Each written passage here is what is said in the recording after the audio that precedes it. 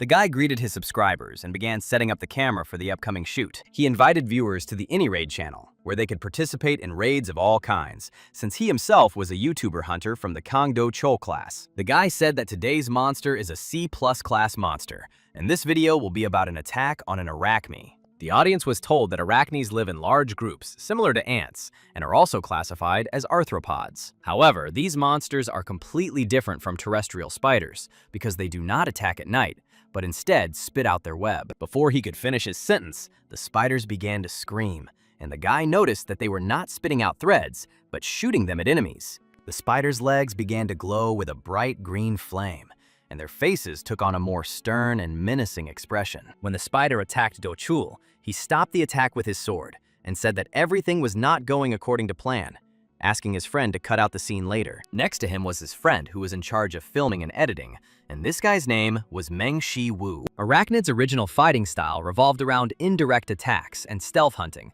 rather than a frontal assault.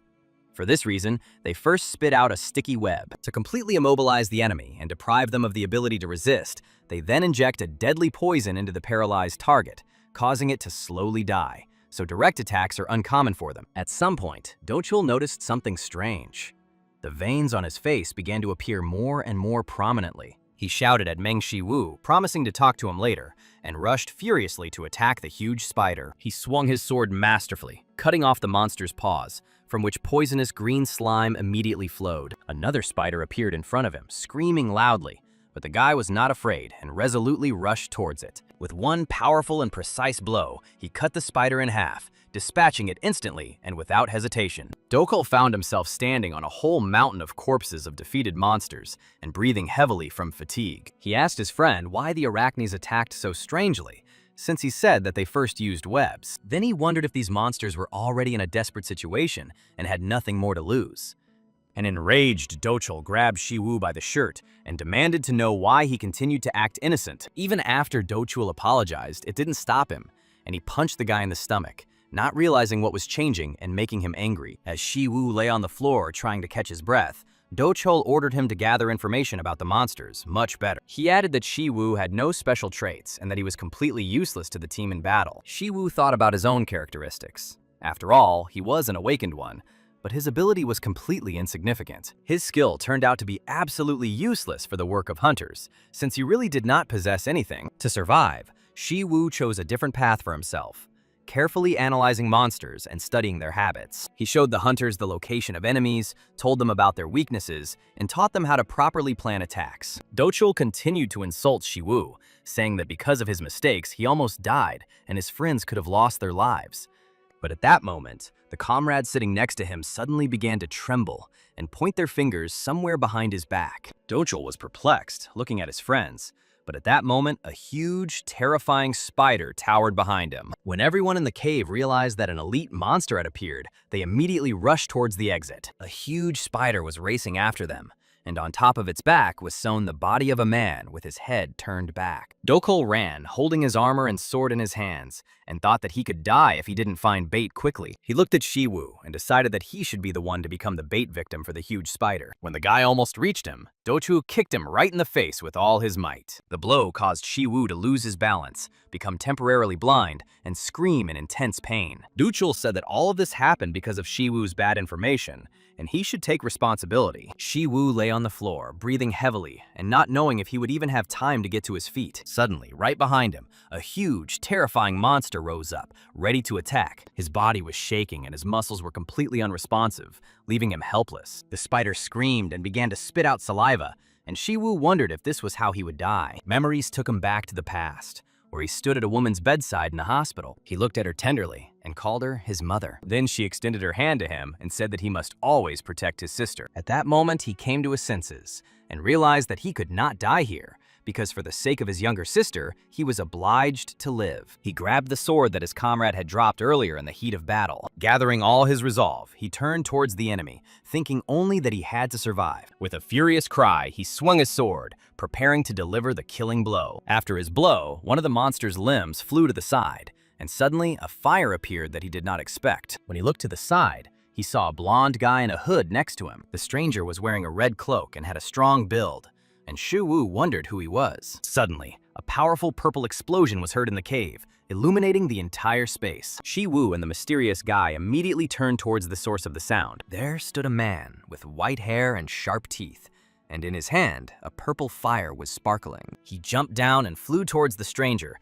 calling him arrogant and promising that he would not escape here again. The blonde didn't wait. He screamed, and a bright red fire appeared in his hands, after which he rushed into battle. As their attacks collided, Shi Wu watched and didn't understand why the two were fighting. The fusion of their powers caused a huge explosion that shook everything around. Shi Wu couldn't comprehend what was happening, but he understood that their incredible power was capable of instilling fear even in the Arachnes. He realized that these two were creatures that even elite monsters trembled before. New explosions, flashes of bright rays, and loud bangs were heard in the cave. Shi Wu covered his face with his hands to keep the dust out of his eyes and wondered who they were. At that moment, the white-haired guy kicked his opponent in the stomach. A beam of fire fell from above onto the ground and exploded with a roar. The guy with purple magic shouted at the enemy to stop hiding and stop his antics. The blonde replied that their confrontation would be long until everything was finally over. He immediately put his hand forward and began to conjure a huge sphere of fire. The enemy was shocked that he was ready to go to the end, but was not going to refuse the fight. He fired a stream of purple magic towards him, and their powers clashed. As soon as the two beams touched, an incredibly bright light appeared. The white-haired guy stated that at this rate, the stranger wouldn't leave here unharmed either. The blonde replied that he didn't care and continued to smile, even in mortal combat. He turned to Shi Wu and said that it only happened because he left the possibility open. Afterwards, he apologized to Shi Wu for dragging him into such events. Their two beams began to mix, turning into one huge destructive sphere. Then there was a deafening explosion, the light of which illuminated the entire cave. The last thing the blonde said was that he was leaving all his affairs to Shi Wu. After a while, everything stopped and the dust cloud gradually dissipated. Shi Wu peered into the cave, trying to figure out what had just happened. He started looking around and couldn't comprehend what had happened. Suddenly, he felt that his foot was standing right on the phone. He picked up the device and didn't understand why there was a smartphone there. A message appeared on the screen asking for confirmation of the new manager. The guy didn't understand anything because the phone was already showing a connection check. Immediately after this, a notification appeared about the change in the manager's position and its successful completion. A blue light emanated from the phone, and the spirits of warriors began to appear in the air. A greeting appeared on the screen, and it turned out that he was now at GodTube and had become the new manager. When the boys ran out of the cave into the street, the sun was already shining brightly and the air was filled with freshness. They all fell to the ground, breathing heavily and trying to catch their breath after the grueling fight. Dochul couldn't believe he was so unlucky that he met an elite monster in a plus dungeon. His comrades claimed that it was thanks to him that they all survived, because he used the operators as bait, and this saved their lives. Dochul said that it was not for nothing that his channel's motto was, "We will raid everything we can," because he was prepared for such situations. Suddenly, Shi Wu ran out of the cave, his eyes burning with anger, directed straight at Dochul. Dochul turned around in surprise, not believing that Shi Wu was still alive and standing in front of him. When a fist flew towards him, he managed to stop the attack with his elbow, and then he himself struck at Shi Wu, asking if he had forgotten that his rank was only F. Dochul said he didn't know how Shi Wu got out, but admitted he was very lucky. He would have been too lazy to look for a new editor, so an evil smile appeared on his face. Shi Wu couldn't believe that Dochul seriously thought he would continue working for the man who tried to kill him. Dochul pressed the point, reminding him that it was Shi Wu who begged him for help and cried while talking about money for medicine for his sister. He said that he helped him out of generosity, and now Shi Wu is obliged to repay him and has no right to do this. Shi Wu responded that he had formed habits due to Dochul's pressure, and that he might post a video of himself being dumped, asking if Dochul could imagine how many views the video would get if it were posted online. Dochul only laughed ominously, saying that Shi Wu knew perfectly well that he could kill him right here. Shi Wu understood this, but said that then Dochul would go to jail and lose the channel he had created with such hard work. Dochul's eyes began to glow red, and he threatened that if the video was released, Shi Wu's sister would not be safe. Dochul turned to his comrades and ordered them to find a new editor, and then told them to grab their things and get out of there. Shi Wu said as he left that he should just try to harm his sister, and then he would understand what they would do to him. Sitting at home at the table, Shi Wu was scrolling through his new phone and looking at a site called GodTube. He didn't understand whether these were really channels of gods and not ordinary people behind them. YouTube turned out to be a free platform where anyone could upload their videos, and the most popular channels were those of hunters. A girl with the nickname Saint said that she bought a sword from Hephaestus and was going to test it on Lucifer. The guy with the nickname Thor fought with the World family, And for him, it was a trifle, because he defeated the boss in 12 minutes. Shi Wu recalled the gods of mythology, historical heroes, and legendary figures, comparing them with the owners of these channels. He wondered if they were the ones who were in charge of all this and behind the channels. Shi Wu remembered the blonde man he met earlier and tried to understand why he gave him a phone. He put the gadget on the table and thought about how confusing and difficult it all was to understand. If this is true and the channels are indeed controlled by the gods on YouTube, then this changes a lot. It's incredible, but these channels always have at least 1 million subscribers from the very beginning. The guy decided that it didn't look so bad, and he should try it himself. A table appeared on the phone, inviting people to participate and study a lecture on the traits of insight. Afterwards, he was informed that he had subscribed to Zhuge Liang's channel, one of the 3 known channels, and now he suddenly gained S+ rank insight. Shi Wu was shocked because S+ only existed as a classification, not a real rank. The people who fought against the Demon Lord were once the 13 heroes, and they were assumed to have S+ traits. He couldn't believe that he could get something like this just by subscribing to the channel. If this was really true, he should have felt a change. But looking at his hand, he felt nothing. Perhaps this improves observation and intelligence, and then the difference will be difficult to notice immediately. The Hercules channel announced an event for 10,000 subscribers, a free personal training session on lifting the House of Zeus. Shi Wu subscribed to this channel as well, deciding to see if he could notice the difference. The table showed that he had subscribed to Hercules' channel, the second of 3, and had received superhuman strength of the ES rank. Shi Wu was shocked and couldn't believe that this was real, and he slammed his fist on the table. Having miscalculated his strength, he smashed the technique into small pieces and realized that he had indeed received the SS trait. The table confirmed that he was using superhuman strength, and his mastery of its use had increased by 0.1%. Shi Wu couldn't believe that he had obtained such a high-ranking trait just by signing up. He looked at the phone for a long time, then grabbed his head, realizing that he had absolutely no idea what this god tub was. The table informed him that his S+ insight skill had increased thanks to his reflections, and was now 0.1%. Shi Wu wondered if he needed to reach 100% to fully master this ability, and thought about Heracles' training. He watched the preview of the video and clicked on it to unpause it and see the rest. People in Greek clothes watched in amazement what was happening on the screen. Hercules tore out one of the building's columns and began squatting with it as if with dumbbells. His muscles were tensing and growing. He was talking about an amazing feeling and felt stimulation in his legs. Then he stood up without dropping the column. Sparks of his power flashed around him, and he shouted that it was incredible. Shi Wu looked at everything that was happening in amazement, completely unable to understand its meaning. He realized that it was now clear why he only had 1 follower, and decided to unsubscribe as well. But suddenly the table notified him that unsubscribing was impossible. Hercules pointed his finger at the thin boy, as if he were Shi Wu, and said that he could come, but he could not leave whenever he wanted. Shi Wu tried to unsubscribe several times, but each time a message appeared that it was impossible. The guy was angry because he couldn't unsubscribe, and Hercules said that he would wait for him tomorrow. Suddenly, his thoughts were interrupted by a call from Dokul. Shi Wu was surprised and didn't understand why he suddenly called him. He picked up the phone and coldly asked what he needed, surprising Dokul, who thought he had been blocked. Shi Wu interrupted him and asked him directly what he wanted, but he asked a counter question. Dochul wondered if Shi Wu really had nowhere else to go. Shi Wu was annoyed and thought Dochul was calling to tease him, but he said he wanted to discuss business. He asked Shi Wu not to be so rude, since they had only worked together recently. Shi Wu shouted, demanding that he tell him directly what he wanted, as he didn't have time. Dochul explained that the group SH invited them to stream together and asked if he wanted to join. When Shi Wu heard this name, he was truly shocked. SH is the #1 leading financial company in Korea. Recently, the group leader's granddaughter awakened 2 hunter traits within herself. Shi Wu suggested that the company was now also involved in monster hunting. Dokul said they are expanding their business and want to try new directions. Shi Wu noted that this was the same SH group and asked Dochul's opinion, but he firmly refused. Dochul was amazed and said that he would pay him 50,000 for each video. He asked if Shi Wu wanted to join right now. Shi Wu smiled and replied that he still refused. Dochul couldn't understand the reason, since it was 10 times more than the usual payment, and asked how much he wanted. Shi Wu calmly said that he needed 50 million. Dochul was shocked and wondered if he had gone crazy to demand such a sum. The table again showed that the skill of insight, ES+, increased and amounted to 0.2%. Shi Wu said he would try to guess why the SH group approached Dochul instead of the high-ranking hunters. Dochul became noticeably nervous and asked what he would say. Shi Wu said that it was obvious.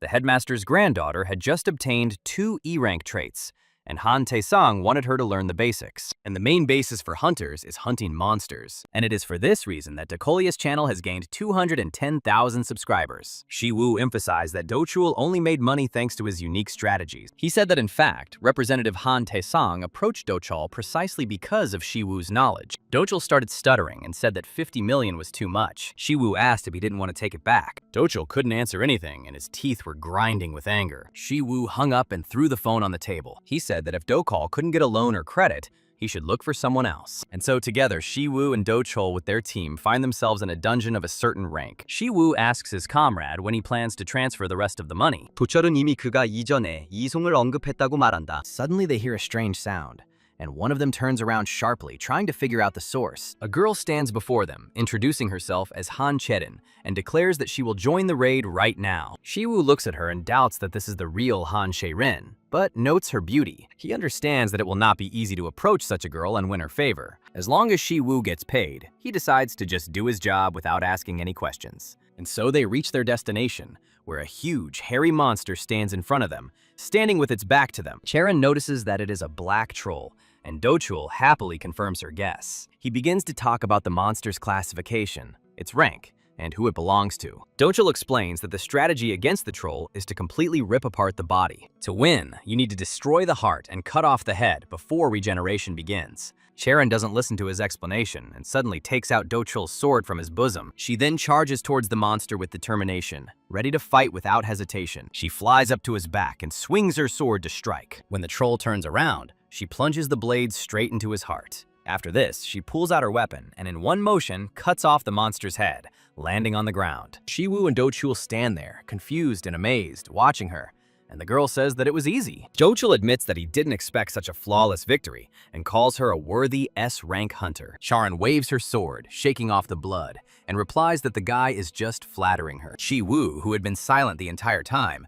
notices that the girl has an unusual sword. He assumes that this is Aurelian's legendary weapon and inquires about its price. Charon looks at the blade and calmly says that it is worth about 20 billion. 도철은 그런 말에 놀랐지만 시우는 그 말을 듣고 기뻐했다. The girl points forward and says that they shouldn't limit themselves to just one troll. An hour later, they go deeper into the cave and continue their journey. There's another pool of blood at Charon's feet, and she says she's slowly figured it out. They assume that the trolls are gone and think that the raid can be completed. Dochul bows before the girl, takes her hand, and thanks her for the work she has done. In his mind, he realizes that he missed the chance to make connections in the guild and will lose 50 million because of Shi Wu. Shi Wu notices his mood and thinks that this is what he should be worried about, not something else. Suddenly they hear strange sounds and everyone becomes wary.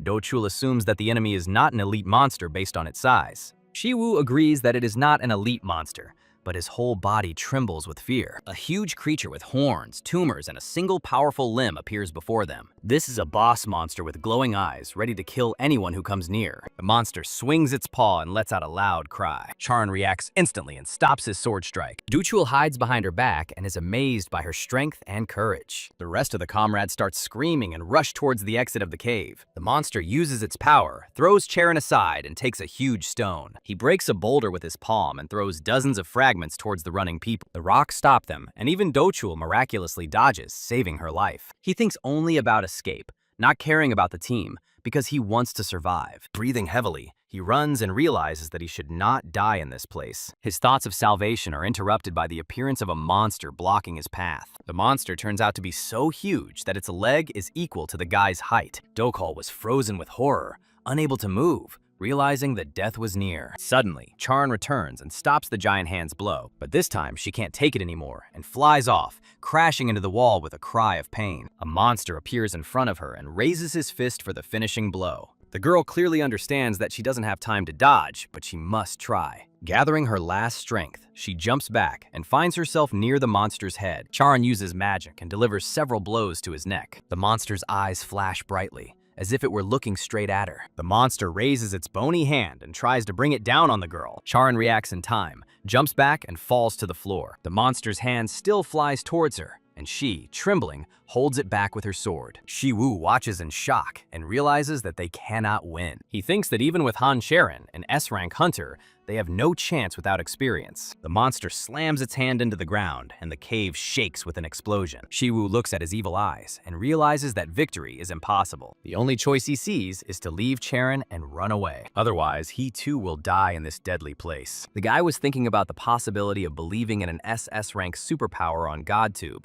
but none of them knew exactly his current rank. Suddenly, Dochul rushed past Shi Wu, shouting something loudly and completely ignoring the others. Shi Wu turned around with obvious surprise and looked after him for a long time, not understanding what was happening. He remembered how Dochul had previously yelled at him and blamed him for everything because of the false information that Shi Wu had allegedly spread. Dochul not only shouted, but also accused the guy of taking full responsibility for what happened. At that moment, Shi Wu lay helplessly on the floor, was very scared, and almost lost consciousness from fear and pain. Meanwhile, Charon continued to hold off the monster's attack with her sword, although her strength was at its limit. Shi Wu, standing nearby, thought only that they had no chance of winning, and saw escape as the only way out. Numerous words and thoughts swarmed in his head, but they all boiled down to one thing: run without looking back. In the end, he made his choice, deciding that he had to flee or die right there on the spot. But suddenly he stopped and shouted loudly, calling on everyone to come to him immediately. He thought that money or prestige meant absolutely nothing when a person was on the verge of death. However, if he were to abandon Han Charin here and run away now, he would become a terrible person. And then he realized that he would be no different from Do Chud. So he screamed and raised his clenched fist. After that, he activated his power, and his hand collided with the hand of a huge monster. The monster was surprised and did not understand at all what was happening at that moment. Charon was surprised to see that the boy had managed to cut off the monster's arm with one movement. She looked at her comrade and did not understand who he really was and where such strength came from. As Shi Wu walked through the dark cave, the figure of Hercules suddenly appeared behind him. The guy stopped in the middle of the road and began to breathe heavily, feeling a surge of fatigue and tension. Then he looked at his own hand, his eyes lit up, and he felt a power flare up inside him. The huge monster stood motionless, its palm stuck in the stone roof of the cave. But after just a few seconds, he managed to free his hand, and his clenched fist flew forward. This blow landed directly on Shi Wu's body, who, gathering all his strength, tried to stop it. The monster pressed harder and harder on him, but the boy was adamant and continued to stand motionless. Shi Wu held on for a little while longer, and at that moment loudly gave a command to his partner. She raised her sword, rose into the air, and rushed headlong towards the monster. He didn't even have time to react, and Charon landed on him, plunging the sword straight into his heart. Then she pushed off, flew through the air, did a few somersaults, and landed at the monster's head. As soon as the monster began to react, Charon had already raised her sword, preparing for the decisive blow. Gathering the rest of her strength, she cut the monster's head from the neck down with one precise movement. After that, she sank to the ground and stood next to the heavily breathing Shi Wu. The boy looked at the defeated monster with disbelief, not believing that everything was really over. But he knew that the situation looked strange, and something was definitely wrong here. After all, bosses are special monsters capable of double transformations, and physical mutation is natural for them. And suddenly the monster's head rose into the air.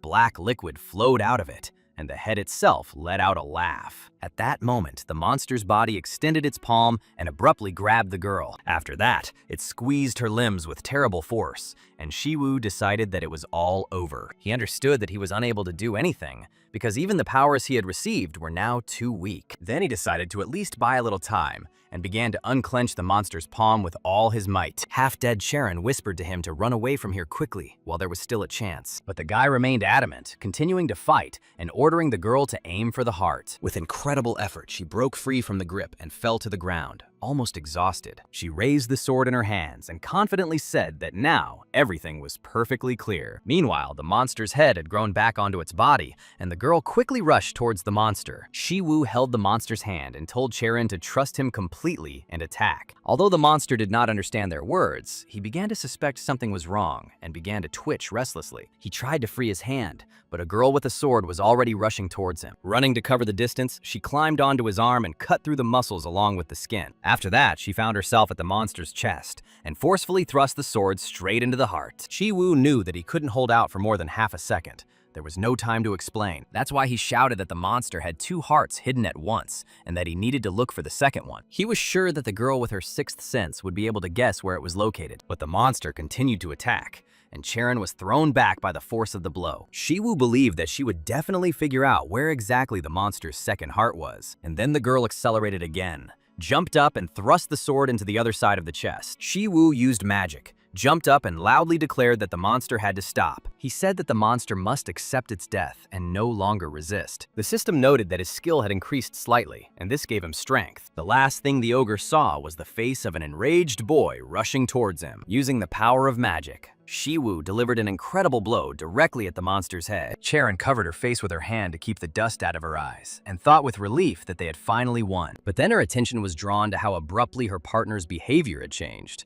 because now he was standing in front of her, covered in blood. After that, he walked a few steps forward and fell right on the ground in front of the girl, and she wondered who he really was. After a while, Shi Wu opened his eyes and realized that he was now in a hospital room. Charon was sitting in front of him, and the girl was regretfully apologizing to the guy. Shi Wu, as soon as he noticed her, was immediately frightened and surprised at the same time. A little embarrassed, he asked what she was doing here next to him. Charon pointed to the IV and said that she brought him to the hospital because he was badly injured, with torn muscles and broken ribs. She sat on his bed and, moving closer, asked how he was feeling. Shi Wu realized that the girl was too close, and because of this, he began to feel very embarrassed. After that, Charon placed her palm on his forehead, checking his condition. They sat, looked at each other for a while, and were silent. The girl then said that she felt like Shi Wu had a fever. After that, she pulled back and remembered that they hadn't even properly introduced themselves. So she asked his name. Shi Wu told him his name, but he didn't understand whether the girl didn't know it, since she should have found out his personal information upon hospitalization. Charon, as if reading his thoughts,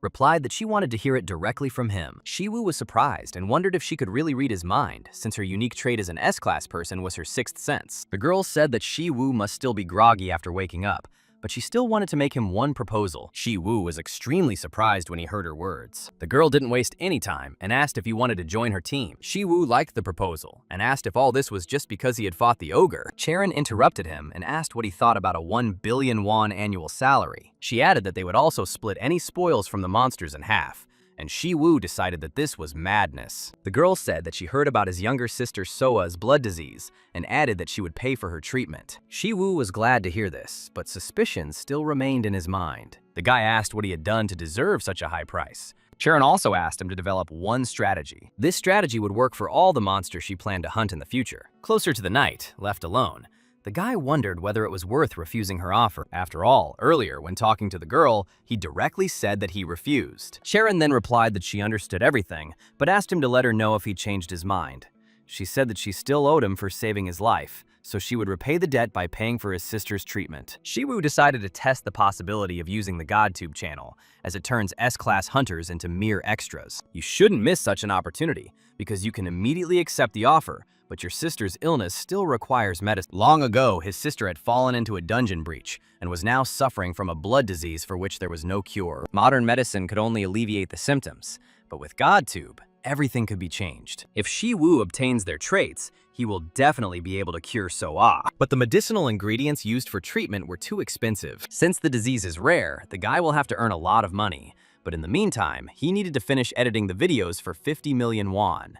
Shi Wu spent a long time typing on his laptop and reviewing the footage. Suddenly, he stopped, because something caught his attention. He watched the moment where the girl was talking about the cost of her sword, and I wondered what would happen if I made my own equipment and sold it. He came to the conclusion that he could earn billions in the shortest possible time, but he only had one subscription left. If a guy wanted to get an extra subscription, he had to join the group, which cost 1 million. The only sure way to create a weapon is to study metallurgy. That's why Shi Wu subscribed to Hephaestus's channel. Once he did this, the tablet informed him that he had obtained the metallurgy of a god. The room became hot from steam, lava, and hot metal. The man counted 1, 2, 1, 2, and hit the weapon with a hammer. He shouted that many were afraid of failure in improving weapons, because people at that time did not have enough courage. He added that one must be prepared for the fact that the weapon could be destroyed.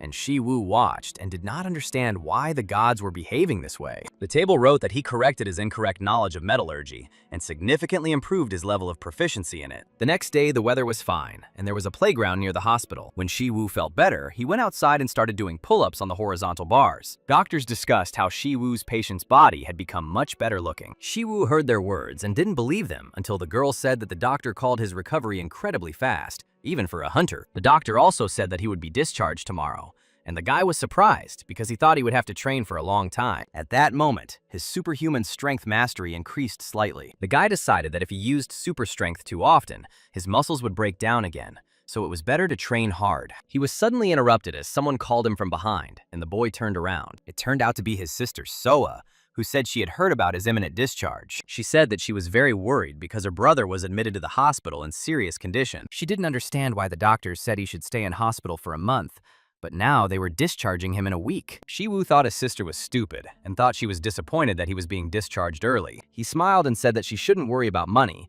because at least here she didn't have to think about it. The guy patted Soa on the head, and the girl said that she knew that Cheranuni was paying for all the treatment. Shi Wu was very surprised to hear this addressed to his sister. Soa explained that the girl herself asked to be called that because she doesn't have any sisters, and Soa looks very much like the younger one. Shi Wu was amazed and asked his sister if they had ever met before. Soa cheerfully replied that yes, Charon sometimes came to visit, although he himself had never seen her. The girl explained that Charon visited her while her brother was training, and asked if everything was okay with him. The guy thought, because Charon was very busy as a hunter, but still found time, did she really still want to recruit him? Soa suggested that Charon was doing this because she liked her brother, since the nurses were always talking about him. Shi Wu sharply told his sister to forget about it, stop chatting nonsense and quickly go inside, because he needed to go somewhere. Now the guy was only determined to make money, and now Shi Wu is already in the dungeon, but he can't understand why he is scared. Is it because this is his first time hunting monsters himself? He clenches his fingers into a fist and then unclenches them, trying to calm himself down a little before the fight. After this, he hears strange sounds and immediately realizes that the monsters are already very close. He is now in the goblin lair in an EF rank dungeon and sees numerous small monsters running towards him. All of these creatures have different weapons. Some brandish stones while others hold knives. The spears fly straight towards the guy, but he manages to dodge in time. He understands and remembers that goblins always act in groups, but their numbers are still too great. The monsters keep growing in number, and they all keep running straight towards Shi Wu. One of the goblins tries to hit him with his mace, but the guy quickly crouches and deftly dodges. After this, he uses magic and delivers a blow that causes the goblin's body to split into two parts. Blood splashes in all directions and even hits Shi Wu's face. He is shocked that the monster literally exploded and wonders if its power was actually stronger than he imagined. Now the guy becomes extremely calm and slowly walks towards the remaining goblins. He stops briefly and begins to stretch his neck, and after that, with a slight smile, he tells the goblins to attack. After a few hours, Shi Wu defeats all the goblins and throws their bodies on the ground, asking the man how many he can make from them. The man is shocked and doesn't understand what exactly he wants, since he asked for ingredients, not body parts. It was the owner of the So-So family's forge, Palguan, and he invites the boy inside to teach him how to forge weapons. The blacksmith spent most of his youth studying metallurgy, and now, 20 years later, when he is already over 40, he tells Shi Wu that youth is not only about strength. He explains that just because a person has good materials doesn't mean he can easily create A or S rank equipment, because he is now an awakened and talented craftsman himself. Shi Wu was completely amazed and watched the work of the experienced blacksmith with great interest. The man handed him a hammer and said that he had shown him how to do it, and now it was the boy's turn. The blacksmith walked away, remembering the name of his guest, and noted that he had not asked to make equipment for him or to accept him as an apprentice. Shi Wu didn't even ask to join his guild in exchange for rent. He was the first one who only asked to borrow the workshop. The man allowed this more out of curiosity because he wanted to know what his intentions were, since people usually think that metallurgy is an easy skill, but it took him 20 years to reach his current level. Moreover, this brat was looking at his phone the whole time.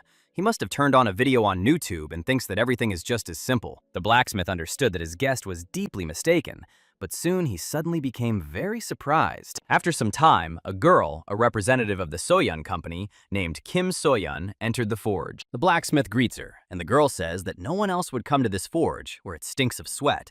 But the man reminds her that she could entrust this to someone else, and she comes every time. Soyun replies that she is dealing with the best blacksmith in all of Korea, and so of course she must come in person. The girl reminded that she is Kim So-yeon, a representative of a large company that works only with the best products. She puts down the bag and says that these are the ingredients that the blacksmith spoke about last time, and as for the price, the man interrupts, saying that the object is wrapped in cloth and the blade is sharp, so you should be careful. The girl again tries to talk about the price and equipment for the group, but she is distracted by a loud sound. She yells at Shi Wu and asks him to be quiet because she is trying to talk. Soyeon looks at several swords he made and doesn't understand what the guy is even doing. She takes one of these swords and still doesn't understand how it can be called a weapon. The blacksmith asks her opinion, and the girl replies that the blade is dull and the shape is rough, and how could anyone use it at all? The man then asks what she would say if she found out that they were made from the bones of goblins and kobolds. Soyeon was completely shocked when she heard this, and the blacksmith added that the material was in even worse condition. He explained that it was done by a man who had picked up a hammer for the first time that day, and the girl asked if he had really taken on a new apprentice. The man said he had thought about this idea, but the guy's type of work turned out to be too unusual. The work looked too incredible for someone who was holding a hammer for the first time. Shi Wu confidently hit the blade with a hammer and was not at all afraid of fire. Even when everything around him was melting and flames were covering him, he did not get distracted and continued. The blacksmith said that he had never seen anyone make weapons from such material before, but the boy still refused to become his apprentice. Seon was very interested and turned around to get a better look at this guest. Shi Wu was working tirelessly at this time, only occasionally pausing to wipe the sweat from his forehead. And now he had a spear of black metal in his hand, and his god metallurgy skill had increased significantly. Several tables appeared next to the guy, indicating the percentage by which his skill had increased. Shi Wu didn't believe that he was able to make equipment from trash, because he managed to create a weapon, but he didn't know how to sell it now. Suddenly, Soyeon appeared behind him and asked if the guy was really thinking about selling the sword. She introduced herself as a representative of the Soyeon company and extended her hand to him. Shi Wu had heard of Soyeon before, as they specialize in the hunting business and consider trust and reliability to be their core values, making them quite well known in the industry. The girl said that their company only deals with the best products in Korea, and if the guy wanted to sell a gun, she would buy it. Soyeon asked to see the weapon closer, and Shi Wu, hearing about the money, asked how much she was willing to pay for the blade. Shi Wu heard the price of 1 million won for one such weapon and immediately returned to work. After the deal was made, the guy started making weapons with unprecedented persistence, like a madman. Meanwhile, Soyeon found rich clients and resold all the weapons he created. After some time, Soyeon returned to the forge and screamed with joy. After all, her company has now officially signed a contract with the influential SH Group. She noted that the guy did an excellent job because everything from the quantity and delivery time to the quality of the equipment was impeccable. Otherwise, they would have had huge problems. She took Shi Wu's hands in hers and thanked him, saying that if he needed anything, he only had to say so, and she would get it for him. After that, she took out her phone and asked him to check the bill. Shi Wu took the phone and began to read it carefully, and a lot of numbers were glowing on the screen. 2,800 seemed less to him than he expected. Seon was surprised to hear such words and asked him to check again. His balance was 2.8 million, and this made the guy very happy, because it was at that moment that he was finally reborn as a slave to money. Shi Wu sat, loaded down with weapons and heavy armor, and stared intently at the screen of his phone. He couldn't believe the numbers he saw on his balance sheet, and repeated them to himself over and over again to make sure. Now he realizes he can subscribe to a GodTube subscription, and to please himself, the guy looks at different channels with legendary doctors. Among them were Hua Tuo, Hippocrates, and Huo Zhang, and a subscription to all three channels cost 300 million won a month. But in his current situation, he could only choose one. For Shi Wu, this choice was really difficult, so he thought for a long time, trying to make the right decision. He finally decided to test his luck and clicked the subscribe button, making his choice almost blindly. He was scared and anxious from the unknown, because he didn't know who exactly he had signed up for. But he decided that it was better to do something than to do nothing. After some time, the blacksmith told him that nothing could be done, since fragile materials are very difficult to polish, so it is worth keeping the processing to a minimum. Although precision machining is possible, even with highly brittle materials, the process requires absolutely precise and meticulous work. Their conversation was suddenly interrupted by Soyeon, and the blacksmith asked why she kept coming, but the girl replied that she came solely because of Shi Wu. Shi Wu, upon seeing the girl, immediately greeted her and admitted that he had been waiting for her, which made Soyeon genuinely happy. He handed her a small piece of paper and reminded her that last time she said she could get everything he needed, and then asked if it was possible to get those things. Soyeon happily accepted the paper and competently said that of course she would get everything as he asked. The sheet of paper contained a list: mountain frankincense, silphium, saxifrage, century-old ginseng, century-old rune flower, and malnary. Shi Wu asked if it was really that hard to get all of this, but the girl calmly replied that it was possible,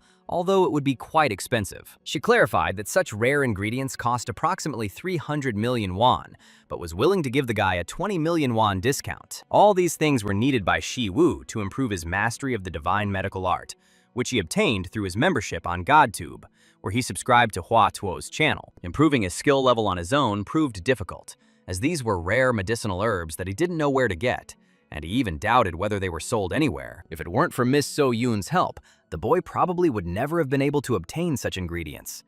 So Yoon saw his reaction and directly asked if she should buy all of this for him so that he could advance. Shi Wu had no choice but to agree, so he received 284 million won from the girl and immediately gave her 280 million, leaving himself only 4 million in the balance. The subscription was 100 million won per month, and with this monthly fee to pay, the guy urgently needed to earn more money right now. Even if he continued to work harder and produce more equipment, how could he possibly earn hundreds of millions of won in such a short time? And suddenly a brilliant thought appears in his head, like an epiphany that gives hope. He remembers how he used to make various videos with his friends, and decides that it's time to try to make money through the YouTube platform. At this time, people were sitting in a quiet train carriage. Some were sleeping, while others were silently scrolling through the newsfeed on their phones. The guy also looked at the screen and examined the headlines, but he realized that there was nothing interesting for him there. And suddenly, he stumbles upon a channel with the nickname Conqueror of the World, which immediately caught his attention. He became curious and clicked on the video cover to see what was being shown. A lake appears on the screen,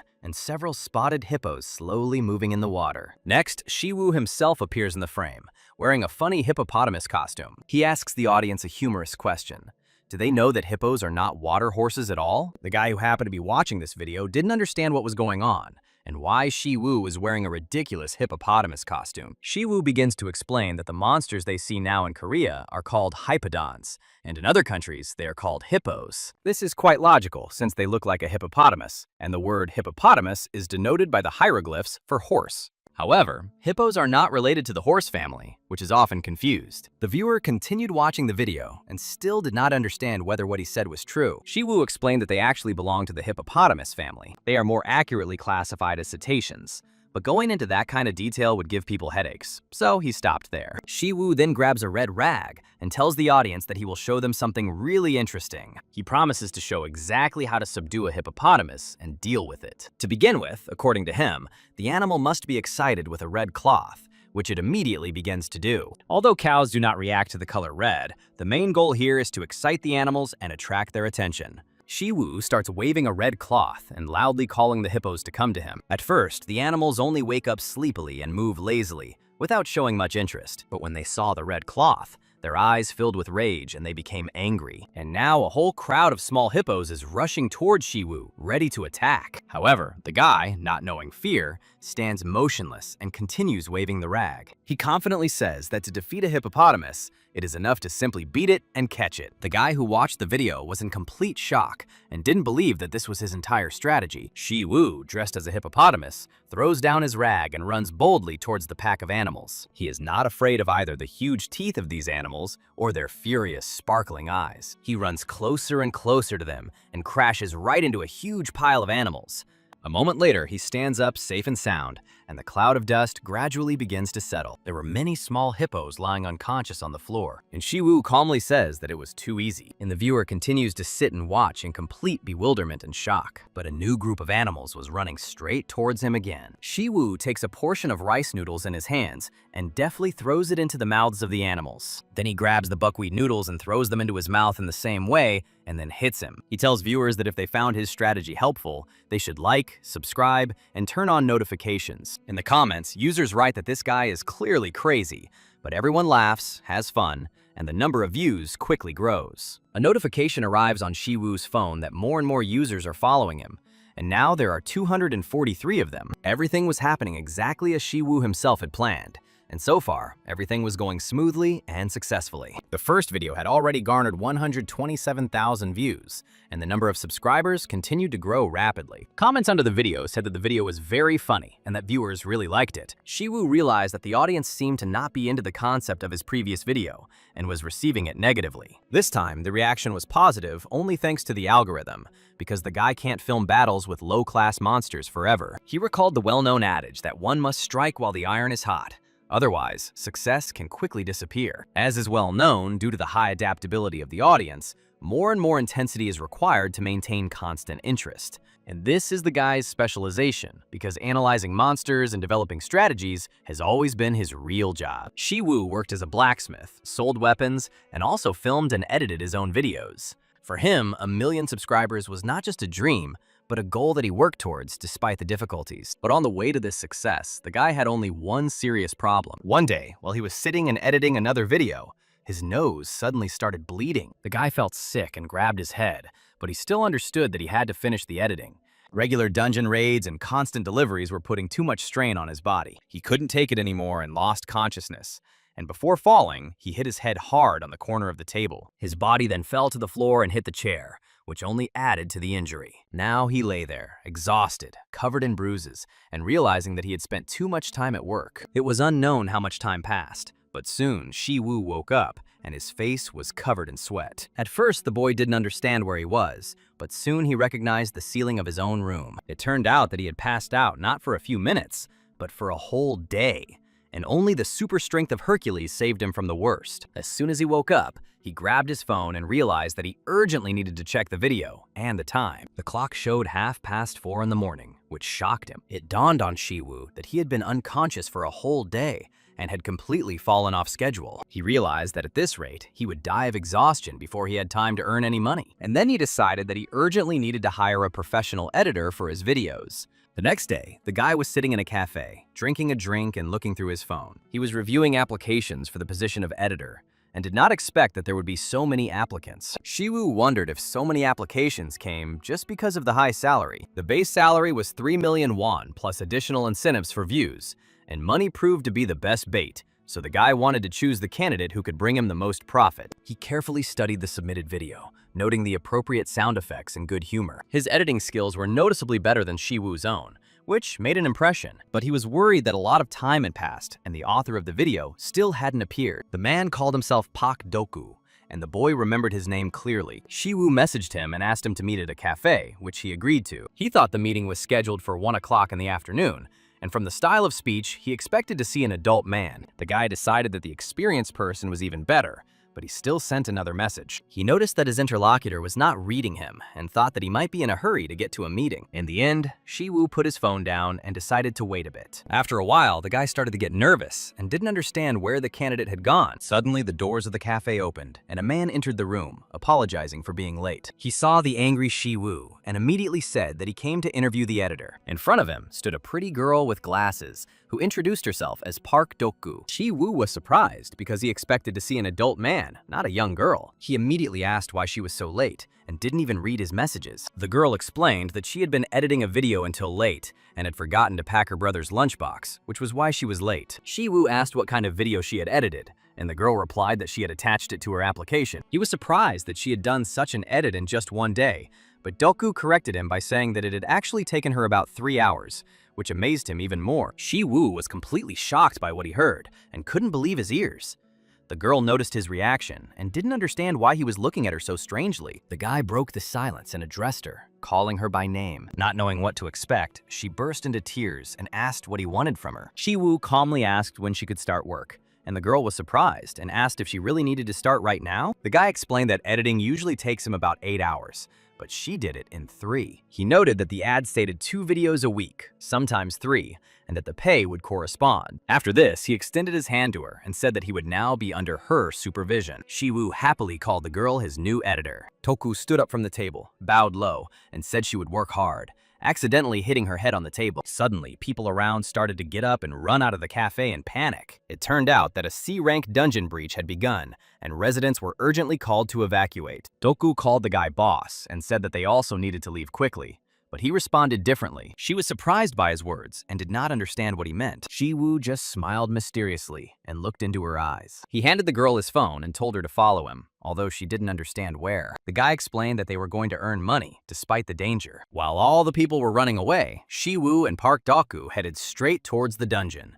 He turned around and told the girl to start filming. Doku quickly realized this, picked up the phone and started filming. Huge armored goblins emerged from the portal, and the people around them began screaming about the need to run. Shi Wu didn't pay attention to this, ran towards the monsters and shouted for a portion of rice noodles. He then demonstrated his strength with one powerful blow, crushing one of the goblins. He then loudly reminded viewers to like, subscribe, and turn on notifications. Now he was confident that he could start making real money on his channel. Helicopters arrived at the scene, along with emergency services, and everyone was ordered to immediately leave the street and take shelter. But suddenly, out of nowhere, A huge goblin head flew straight towards them, causing indescribable horror among all witnesses. People were in complete shock because they had no idea what exactly had happened and what kind of monster was in front of them. They watched as Shi Wu fought masterfully, defeating one goblin after another with incredible speed and strength. And just a few minutes later, he was already standing on a whole mountain of dead monsters, which he had destroyed with his own hands. After this, he repeated in the video that if viewers liked what was happening,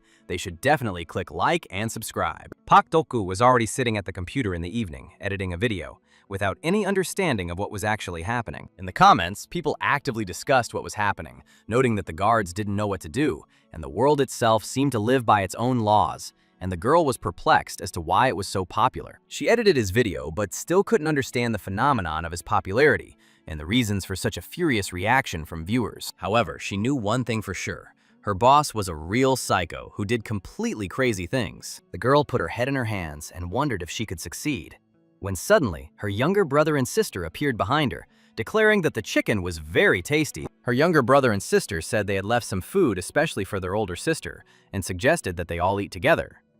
After that, they even started arguing about who would eat the last piece.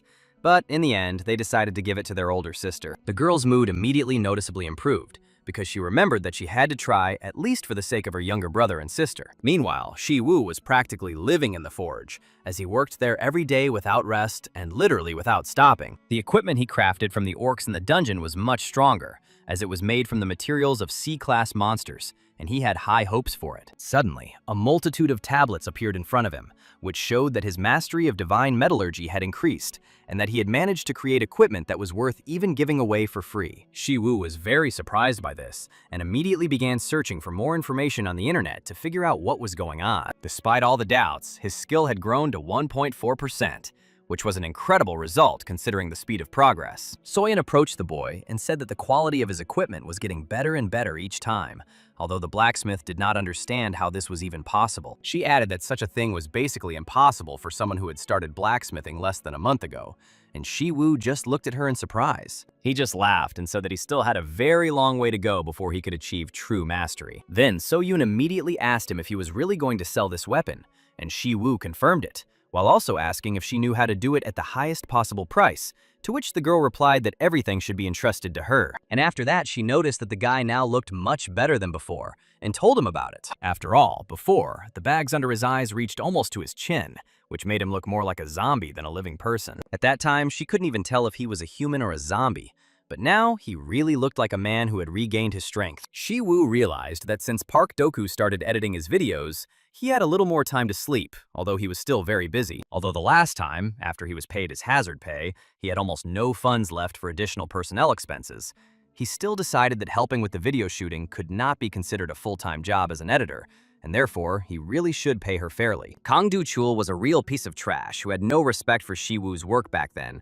and treated him with contempt. But Shi Wu had no complaints about the girl's editing skills, and since she tried so hard, he was very grateful to her. After that, he turned to Seo-yoon and asked how things were going with the medicinal herbs he had asked for last time. Seo-yoon took out the bag and said that of course she brought everything, because this was Shi Wu's first request, and she couldn't ignore it. Shi Wu was genuinely surprised and said that it was simply incredible that she was able to get everything so quickly. The girl added that Soyeon Products always sells only the best products, although the guy still didn't understand why she said this. He then wondered how much it would cost, and Soyeon decided to calculate it all on her phone, and the total came to 212,440,000 won. Shi Wu was completely shocked because it was a really huge amount, but the girl said that since this was his first request, she would give a discount and set the amount at 200 million won. But next time, there would be no discount. After this, the girl asked him why he needed so many medicinal herbs and where he was going to use them. Shi Wu didn't know what to answer, so he said that the herbs were needed for clinical trials related to medicine. He recently watched a video that said herbalism refers to purified natural medicines that are derived from animal, plant, or mineral sources. The forms of such drugs vary,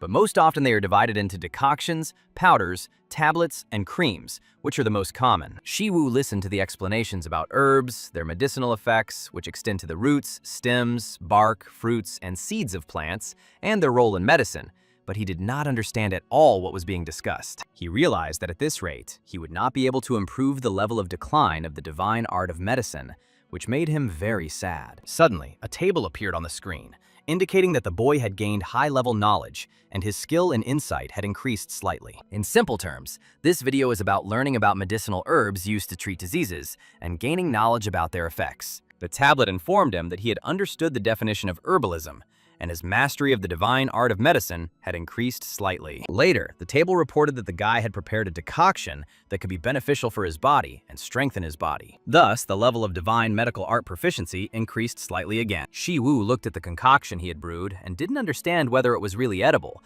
because it was said that it could be good for the body, but that meant that it could also be harmful. Without thinking twice, he decided to try it anyway, because it was just a decoction prepared with the help of the divine art of medicine. And could it really kill him? However, before he could finish drinking, the guy suddenly fell to the floor, and all the liquid from the cup spilled onto the floor. The taste was simply awful, and the guy realized that all his money and all his valuable herbs had been wasted. But as soon as Shi Wu heard the message sound, he immediately grabbed his phone to read the notification. The tablet informed him that he had consumed a product that could be beneficial for his body, and his super strength mastery had increased slightly. Shi Wu was very surprised because only a few seconds had passed, and he wondered if he should try drinking the rest of the potion that had spilled. After some time, the boy went to the bat cave, where vampire bats lived, which are E-rank plus monsters from the bat family. There were several reasons why the guy came to this particular place, despite the danger. Firstly, he wanted to make a video about whether bats are a type of rat. And secondly, he wanted to get loot from vampire bats to craft new equipment. Finally, he was going to study the diseases of vampire bats, because they lived in groups of at least several dozen or even hundreds of individuals, and a wide variety of diseases lived among them. However, it was surprising that bats themselves were not susceptible to these diseases, and if we could figure out why they were so resistant to blood diseases, it could help in treating similar diseases in humans. It was certainly not easy, but with the help of the divine art of medicine, such a thing could well be possible. Suddenly, Shi Wu felt something, but it was clearly not bats, but the tracks of strangers. The guy decided it was best to avoid them for now, and just in case, he went to the edge of the cliff to look down. There he noticed a group of people, and it turned out that they were Kang Du-Chol's lackeys, and Shi Wu could not figure out how they got there at all. After all, while the dungeon is assigned to him in the Hunter Management Bureau, other hunters cannot enter it, although sometimes there are coincidences.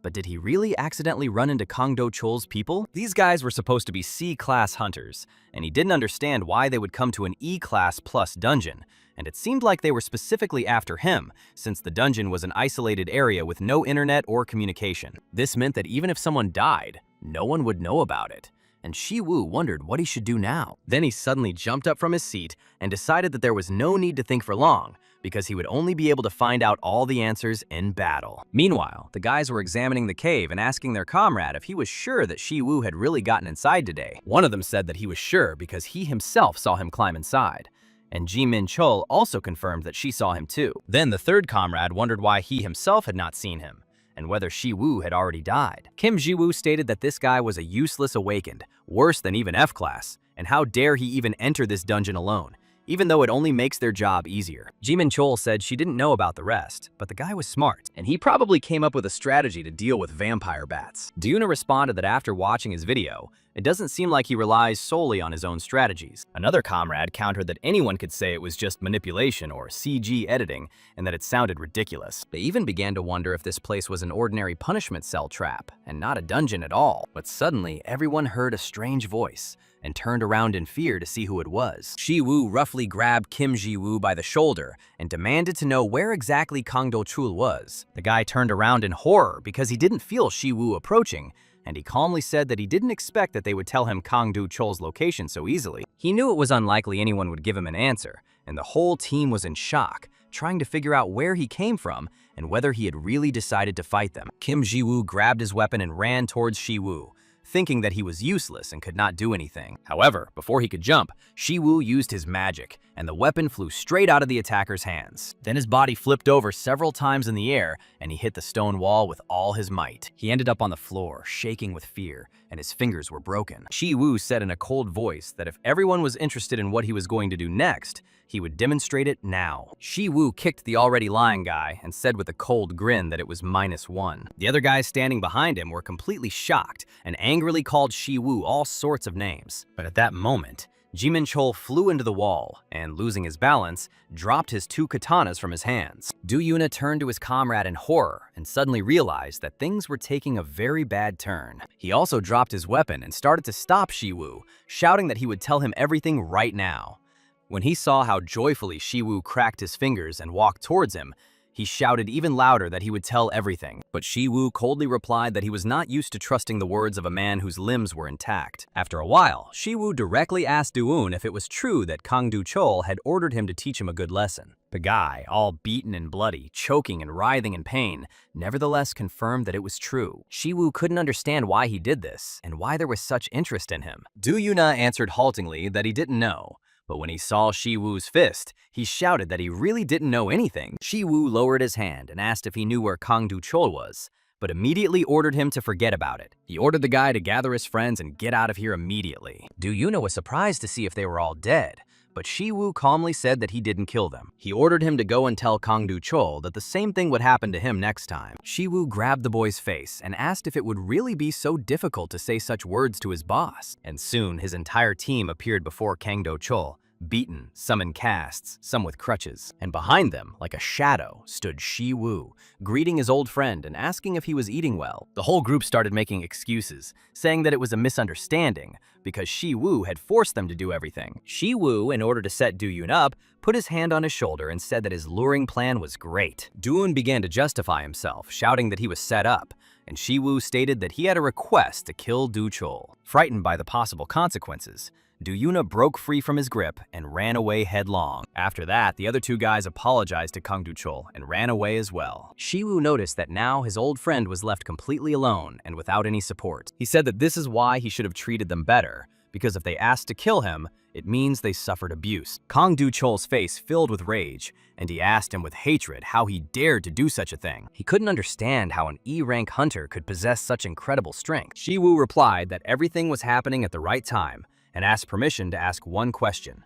He asked why Kang Du-chol was doing this to him, because he wanted to hear the reason. Du-chol didn't understand, wondering if he really had to give the reason for his actions. Shi Wu just chuckled and said that, of course, he wasn't expecting any answer. After that, he gathered his strength and flew quickly towards his opponent to strike. Kang Du-chol barely managed to stop the attack and held his fist with his katana. Shi Wu noted that he usually only trusts the words of those whose limbs are not yet damaged. He understood that Du-chol was a different matter, since he was a B-class hunter. Du-chol immediately used his weapon and tried to strike, but Shi Wu dodged the attack. Shi Wu did a few backflips, and Du-chol noticed that his reaction was much higher than expected. Shi Wu noticed how strong and cruel his opponent's rage was, and admitted that he was even afraid. He noted that one good blow could break a sword, but he still lacked the skill to block a B-rank weapon. Kang Du-chol went on the attack again, but Shi Wu realized that his strikes were fast but too simple. As he dodged them, he suddenly remembered the old days when he worked as an editor for Kang Du-chol. Then he was treated like a slave in a dungeon and beaten for little reasons without any reason. He captured Kang Du-chol's countless monster hunts on camera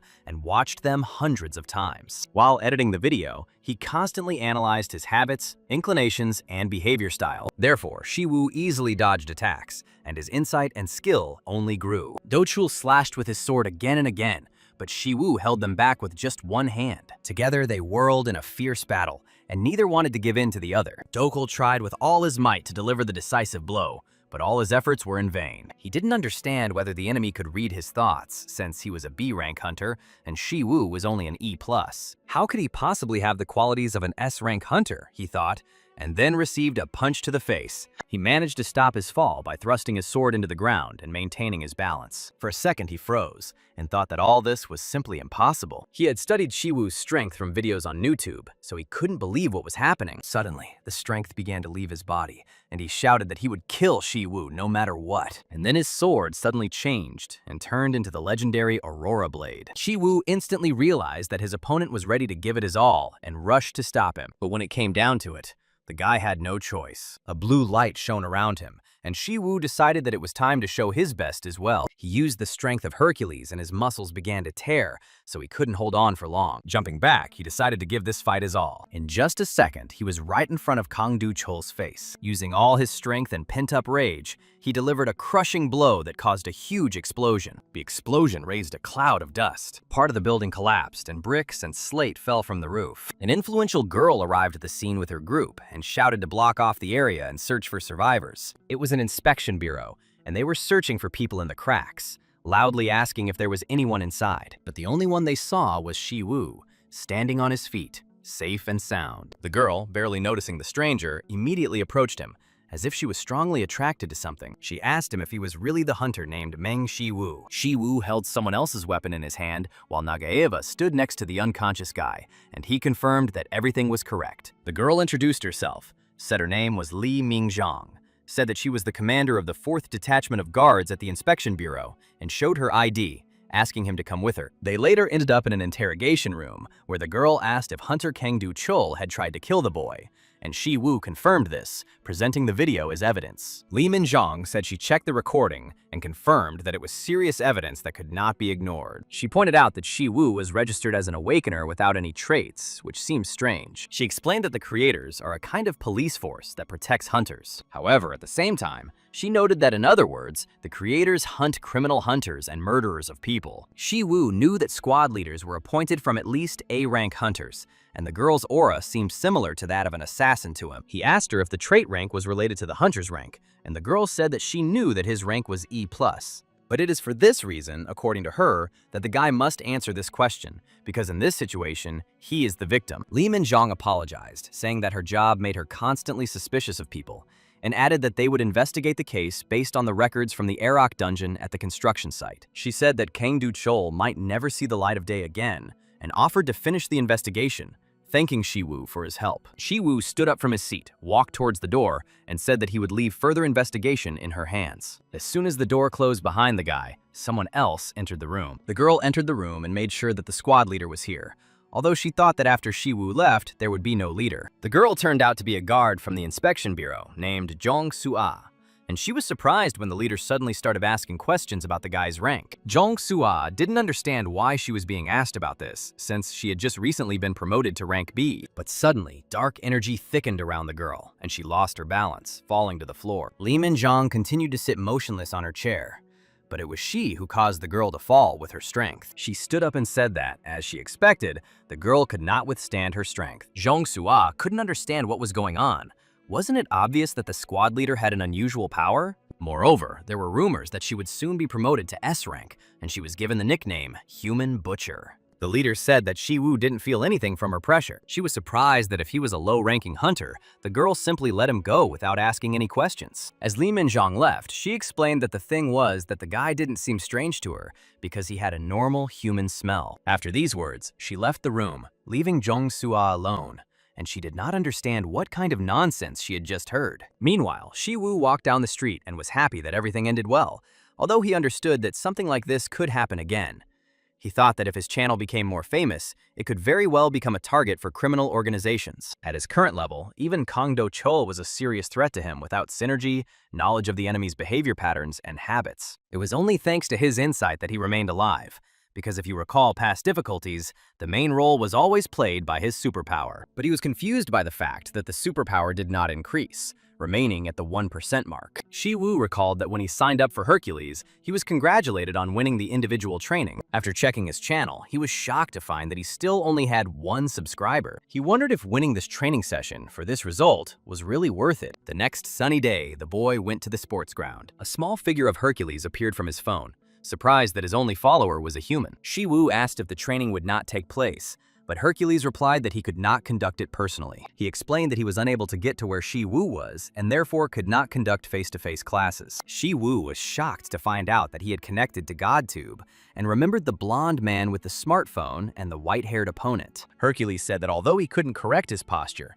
he could at least teach him, so there was no need to worry, and the training would begin right away. He explained that the guy's body was completely unbalanced, especially his back muscles. The posterior muscles were the back muscles that Shi Wu mentioned, and they were only part of the overall system. These include the lateral muscles, trapezius muscles, and triceps brachioradialis, which the guy learned about and, thanks to this, slightly increased his mastery of super strength. Hercules said that as the guy sees it, there are many types of hamstrings, and it is precisely because he doesn't see them that he often underestimates their importance. These muscles are extremely important, especially for maintaining overall body balance and making bold movements. Having said this, Hercules began to walk heavily across the ground, leaving dents and breaking it. He noted that the lower part of the body is especially important for proper balance and strength. After all this, Shi Wu felt something unusual that he himself could not understand. Hercules explained that these were the so-called divine martial arts, created by himself. He said that there was nothing special about it because he had simply collected all his fighting methods and systematized them into a single system. These are the very techniques he used when he defeated the Hydra, striking it straight in the head and killing it in one move. He emphasized that the muscles of the back of the body are especially important when performing such techniques. In the lower part of the body, according to him, is like the pillars that support the entire building. When Shi Wu asked what would happen if the pillars fell during the construction of the building, he himself answered that it would collapse. Hercules said that the same thing happens with the human body, after which he began to trample, creating holes. He added that if the lower part of the body collapses, then the rest of the body will also lose stability. Now, Shi Wu has mastered the knowledge of physics and slightly improved his mastery of super strength, and Hercules promised to show him the appropriate exercises. He said that breathing is about exhaling at the moment of lifting off the ground, and that is the main thing to remember. But Shi Wu didn't care about breathing and simply performed the exercises, exhaling with each movement. He found this difficult, and Hercules said that the most important thing was to do, not to ask questions. After the exercises, the guy received 18 tables of results, confirming the growth of his superpower mastery. Park Doku was sitting at her laptop and received a message from her boss, who sent her a new video to edit. The message stated that the concept of the video was a speed run, and he trusted her with the editing. The girl thought the guy was a good person, albeit a little unusual, and she became interested in what strategy he had come up with. When she turned on the video, the first thing she saw was a huge cave. Shi Wu, dressed as a bat, greeted the audience and called himself the conqueror of the world, standing in front of a backdrop of vampire bats. He stated that today, he wants to show new content for his channel, Conqueror of the World. It turned out to be a speedrun raid, and the girl was deciding which parts of the video should be highlighted with editing and effects. She wondered why he'd chosen vampire bats, as they live in harsh conditions and are difficult to photograph. But it certainly attracted attention. Shi Wu revealed that the current record of 58 seconds belongs to S-rank hunter Yu Han from the Fire Witch channel. Today, he was going to break that record by conducting his own speedrun raid. He shouted loudly about the start of the raid, and Park Dok-gu decided to set a timer for that moment. But suddenly she noticed that the guy had started doing gymnastics right in the process. Shi Wu raised his leg and slammed it onto the ground with incredible force, causing it to split into pieces. The girl who watched this was shocked and could not believe her eyes. It seemed impossible to her that an entire dungeon could be brought down in this way. In the video, Shi Wu hit himself on the head because he was supposed to be getting ingredients, but he still completed the raid. Park Doku was shocked by what she saw, but since the guy turned out to be a kind person, she made a high-quality edit. At this time, Shi Wu carefully checked his channel's statistics and realized that they were at an excellent level, as there were a lot of views and the number of subscribers was steadily growing. Then he suddenly remembered Yu Han, who ran the Fire Witch channel and had over 41 million subscribers,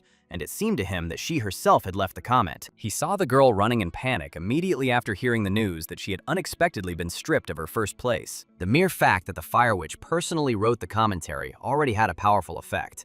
But if they ever get going, 1 million viewers are guaranteed. The guy was absolutely delighted and already had a vivid idea of the huge amount of money he could get.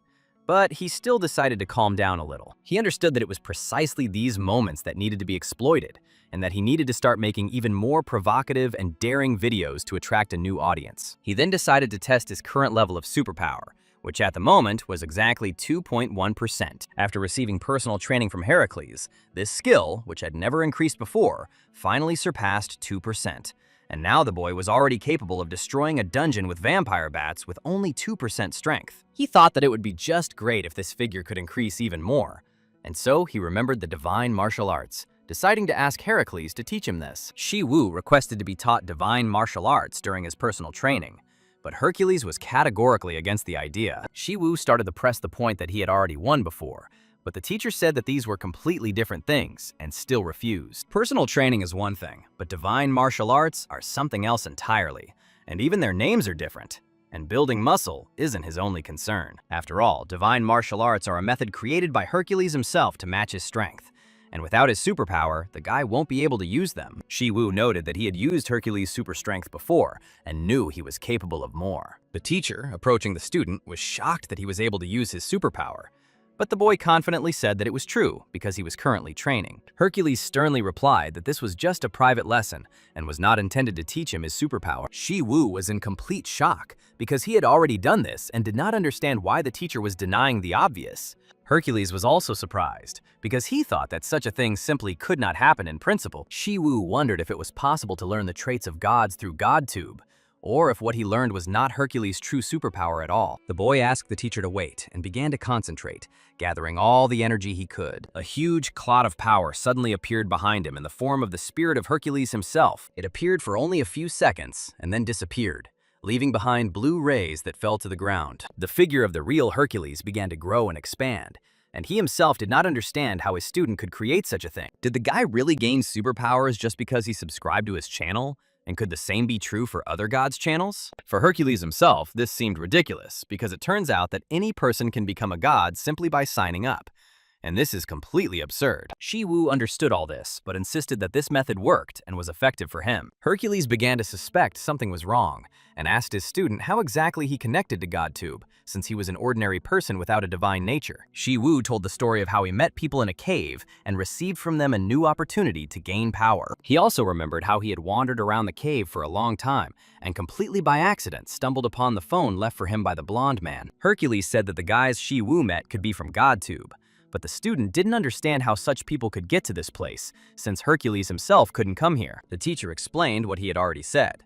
The dimensions of humans and gods cannot interfere with each other, and the guy on the site only has a manager account. It turned out that one of the people he met was a manager, but Shi Wu only knew a few such people. However, he still shouldn't have received the power of the gods just because he signed up with a manager's account, because then the managers would become the gods of the universe. Despite this, Hercules was sure that the student had somehow acquired his superpower, and then the boy asked to be accepted as a student, but was refused. Shi Wu was shocked and didn't understand why the teacher refused, but Hercules only said that it was too much trouble. The guy began to convince him that he had already learned superpowers, but Hercules repeated again that these were completely different things. Moreover, even giving him individual training is already troublesome, and the guy is also asking to add divine martial arts. Shi Wu realized that he could not achieve anything more and asked to be allowed to ask at least one question. He asked what the GodTube subscribers actually meant, and Hercules said it could be understood as an element of divinity. Shi Wu couldn't quite figure out whether this meant that the more followers a god had, the higher his divine status,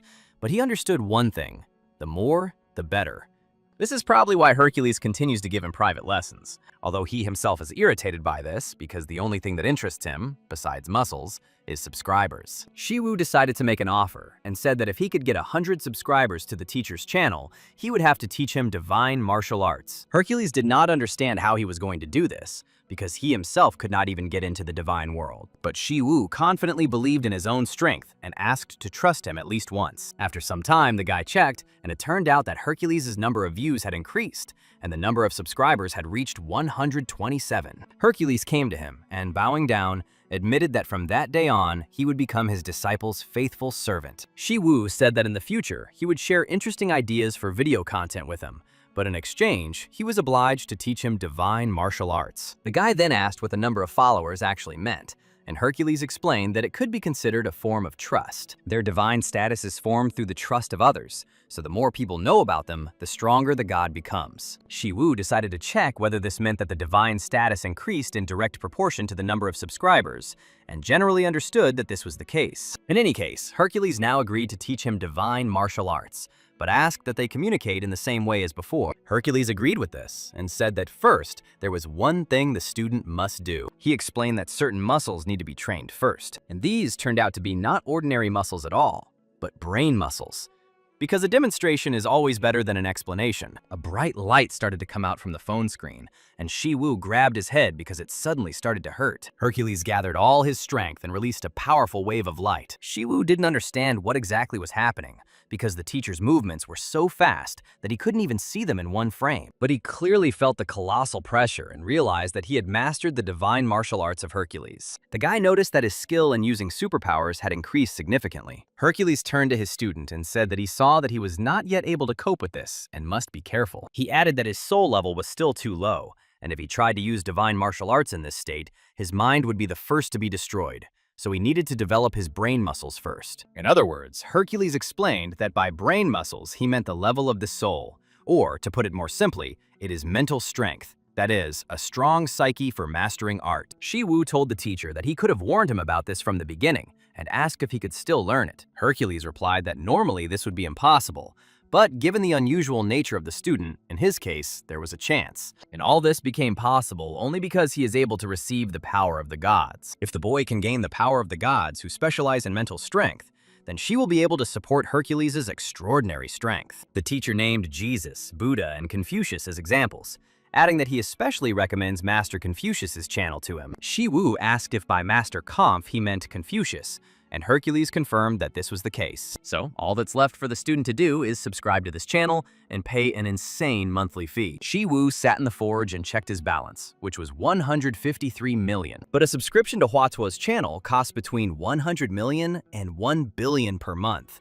And with such expenses, it looked absurd and completely unprofitable. His thoughts were suddenly interrupted by Soyeon, who returned with the goods. She handed the boy an ogre tendon, which he had long wanted to acquire. The girl said that it cost exactly 113 million won, which surprised Shi Wu greatly, because earlier she had said the price was 1 million. The guy still gave her the money, thanked her, and cried in his heart, because his balance was getting smaller and smaller. Seo-yoon asked him what he was going to use the ogre tendon for, and the boy replied that he was going to make equipment out of it this time. The ogre was an A+ rank monster, and while he couldn't hunt it himself yet, if he wanted to learn the martial arts of the gods, he would need a whole billion won, which meant he would need to make good equipment and sell it. Shi Wu was upset because all this required money again, and he wondered when he would be able to forge equipment for himself, since money was his eternal enemy. He picked up a hammer, rolled up his sleeves, and decided to start creating. At this time, the blacksmith entered the room and noticed the blazing fire. Then he saw Si-yoon and asked what brought her here. But when they both noticed what exactly Shi Wu was doing, they were completely shocked. They stood in amazement and watched as the boy deftly handled the weapon. In just a few minutes, Shi Wu managed to create the armor and held it up to examine it. And the blacksmith was shocked to see this item. The table announced that the boy had managed to create a one-time product, and thanks to this, his skill in divine metallurgy had increased significantly. But Shi Wu was extremely surprised, because despite the fact that he had given it his all, the product still turned out to be a disposable one. The blacksmith immediately ran up to him and could not believe that he had managed to create such a thing with his own hands. Shi Wu turned to So-yeon and asked her how much the gloves he made could be sold for. The girl was surprised by his desire to sell such rare equipment, because among their clients, there was no one who was capable of buying an item of such a level. The boy thought that there was no point in keeping the glove if he couldn't sell it profitably, and decided that it would be better to subscribe to Confucius and Huatuo in order to gain knowledge from them. He told the girl not to worry, because fate itself would sell these gloves for him, since they were just a disposable item. Seo-yeon smiled awkwardly and replied that since he entrusted her with such a task, she would do everything possible to complete it. The girl confidently said that everything should be left in her name, and asked the blacksmith if she could use his name at the auction. She thought the best option would be to put this rare work up for auction. At the same time, many people had already gathered in the hall, waiting for the presentation of the next lot. The girl loudly declared that this was exactly the kind of equipment that even Master So Pagwan himself would admire. Everyone immediately began to discuss the identity of the man, because he was the blacksmith recognized by Aurelian himself. The girl ceremoniously lifted the fabric from a clear glass box and announced that the next lot would be a pair of high-quality gloves. These gloves were made from ogre sinew, making them extremely durable and eliminating the need to worry about them breaking. And it's no wonder that, due to the fact that they were made from the tendons of an A-rank monster, their evaluation showed the ability to enhance the owner's power. Everyone present was amazed and began to whisper, wondering if this was really enchanted equipment. The girl explained that, unfortunately, it was not an enchanted item,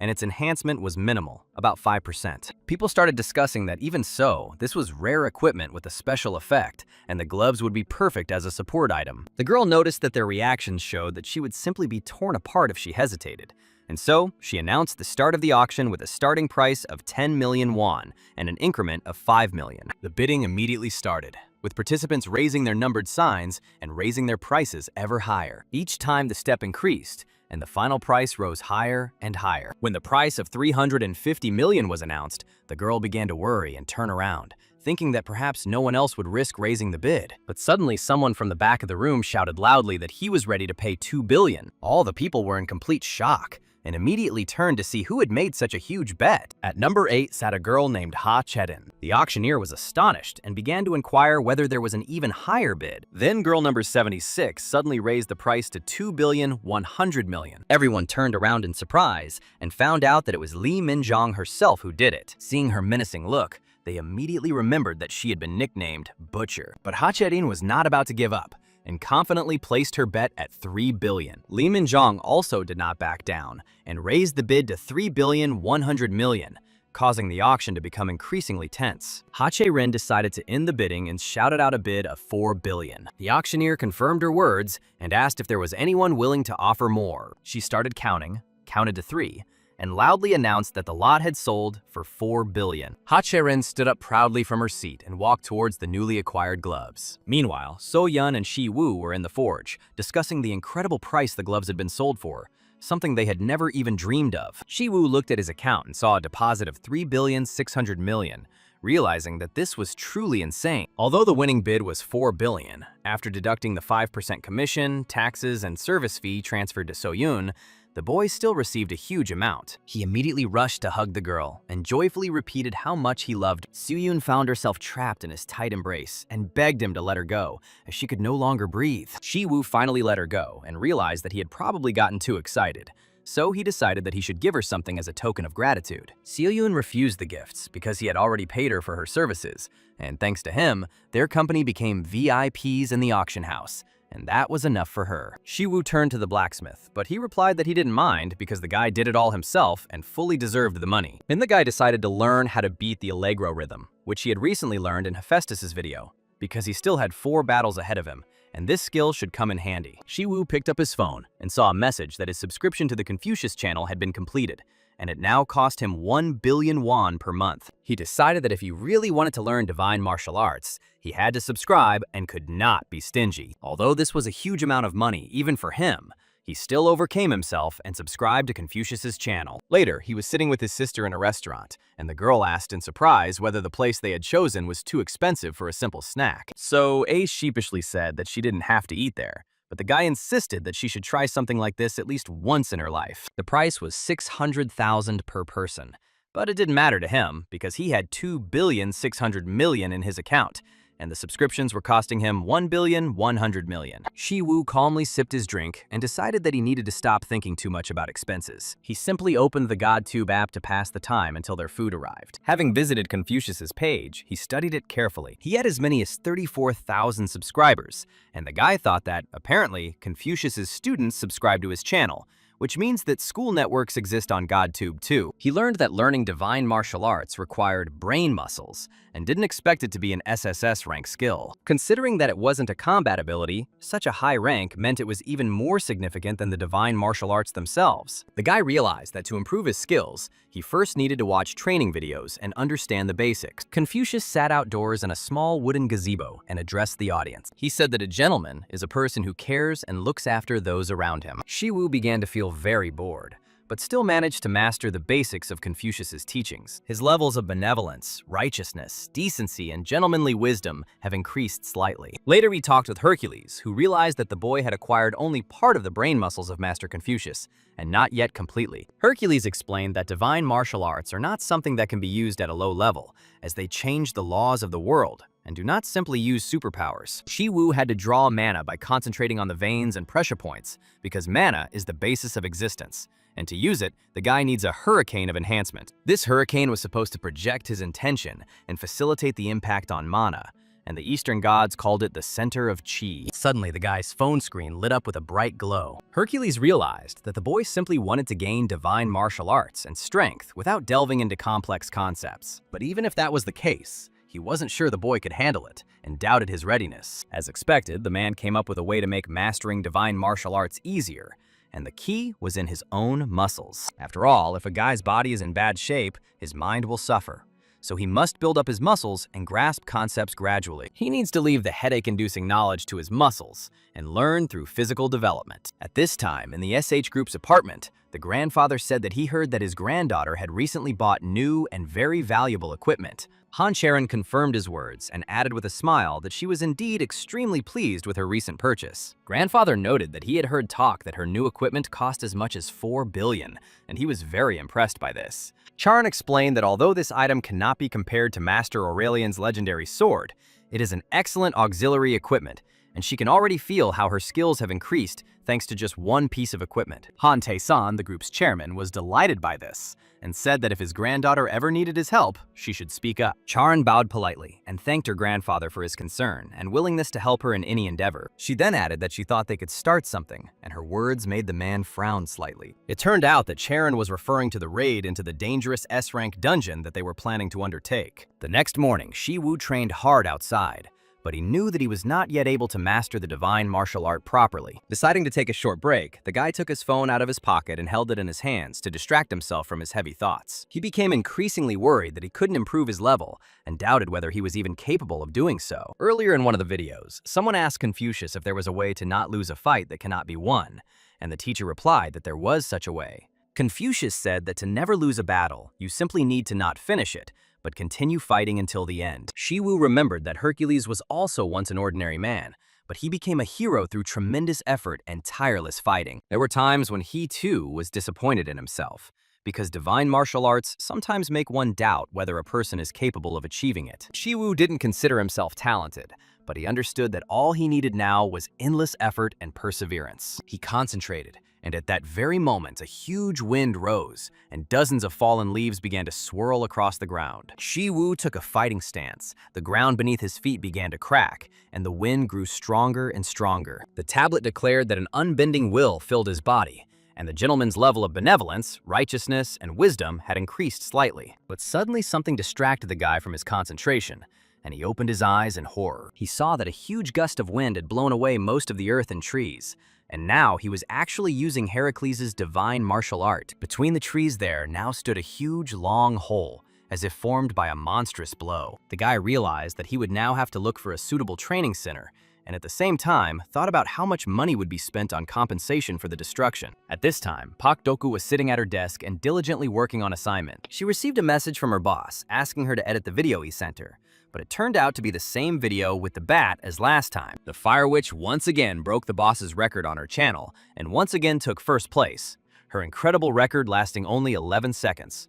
The attack ended as quickly as it began. However, the girl was alarmed by the fact that Shi Wu had made a video with a very similar concept. Park Doku finished uploading the video and decided to immediately check its contents. Shi Wu, dressed as a witch, greeted viewers of his channel, calling himself a man who can conquer the whole world. He said that a new record was recently set on the Fire Witch channel, 11 seconds, which is almost impossible to beat. So today he was going to try and defeat the Fire Witch Yu Hanu and show the audience how it could be done. He noted that viewers were probably wondering why he suddenly targeted Yu Han Wu, as if he really tried to do so, he could get hurt, so he couldn't act without preparation. Therefore, the strategy he was going to show the audience was how to defeat the Fire Witch, who was ranked first. He shouted loudly that it was time to stop empty talk and start taking action. Then he raised his leg high into the air and kicked the ground with all his might. But as soon as he did this, the camera fell sharply and broke. Park Doku, who was sitting and watching this video, was completely shocked by what she saw. However, she remembered that her boss had sent her 2 videos at once. When she turned on the second one, she was amazed,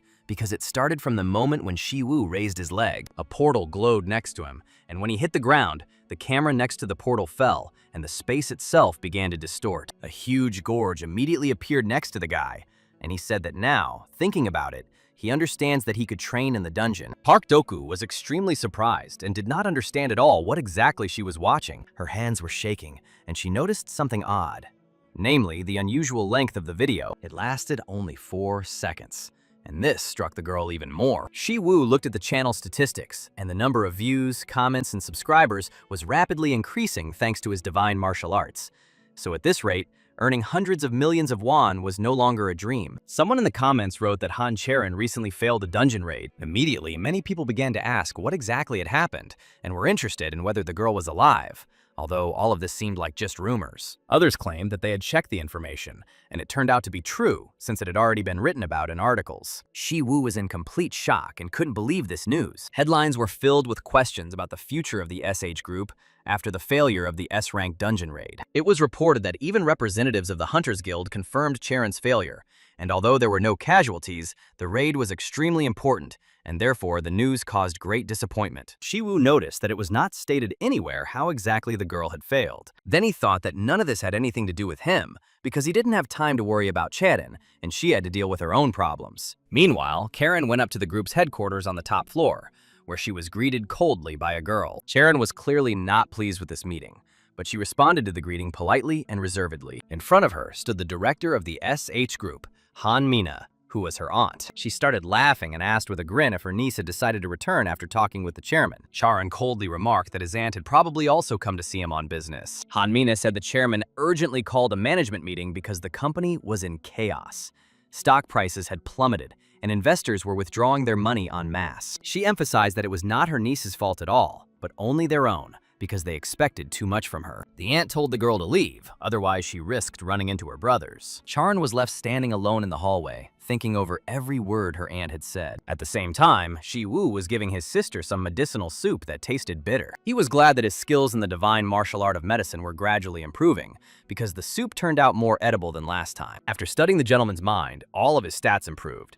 Not only did his martial arts increase, but also his super strength, insight, and divine metallurgy. Insight has increased especially, as it is linked to other characteristics, and it is no wonder that Gentleman's Mind has the SSS rank. When Soa finished her soup, the guy noticed that her complexion had noticeably improved. This meant that his concoction was indeed very effective, and if he continued to refine the divine art of medicine, he would definitely cure his sister's illness. The only problem was money, because a monthly subscription to the teachings of Hua Tuo and Confucius cost 1,700,000,000, and what he had was not enough. The guy thought it would be great to sell such a concoction, but he realized that it was impossible to distribute a medicinal product without special certification. Therefore, he decided that he would need to ask Soyan about this, who could suggest the right path. Suddenly, his thoughts were interrupted by a knock on the door, and he and his sister turned around in surprise. Outside, someone apologized and asked if Lady Diane was there with Mr. Meng Shi Wu. The man introduced himself as Miss Han Chedin's secretary, and he gave his name,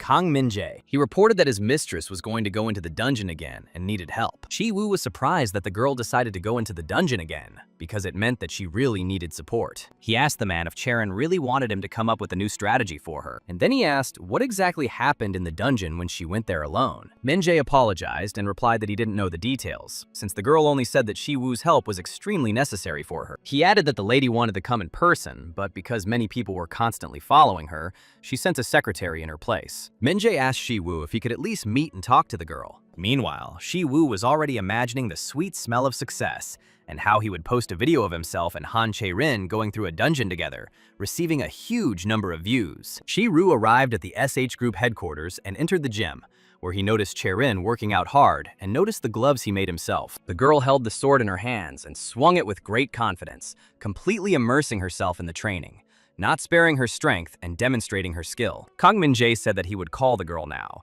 but Shi Wu stopped him and asked him to wait a little, wanting to assess the situation himself. He recalled his previous trance training, realizing that training with this level of concentration could produce incredible results, since he had had a similar experience before. He informed the secretary that it might be a bit of a wait, but that a rare and valuable opportunity could present itself for Charon. Charon trained so diligently that she completely ignored the presence of other people around her and was not distracted by anything extraneous. Shi Wu noticed that the girl's movements were definitely not systematic and looked chaotic, although she seemed to be focused. Perhaps it was due to his improved understanding after studying insight and divine martial arts, as her movements were nothing more than random hand movements. He had also heard that Charon had not yet learned to wield a sword properly, which explained the somewhat crude quality of her skill despite her talent. One of the girl's characteristics was her talent with the sword, but her crude handling of weapons was overshadowed by her natural strength, as if she could use superpowers but had not learned divine martial arts for systematic use. Swordsmanship based on brutality will eventually show its limitations,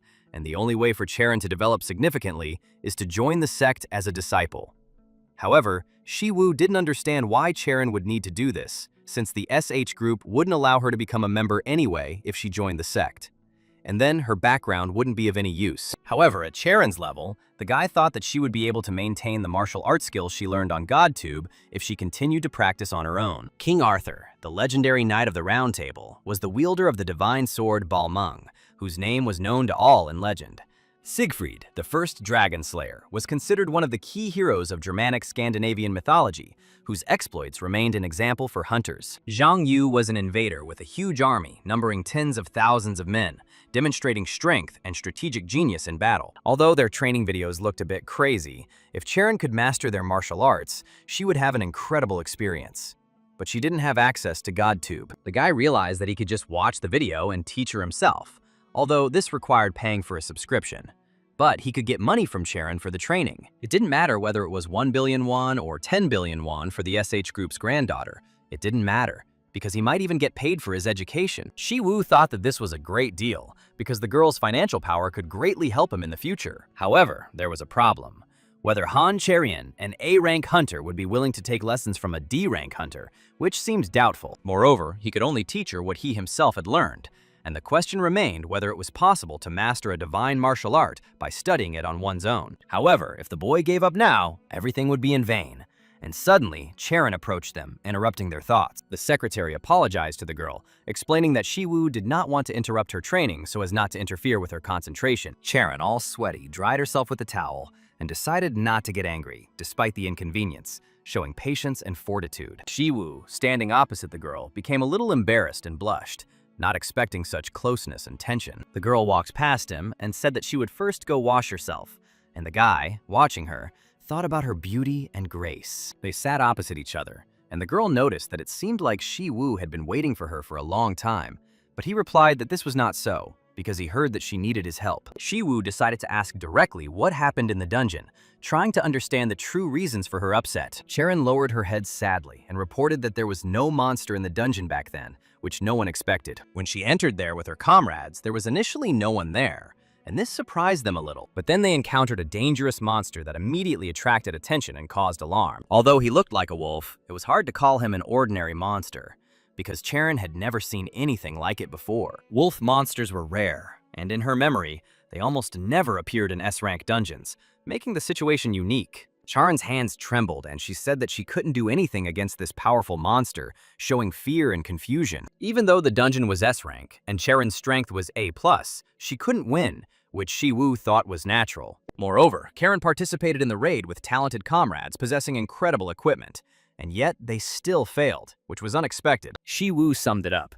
There was only one monster in the dungeon, and it was so strong that even Charon couldn't handle it. A dungeon's rank is usually determined by the total amount of mana in it, so it's rare to judge it by a single monster, but such cases do occur. This phenomenon was called a mutation, which did not please the hunters at all and was considered a rare threat. The concept of mutation is different from the term capo monster, which refers to particularly powerful creatures in dungeons. The monster, which possessed all the mana in the dungeon, posed a great threat, so Charon explained that she would not be able to deal with it. The capo monster was particularly dangerous, and given its S rank, it was highly likely that this was the kind of monster they were facing. Charon was surprised because she had never heard of anything like this before and did not expect to encounter such a danger. Shi Wu said that it was better to abandon this dungeon because a second visit was extremely dangerous and the girl could die. However, Charon stood her ground and declared that she had to go through the dungeon, explaining that he wasn't the only one with problems. Shi Wu realized that due to the raid's failure, Charon's group suffered huge financial losses,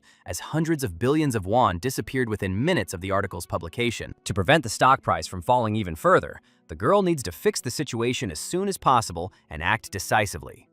She said that she must fix everything again and succeed in her dungeon raid, demonstrating determination and courage. Of course, it was extremely life-threatening, but the trillions of won and risks were worth the attempt, because the monster was new and previously unknown. Shi Wu said he understood everything and offered one condition: permission to film the entire process on YouTube to document the strategy. Charon was surprised, as she had never heard of such an idea before, and Shi Wu immediately asked her for 10 billion won for his services. He couldn't go below that amount and smiled, demonstrating confidence and cunning in negotiations. After some time, Shi Wu received an advance of 1 billion won and decided that perhaps he should have asked for more. Surprised by the girl's ease of agreement, he decided not to be greedy, because 10 billion was already a huge sum, and it was not worth risking his reputation for more. The high-ranking capo monster was new and never seen before, and the guy wasn't even sure he could come up with the right strategy if he asked for too much. However, Shi Wu's potential was 24%, and he was confident that he could at least analyze this monster. The next day, they both found themselves outside an S-rank dungeon,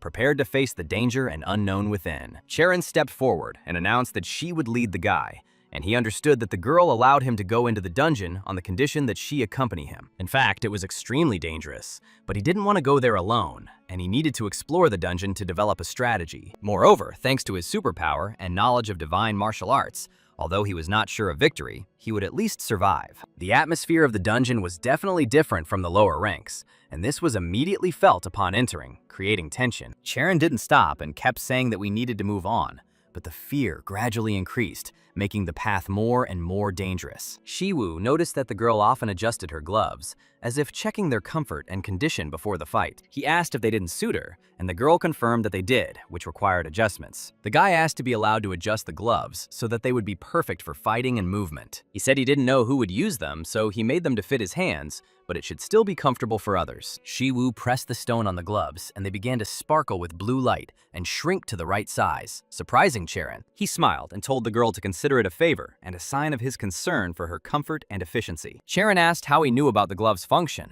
and the guy didn't reveal that it was because he made them himself. The girl was surprised and asked if he was the one recognized by Master So Palguan, to which Shi Wu replied that he did not know about it. He just worked in the same workshop with him. They stood looking at each other for a few seconds, and then a strange and alarming sound distracted them, drawing their attention to the danger. Shi Wu turned around in great surprise, his eyes burning with fear, because something incomprehensible was approaching them with enormous force. The ground began to shake, and he felt an incredible energy coming from an unknown source, which made him wary. Raising his head, he noticed the huge red eyes of a predator, sparkling in the darkness and instilling terror. An incomprehensible creature emerged from the bushes, and its companions were almost as tall as the girl's leg, which made them very large. Shi Wu was shocked, because the energy emanating from the monster was completely different and was at a completely different level of strength. Charon thrust her sword forward and demanded that the boys step back, protecting him and preparing for battle. In front of them stood a huge wolf with sharp teeth,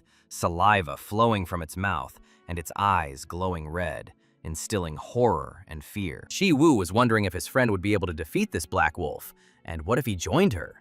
But moreover, they were not even prepared and came here only to find out what kind of monster it was. At this moment, they should not have been fighting at all, but blue magic suddenly appeared around the guy, illuminating the space around him. His eyes were shining, and he tried to carefully analyze the monster, trying to understand its strength and weaknesses. He then swung his leg and hit the ground hard, causing it to crack, causing a scattering of rocks and dust. Without wasting any time, he grabbed the girl by the shoulder and shouted loudly that they urgently needed to escape from danger. They both ran, using all their strength and breathing heavily, trying to break away from the approaching threat and save their lives. The last thing the boy noticed was that a full moon was shining in the night sky, illuminating their path with a faint silver light. Together, they ran to the portal, jumped into it, and found themselves in another place, where they could at least temporarily rest. Shi Wu couldn't be sure of anything since he hadn't fought the monster directly, but at least 5 S-class hunters would be able to deal significant damage to it. Charon asked her friend what kind of force it was that surrounded him during their escape. Shi Wu asked her a counter question about how she was able to return alive and with her teammate,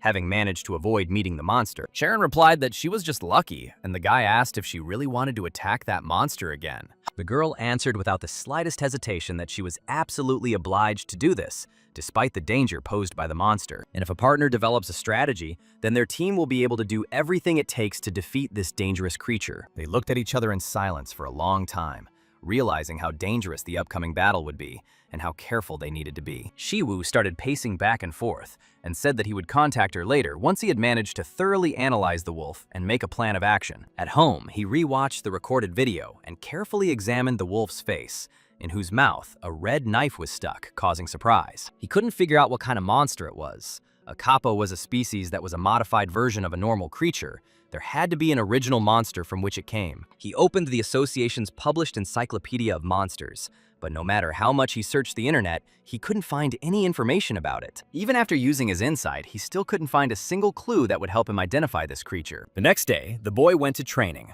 where the teacher said that he could stop there, but he successfully completed the Hercules-level exercise, improving his skills. Shi Wu lay on the floor. He had very little strength left. He was breathing heavily, but his super strength, skill, and divine martial art continued to improve. Hercules was surprised because the guy was already lying on the ground only after such intense exercises, demonstrating the limits of human capabilities. Without thinking twice, Shi Wu grabbed his phone and looked at the screen, trying to figure out what information he could extract to analyze the monster. Hercules also became curious. He looked in and asked what exactly the guy was looking at. Intrigued by the student's unusual behavior, Shi Wu told the teacher about the monster he had recently analyzed, trying to understand its origins and capabilities. Today is already the third day, and the guy still does not understand what kind of creature it is and how to deal with it. Hercules became curious and asked to see the video so he could assess the threat himself. Shi Wu, noticing the teacher's gaze, asked if he knew what it was and what they might encounter. The man suggested it was a Fenrir, a mythical creature from Norse mythology known as a demon wolf. Fenrir appears in Norwegian mythology, and his other names include a demonic wolf and a wolf of divine slaughter, possessing great strength. The reason why the Fenrir is so called is simple. It was this creature that brought about the end of the world, known as Ragnarok. With its upper jaw reaching to the edges of the sky and its lower jaw reaching to the edges of the earth, the monster devours everything in between, threatening the entire world. Fenrir bites and kills even Odin, a powerful god from Norse mythology, demonstrating unfathomable strength. Shi Wu was both amazed and surprised, trying to figure out what this monster was doing here and how it got here. An unknown guy gave him a smartphone with GodTube content, including information about Fenrir, which left him confused. In this scenario, Hercules is probably the only one who still doesn't know how this mythical beast got here. Shi Wu asked the teacher if it was really Fenrir, and he replied that it seemed so. He had already fought with it once. But of course, he won. Shi Wu wondered if it would be possible for him to fight this monster then, given his own strength and experience. Hercules replied that he was not sure, because this battle could end instantly, probably without lasting even a second. He explained that until the monster had torn him to pieces, it was impossible to accurately assess its threat, although the enormous potential for danger was visible. From this, it is clear that Fenrir has become significantly weaker.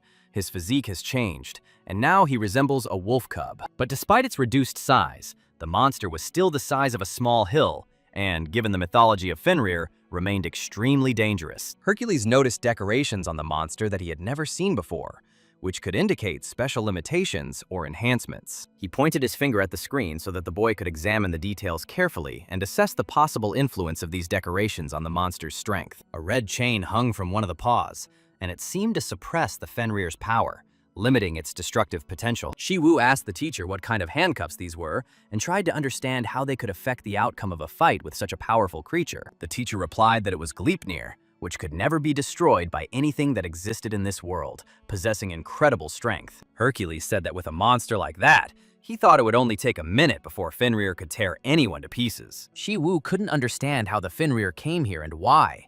If this black wolf was really a Fenrir, then there was practically no way to explain its appearance. Hercules stood there, wondering whether to tell his student about the monster's weaknesses.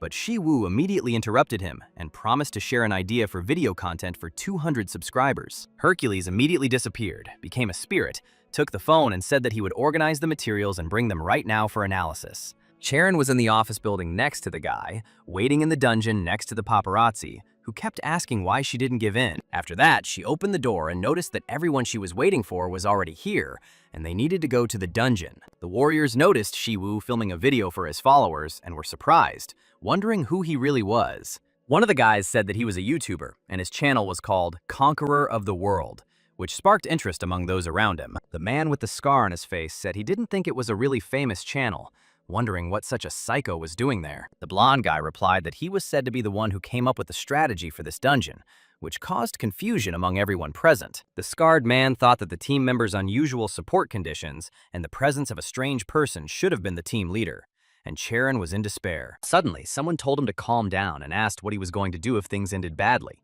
But the man said that there was no need to say such unpleasant things.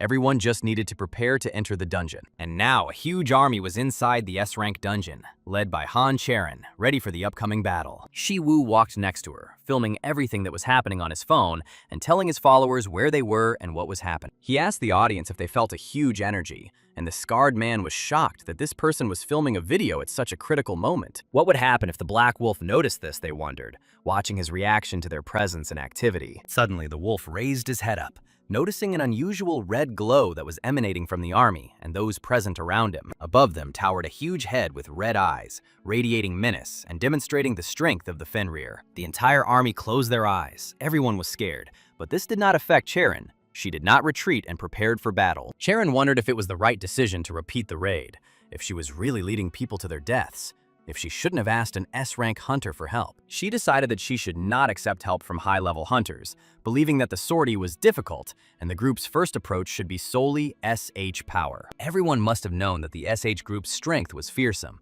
and the girl took up her sword, fully prepared to fight, showing confidence and determination. Shi Wu explained that it was the legendary mythical beast Fenrir, also known as the demon wolf, which appears in Norse mythology and is dangerous to everyone. Everyone asked the guy if it was really Fenrir, but he replied that he wasn't sure, because even with all his knowledge and experience, it was difficult to determine exactly. And now the monster's mouth was right in front of him, threatening everyone with its powerful appearance and red eyes, causing horror and anxiety. Shi Wu said he thought they should fight this monster to find out the truth, assess its strength, and understand what they were dealing with. Isn't Shi Wu the one who can conquer the entire world and crush any force that stands in his way? Even if Fenrir himself, a huge wolf capable of devouring entire worlds, appeared before him, this would not be an insurmountable problem for the young man. Shi Wu turned sharply towards Charon, but did not ask her if she was ready to share this fight with him. He had only just begun to explain to the girl the first point of a carefully thought-out strategy for attacking Fenrir. The next second, the guy took off, leaving behind sparkling blue rays of magic,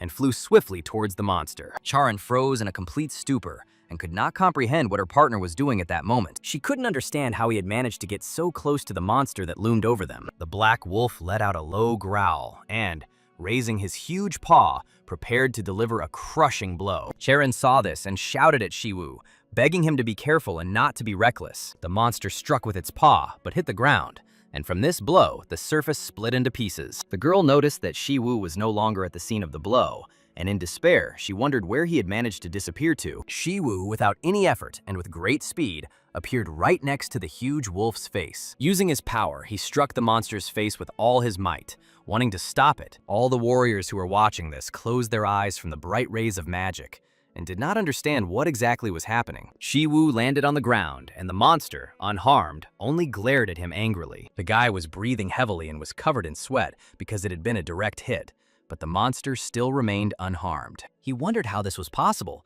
since Hercules had assured him that this particular attack would definitely work. The enraged wolf began to scream and furiously beat his paws on the ground, causing the air to tremble. Huge boulders flew up in a small radius around him, causing powerful explosions. Even small stones, like sharp fragments, flew in different directions, creating chaos. Charon turned to her warriors and firmly declared that it was now time for them to join the battle as well. The girl drew her sword and rushed straight into battle first, without hesitating for a moment. Shi Wu suddenly turned around in surprise because he noticed something strange about what was happening. The wolf tried to attack him again, but the boy, sitting on the ground, managed to dodge the blow. Previously, Shi Wu thought that perhaps the one in front of them was not the real Fenrir, but now he realized that he was very wrong. Hercules once said that the guy would have at least 1 minute before he was torn apart, but he couldn't even hold out for 10 seconds. Hercules' strategy proved pointless because it only works when Hercules himself applies it. But the wolf still had Gleipnirs, shackles that limited his movements and gave him at least some chance. It's not so bad if the guy can't defeat the monster.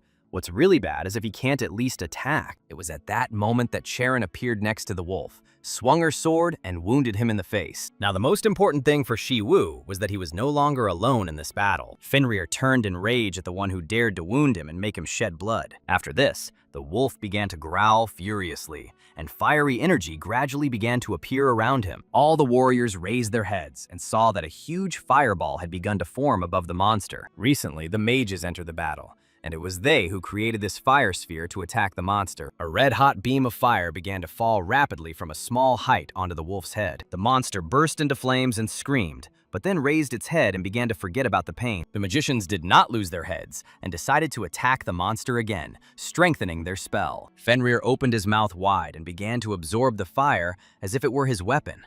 The mages were amazed that he was able to swallow the fire sphere and did not believe that such a thing was even possible. The wolf raised his head again and began to feed on the fire that was forming around him faster and faster. One of the commanders shouted loudly to the detachment that they should not retreat under any circumstances and should hold on. The other part of the warriors raised their shields in their hands and began to prepare for close combat. Shi Wu told the girl that if she looked closely, she could see shackles tied to the wolf's body. If these shackles continue to hold him, there will be a chance for an attack. Sharon looked at her comrade, nodded confidently, and showed that she understood everything perfectly. After this, the girl jumped up from her place, and in her place there remained only blue rays of magic. She flew straight to the wolf's head, and her warriors loudly shouted words of encouragement. At this time, Shi Wu tried to calm his emotions and focus all his senses for the attack. Blue rays of magic gradually began to form around him, becoming brighter and stronger. He found himself next to the monster with great speed, moving faster than the wind. Flying straight towards his face, Shi Wu extended his hand forward to deliver a crushing blow. Fenrir swung his paw, but missed and hit only the ground. At this time, the guy found himself in a completely different direction, and the wolf was surprised by his agility. Shi Wu used his super strength, calling upon Hercules' magic to break through the monster's defense. A single, huge blue beam formed around him, heading straight towards the monster. Fenrir couldn't move. He was bound by a magical sphere, depriving him of freedom. The guy realized that the superpower was finally working, and he had to keep putting pressure on the monster. But suddenly, everything around started spinning, and the world began to change, shimmering with strange colors. Shi Wu fell to the ground, and a thin stream of blood flowed from his chest. This was extremely dangerous, because if he had reacted a little later, the attack would have torn his body apart. Shi Wu wasn't sure, but he felt like something had gone wrong before the wolf touched his body. Fenrir hesitated for a moment before delivering his blow. At that moment, a girl appeared nearby and dealt a powerful blow with her sword to the monster's paw. Shi Wu knew that the monster could easily kill him at this moment, but why didn't he do this, but only slightly injured the young man? When the wolf received a strong blow, he screamed loudly in pain, and his howl echoed throughout the plain. There was a deep bleeding scratch on his body, from which scarlet blood flowed in thin streams. Shi Wu realized that he had to pull himself together, because he had to take advantage of the chance and show his abilities. He tensed, and in a few seconds he was right next to Fenrir, covering the distance in a single dash. Then, using his magic, he delivered a powerful blow straight into the monster's chest. The wolf began to cough and spit blood, experiencing severe pain. After that, he raised his paw over the youth, and Shi Wu realized that the decisive moment had come. Without wasting any time, he grabbed the red chain that held the monster's paw. The monster's eyes widened, and his extreme surprise was evident in them. Shi Wu pulled the huge red chain towards himself with all his might, straining his entire body. The monster screamed and furiously tried to resist the guy's strength. At that moment, Shi Wu gathered all his magic and the last remnants of his strength. After that, he pulled the hook with one jerk and lifted the monster into the air. Charon reacted instantly and with burning eyes flew towards the monster. The boy let go of the chain and jumped to the side before the wolf could attack again. A powerful sword strike flew through the air, tearing apart the space around. The troop commanders looked on in shock and said that all this was sheer madness. A huge hole appeared in the ground, and Shi Wu lay in it, screaming that he was still alive. Charon sat on the ground, holding her sword tightly, trying to catch her breath after the hard battle, but suddenly the ground beneath them began to crack loudly. Shi Wu was thrown aside by the gusts of wind, as if by an invisible force. The entire army stood in horror, trembling and unable to believe what was happening. A thick, black, ominous energy began to ooze out from the deep hole, and then a black wolf emerged from it, oozing terrible black magic. One of the men realized that this was a battle they definitely couldn't win. Before them appeared the huge face of a terrible and evil monster. Shi Wu was thrown to the side by the blow, hitting the ground painfully, and couldn't understand why this was happening. Fenrir, bound by Gleipnir, was limited, but still remained a demonic wolf that brought about the end of the world. The god of divine carnage that had even swallowed up the god himself was Fenrir, and with the boy's current strength, it was impossible to attack him. But it still seems strange. Charon ordered her warriors to retreat and take Mr. Shi Wu with them, and the guy himself thought that this was similar to that situation in the dungeon with the black troll. Perhaps the girl also saved the team members in the last raid, because no matter how hard they tried, it was impossible to defeat Fenrir, and he did not understand why. But suddenly the guy's eyes widened, as if something important had dawned on him. He finally understood, and he found it hard to believe that he had only just realized it now. He called himself a fool and admitted that it all made no sense to begin with, while the warrior next to him asked if he could move. But Shi Wu, despite the severe pain and terrible fatigue, broke free from the hands of his comrades and went straight to the monster. At this time, Charon fought with all her might, swinging her sword in all directions. Sweat was streaming down her face. She was very exhausted and could barely stand on her feet. But suddenly, she noticed that Shi Wu had come very close to the monster, and she was very surprised. The guy noticed that the monster, as expected, did not attack him, but only looked at him attentively. Charon was afraid for her comrade and screamed, asking what he was doing. She thought he had gone crazy and begged him to come back quickly. Shi Wu stood right in front of the monster's huge face and had only growled without attacking, which seemed pointless. He didn't know what the S-class hunters would do, but with their current group, attacking the monster was stupid and pointless from the start. That's why everything that was happening seemed so strange, and Shi Wu asked the wolf why he didn't die. He asked how everyone managed to return alive. The guy asked in surprise why none of them had died yet. Charon was amazed and asked him herself what he meant. Then the guy explained that if Fenrir had wanted to, he would have killed them all long ago, and no one would have been able to return alive. All the soldiers were in shock and could not understand how they had survived. Shi Wu said that it was the wolf that let them go, and that was the reason why Charon and her team were able to return. Fenrir told them to run away because he didn't want to hurt people. Of course, it was hard to believe even for Shi Wu himself, but if you think about it, Fenrir never attacked first. If he were a simple monster, this would not make sense, although Fenrir once destroyed Asgard. From birth, he was alone, abandoned by everyone, and struggled with hunger alone, but stubbornly survived. Then rumors began to spread that Fenrir was alive, and the gods of Asgard came to him after hearing of his power. Then he did not resist the unexpected offer of the gods, because for a lone wolf, it was like an invitation to play. They encouraged him by tying him with a rope, and he was able to untangle it, surprising everyone, because even Thor could not break it. Fenrir was happy because he thought he had made friends with the gods, but they thought quite differently. The gods feared the power that could lead to the destruction of the world, so they created Gleipnir to bind it forever, and came to him again. The wolf sensed something was wrong and began to suspect a trick, realizing that it was a trap. One of the gods said that if they didn't let him go, he would be able to bite off his left hand, and then he would be free. A god named Tyr came to him personally and swore an oath, and the wolf believed him because only Tyr did not turn away from him. He brought him food on the barren land where nothing grew, because he considered himself his friend. So Fenrir found himself chained and could no longer free himself, and the gods, as expected, did not fulfill their promise. Even Tyr turned away from him and abandoned him, like the others, not keeping his oath. As promised, Tyr thrust his left hand into the mouth of the grown wolf. He admitted that he had deceived Fenrir, but the wolf was still unable to bite his hand. Fenrir didn't want to do this, because deep down, he considered Tyr a friend. However, the gods, still afraid of his power, thrust a sword into his mouth and forced him to keep his mouth open. Fenrir was to remain chained until Ragnarok. He remained alone and lived in endless pain until madness consumed him. When Ragnarok came, Fenrir was overcome with madness and tore the gods apart, devouring the world. And yet even then, he could not kill Tyr. Even when he was mad, he remembered him and kept the memory of his friend.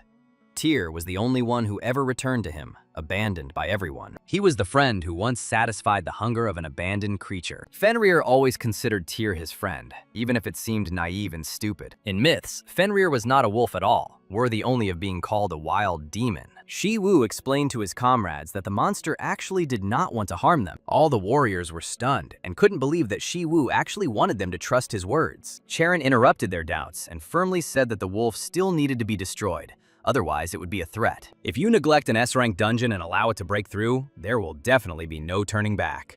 Even if the dungeon doesn't collapse, the wolf will still come out during the breakthrough, and then no one can guarantee that people won't get hurt. Now they must retreat, report to the association, and get help from the strongest S-rank hunters. The girl herself decided to abandon the task of clearing this dangerous dungeon. Shi Wu understood that Charon was right, because in order to prevent a catastrophe, they had to kill Fenrir. He himself could not understand why this powerful wolf was here. Could it really be that Fenrir was abandoned again, as he was in the myths? In mythology, the end of the world was called Ragnarok, and when Gleipnir's chain was broken, Fenrir was able to escape. But for unknown reasons, he found himself tied up again, as if he had been left alone in this place again. The dungeon served as a barrier to trap Fenrir and prevent him from escaping anywhere else. Like the myths, he was abandoned at birth to die a lonely death here. This also explained why the dungeon was considered S-rank, since mana was measured not by the wolf's strength, but by the barrier's magic. The power that trapped the weakened Fenrir was rated as S-rank. Charon interrupted the guy's thoughts and firmly said that it was time for them to go back. There was nothing to be done,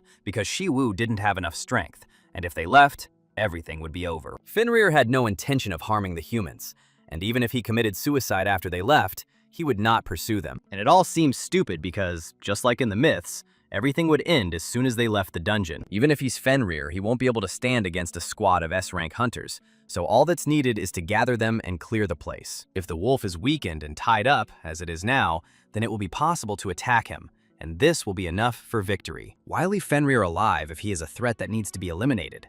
Even if leaving now seems like the solution, all that remains for Shi Wu is to return to his normal life and not interfere anymore. He could be making gear and making his own videos for YouTube, spend more time with my sister, earn money and study GodTub to find a way to heal Soa. That's all the guy can do in his current situation. But why is it that right now he is unable to take even these simple steps? Shi Wu suddenly turned around and the commander asked him what he was going to do. The boy rushed towards the wolf and stopped right in front of him. He noticed the beast's bleeding paw and remembered that this wolf had once been abandoned. Fenrir never sought to cause harm, even if he himself risked harm. Yet he remained a dungeon monster and a demonic beast that threatened people, so he could not be left alive. The legends of God Tuba taught that heroes never give up under any circumstances. They fought even in those battles where victory seemed impossible. After all, it was they who overcame the impossible and became true heroes. Shi Wu declared that if there was no way out, he would destroy this dungeon and create a new one. They shouted at him that to destroy the dungeon meant to destroy the space itself,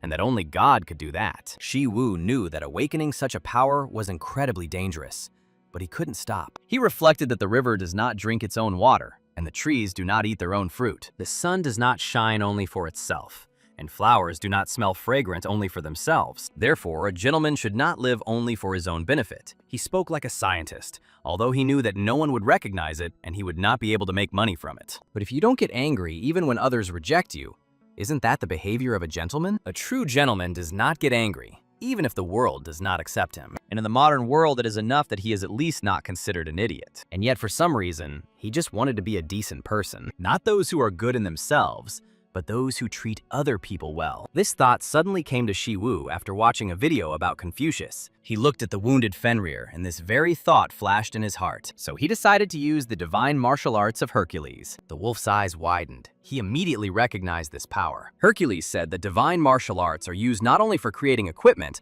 because space is the main law of the world. The first stage of this truly divine power was a technique that opened the way to incredible mastery. Shi Wu gathered every last drop of his inner strength and resolutely raised his leg for a powerful kick. His eyes blazed with a bright blue flame, and now it was completely impossible to stop the warrior who had decided to do this. He unleashed a majestic downward dragon strike, directing all his power straight into the ground. This blow raised a huge hurricane of unprecedented strength, which quickly swept through the entire forest. Following this, an incredibly bright beam of light appeared, which completely blinded everyone nearby. The firmament began to crack and break with a roar right above their heads, as if reality itself was splitting apart. Soon, the heavens split completely, and a terrifying and majestic hole in the sky opened up before them. Charon watched what was happening in complete amazement and could not understand how such a phenomenon was even possible. She looked down and saw that Shi Wu was lying unconscious. The girl ran over to check his breathing and pulse, and fortunately, he was still alive. Multicolored shining rays appeared in the sky, mesmerizing in their appearance. And at that moment, the wolf appeared right in front of them. Charon knew that Shi Wu was an unusual awakened without traits, because she realized this during the fight with the troll. She still couldn't understand what kind of terrifying force it was that had destroyed an entire dungeon. But now was not the time for surprise. So she lifted the guy onto her shoulder and headed for the exit. Turning around, she met the gaze of the wolf's huge and surprised eyes. They had to manage to get out before the dungeon completely collapsed. Shi Wu opened his eyes abruptly, breathing heavily, and could not believe that he had woken up. He realized with surprise that despite everything that had happened, he was still alive. The guy got out of bed and realized that he was in the VIP ward of the SH Group Hospital. Charon was sitting next to him on the next bed and was inquiring about Leon's condition. Shi Wu asked her in confusion what she was doing there, and the girl explained that she was also a patient. She asked him if he was uncomfortable, but he silently thought that anyone would be pleased to sit next to a beautiful woman. He remembered the old saying of Confucius, that men and women should not sleep together after the age of 7. The boy didn't understand why men and women couldn't be in the same space after the age of 7. But then he stopped and realized what nonsense he was talking. And the girl was surprised why he wasn't interested in what had happened. Shi Wu said that before the dungeon collapsed, Charon pulled him out after he lost consciousness. He also noted that after various procedures, everything started, and wondered if he was right. Charon sat silently and looked very surprised by his words. Shi Wu didn't understand because it seemed like the girl preferred to get straight to the point. She nevertheless confirmed that his words were true and reported that the dungeon had been destroyed and considered cleared, which made her happy. Shi Wu asked what happened to Fenrir, and Charon replied that she did not know his exact location. She added that if we are talking about a wolf monster, then she saw how it headed somewhere into the distance. Since the dungeon that served as the wolf's prison was destroyed, the boy hoped that he would return to the kingdom of the gods. Charon said that she had not yet revealed the truth about the dungeon and asked her comrades to remain silent, but it was officially stated that they were the ones who conquered it. However, she added that if Shi Wu wanted to fix things, they could make it so that everyone knew who cleared the dungeon. But the guy said that it would be better to announce that Miss Charon did it, and the girl asked if there was a reason why he was hiding his power. Shi Wu was surprised and said that he was not hiding his power at all. Otherwise, he would not have created a channel on YouTube. Although he had no intention of hiding his strength, given the current situation, he acted differently. Right now, it's important to him that the SH group gets credit for clearing the ES rank dungeon, so it's best to attribute it to Charon. The guy thought that she must doubt her abilities, and wondered whether it was possible to announce this openly or not. Even though she didn't have the skills to clear an S-rank dungeon, the guy said that this dungeon was special and she could handle it. Charon asked with a touch of irony if he was trying to console her, but the guy replied that he was simply stating the facts. After these words, they both fell silent and looked at each other in silence for a while. Then Charon smiled and thanked her partner for his support. Shi Wu said that it was time to stop there and asked the girl if that was all she wanted to say, but Charon replied that not everything, and then asked if he would like to work with her. After some time left alone in the ward, the guy took out his phone and was shocked by what he saw. Notifications poured onto his screen one after another, informing him that he had increased his insight, super strength, divine martial arts, and gentleman's wisdom. Usually superpowers only increase by tiny percentages daily, but this time they increased by 13%. The divine martial arts mastery, which had only risen by 0.1% in a week, increased by 9.3%. Moreover, the gentleman's skill and insight and wisdom grew by several years at once. The guy realized that this happened because of the dragon's downward strike, because before, he only showed dungeon clearing in his videos. But this time, he destroyed the very space and dimension of the dungeon, causing it to finally collapse. He found himself unconscious again, just like when he encountered the dark troll and used the force. But now, compared to the past, the ability to use divine martial arts was a huge step forward. The boy wondered when he would be able to finally make this power his own. And now he wanted to try, just once.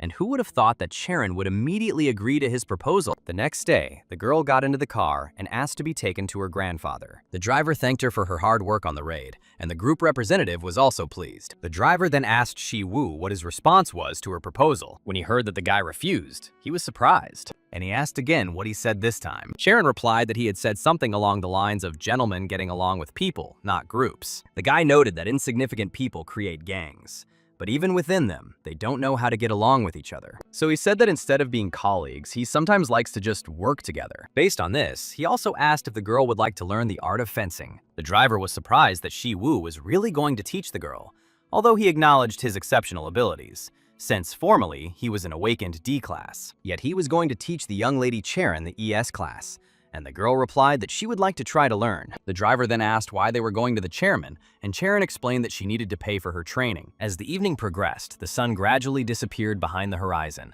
and a quiet and calm atmosphere reigned near the hospital. Shi Wu, sitting on the street, looked at his phone and wondered which of the masters was better. He recalled the Heaven Destroyer, the owner of the Divine Sword King Xiang Yu. He then introduced a Dragon Slayer who wielded the Siegfried sword technique, capable of slaying monsters. And finally, he thought about the founder of the Wudong sect, the Taiji swordmaster Zhang Sanfeng. The guy believed that these three techniques were the most suitable for Charon. He believed that among these three techniques, there would be one that the girl would like the most. So he wanted to show her all the techniques and let her choose the one that was closest to her. To do this, you will first need to pay for a subscription, but this is not so important because he will also receive a monthly tuition fee. Shi Wu decided to check the subscription price. and the required icon appeared on his phone screen. At first, he saw the figure of 200 million and was surprised that it was so little. But when I looked closer, I realized that it said 2 billion. And I couldn't believe why it was so expensive. After all, the Confucius channel cost 1 billion, and this one turned out to be even more expensive, which seemed incredible. He was shocked because the last time the price was only 100 million, and now it had risen to 2 billion. The guy wondered if this meant that the subscription price increased depending on the number of channels connected. If this is true, then in the future, the amount could reach 3 billion, 4, 5, or even higher, which is completely absurd. And if the price went up by at least another billion, the total would be 9 billion, and he didn't know if he could cancel the subscription. This meant that he would have to pay 9 billion monthly, otherwise the subscription would be canceled automatically. Even if he chooses only one sword technique, the subscription to the next channel will also increase, all because the subscriptions to different channels are added together and become a total amount. And no matter how much money he earned, there was no end in sight to this growth, and Shi Wu sat in complete despair. Suddenly he felt someone's energy and presence, which made him turn around sharply. He realized that this energy definitely did not belong to a human. The guy got up from the bench and began to look in surprise at who was there, and noticed a dog. But an unexpected detail immediately put everything into place. The dog happily wagged its fluffy tail, the tip of which was green. This small black puppy with green markings turned out to be Fenrir. Shi Wu was surprised when he realized who was standing in front of him, and he couldn't figure out where exactly he came from. And yet he still didn't fully believe that it was really Fenrir, because now he seemed much smaller. Suddenly, he noticed how the little wolf cub spun sharply in the air, and then the puppy dumped the caught mouse in front of the guy. Shi Wu was surprised and wondered if the puppy really wanted him to eat it. But as soon as he reached out his hand to the mouse, he noticed that it was still alive. After this, the puppy suddenly ran off to the side, and the guy did not understand where it had gone. A confused expression appeared on Shi Wu's face, as he didn't understand what kind of strange silk was in front of him. Hercules was furious, because didn't he teach the boy how to defeat the monster? Shi Wu said he was asking because he didn't know, but Hercules insisted that he was already teaching him how to defeat Fenrir. However, advice that his weak point was his side or tail did not help, and none of them worked. Hercules said that it was all because the guy was too weak, and that should have been acknowledged from the very beginning. Shi Wu should have warned him, because he almost died, and Hercules didn't think that his student would be so weak. The guy said that it didn't matter anymore, and asked the man to tell him a strategy that was appropriate for his level. Hercules said that it was unfair, because he could not do that, and even his strength did not allow it. What a blessing that everything worked out, because otherwise he really could have died. More importantly, his video from the dungeon was erased, and both the wolf and Charon were in the video. This video would have definitely gotten at least 1 million views, but now it's gone forever. Shi Wu heard a sound from the side and realized that the puppy had returned. He noticed that he was trembling all over and whining pitifully, and then he stood next to Hercules and again said that all this was unfair. Then the man stopped crying and suddenly turned around in surprise. Shi Wu started to get out of bed and suddenly remembered something. Hercules had fought Fenrir before, so the puppy should have remembered the man. Now there was a dove lying in front of him, and he didn't understand what it meant. Shi Wu touched the bird with his hand and told it to stand up. The dove jumped up in fright, and its eyes became round. He began to walk from side to side and toss his head. Shi Wu didn't understand what all this meant and just looked at him in surprise. Then the bird spread its wings and flew out the open window. And Hercules asked where Fenrir was from and what the dove was for. Shi Wu replied that he didn't know. Perhaps the puppy just brought it to him to eat. But Hercules didn't understand why, because Fenrir wasn't even a cat. And in any case, if a puppy brings him animals, doesn't that mean they're his prey? The guy said he thought the puppy didn't want to hurt other animals. Hercules asked why he was bringing them to the guy then, as if he was asking him to kill him. And where did the animal come from here anyway? Why does the puppy bring animals? After this, Shi Wu told Hercules about everything that happened in the dungeon. The man was surprised because the puppy appeared in his dimension, and he did not understand how it could exist there. Shi Wu said that he was also wondering if Hercules was the only one who didn't know how to get here. The man said that all this was nonsense because their dimensions cannot intersect. But then how could Fenrir be here? The boy realized that Hercules was indeed the only one who didn't know how to get into this world. Hercules began to ask for trust and showed his muscles, but this again seemed unfair. In any case, the guy managed to survive the dragon's downward strike, and that was amazing. Shi Wu smiled and said that he was just lucky at that moment. Hercules was surprised because the dragon's downward strike could not be used by relying only on luck. The boy asked why not teach him the next technique, and Hercules said it was easy. But shouldn't a student give something in return? And Shi Wu realized that he would give away the content of the next video. Hercules was delighted because everything turned out as he expected from his student. At this time, in another building, where the lights were turned off, there were empty staircases. A wealthy man sat on a chair among the women and was informed of a new order for the D-class hunter, Shi Wu.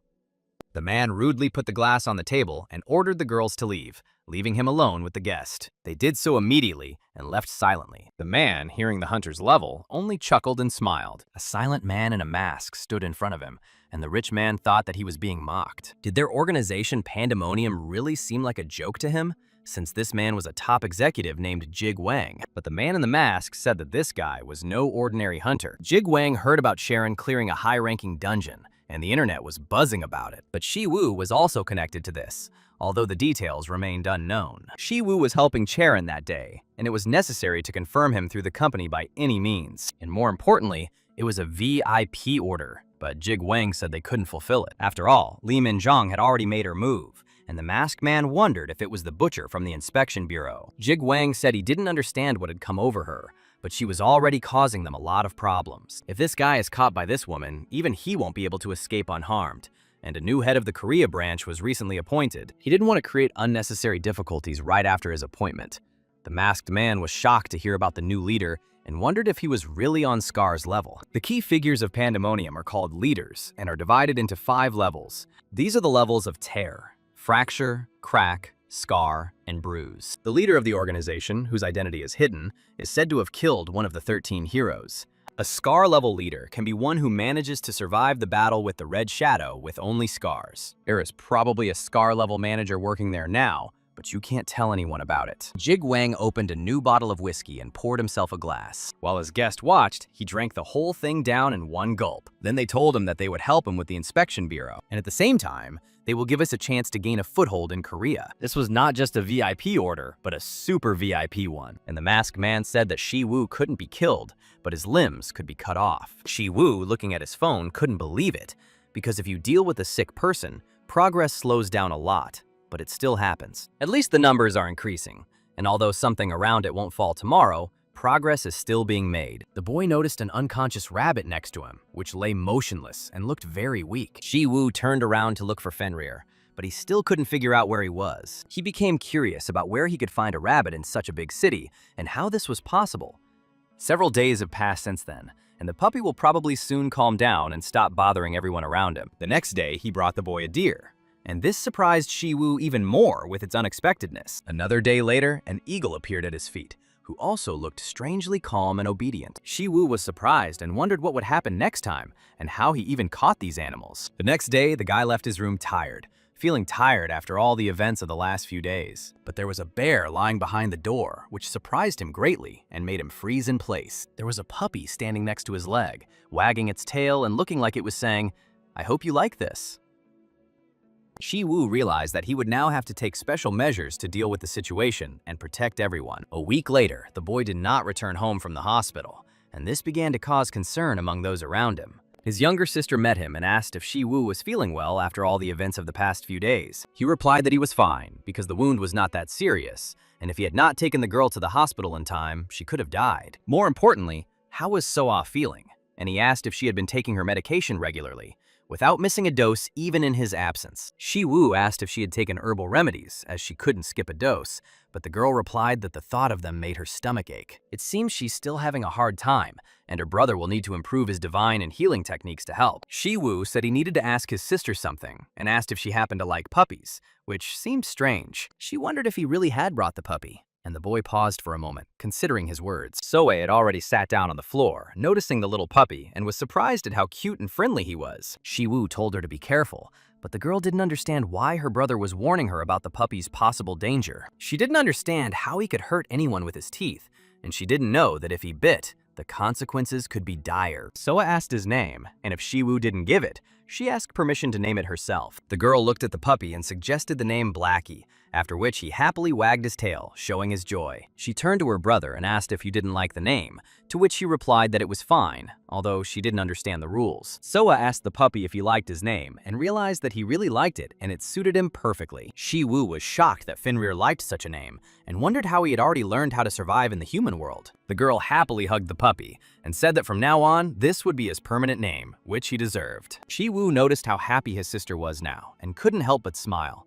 enjoying her emotions and reaction to the puppy. He decided that perhaps the fact that she had given the puppy a good name was not so bad and brought joy to everyone. The next day, in the apartment where the Hunters Guild was located on the ground floor, Cherin and Shi Wu met to discuss business. The girl said that first they needed to sign a contract, as she had promised, minus the deposit, which amounted to 9 billion. Shi Wu checked his message to make sure everything had arrived, and confirmed that the balance had increased correctly and without errors. He did not show joy, but in fact he was very pleased, because he had 10,600 million in his account, on which a family of 4 could live for 277 years. Cherin said that if it wasn't too much trouble, they could discuss the price of the lecture he mentioned after she saw his swordsmanship. Shi Wu replied that yes, please, and that she should see it in person and decide on its price, since the guy was not sure. He himself did not know how much to ask for the lecture and how much she was willing to pay, so it was better for her to make the decision on her own. So he asked the girl to borrow one training sword to demonstrate the technique and skills of wielding it. Now they were standing in the middle of the gym, and the guy explained that out of all the sword techniques, he would show her only 3 that were suitable specifically for her. He explained that he had been looking for techniques that would work best for her, but it had been difficult for him to choose just one from all the possible options. The girl simply had to say which technology she liked the most, since joining the membership program was too expensive. The longer you're in the program, the more you have to pay.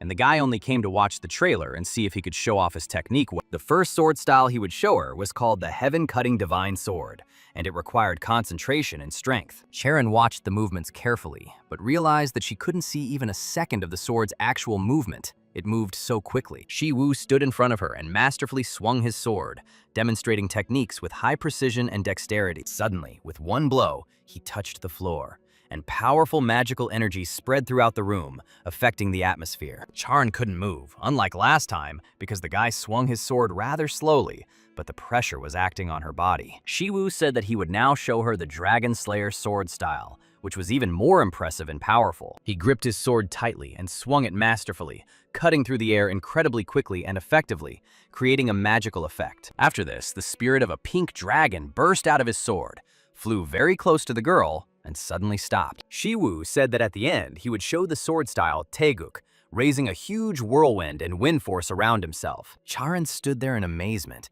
watching as a powerful wind rose around him, engulfing the entire gym. The boy swung his sword, and a yin-yang sign appeared under his feet, symbolizing the harmony and power of magical energies. After this, beams of fire and water appeared in the air, intertwining and creating an impressive spectacle. These elements then mixed and transformed into a dark, mysterious force, creating a sense of unusual danger. Cherin stood and silently watched everything that was happening, trembling from the impressions and strength emanating from the guy. Shi Wu said that was all, and these 3 sword techniques were the ones he could teach the girl, asking which one she liked the most. At the same time, a black car was parked opposite the Hunters Guild headquarters, from which they were watching what was happening. The men discussed how someone had not yet left, and no one could confirm that they had actually left the building or what they had been doing inside. Jigwan said that he was helping, and that Shi Wu offered his services to Cherin. He looks menacing at first glance, but in bed, he behaves differently. After that, he remained silent, and his partner asked if they should continue to wait to see how it all ended. Jigwang remembered about Shi Wu, and that he had a younger sister, which could affect the situation and their plans. He said that if they contacted outsiders, problems could arise, because the inspection bureau could find out everything and interfere. The man replied that there was no need to worry, as the people behind the council would figure it out themselves, and a few moments of attention to the younger sister would not hurt anything. After all, instead, they will waste their time, and the guy himself will come to them on his knees, noticing everything that is happening. Therefore, the man said that they should quickly catch Shi Wu's younger sister to use it for their own purposes. Cherin continued to stand there in shock, and the guy called her name several times until she finally came to her senses and could concentrate. And when this finally happened, he asked her with interest which technique of those she had seen she liked the most and found the most powerful. The girl looked away shyly and could not make up her mind because she did not know what exactly to answer to this direct question. Shi Wu handed her the Janisha and told her that if she was unable to choose the right technique, she should try everything herself. Cherin swung her sword, closed her eyes tightly, and took a deep breath, as if gathering courage for the upcoming blow. And after that, she waved the weapon in different directions several times, trying to repeat as accurately as possible the attack she had recently seen. Shi Wu watched her actions and realized that the girl's movements were no different from his own, but there was clearly something missing in them. The girl stopped to catch her breath breath and wondered if she was really missing something important and not noticing a necessary detail. Shi Wu suggested that she try other techniques as well, since he simply had to get his allowance and therefore would try his best. Sometime later in the evening, the guy was riding on the bus, and Hercules said that his girlfriend couldn't keep up with him because it's hard for an ordinary person to compare with their strength. Shi Wu replied that he had done it himself, and that together, with the help of Hercules, they were mastering powerful divine martial arts. Hercules reminded him that when the boy first asked to teach him these arts, he remembered the reason why he was refused then. Shi Wu said that he remembered it perfectly well, and then Hercules explained that it was not just a matter of laziness, as he had put it then, but something completely different. He remembered that he had said back then that divine martial arts could only be mastered when the boy learned to use his superpower, because his mental state at that moment was at its worst. But now, Hercules meant that just as he was mastering the basics of divine martial arts, the boy was obliged to learn the other arts of the gods. And that is precisely why the girl, not knowing the basic principles, cannot repeat him.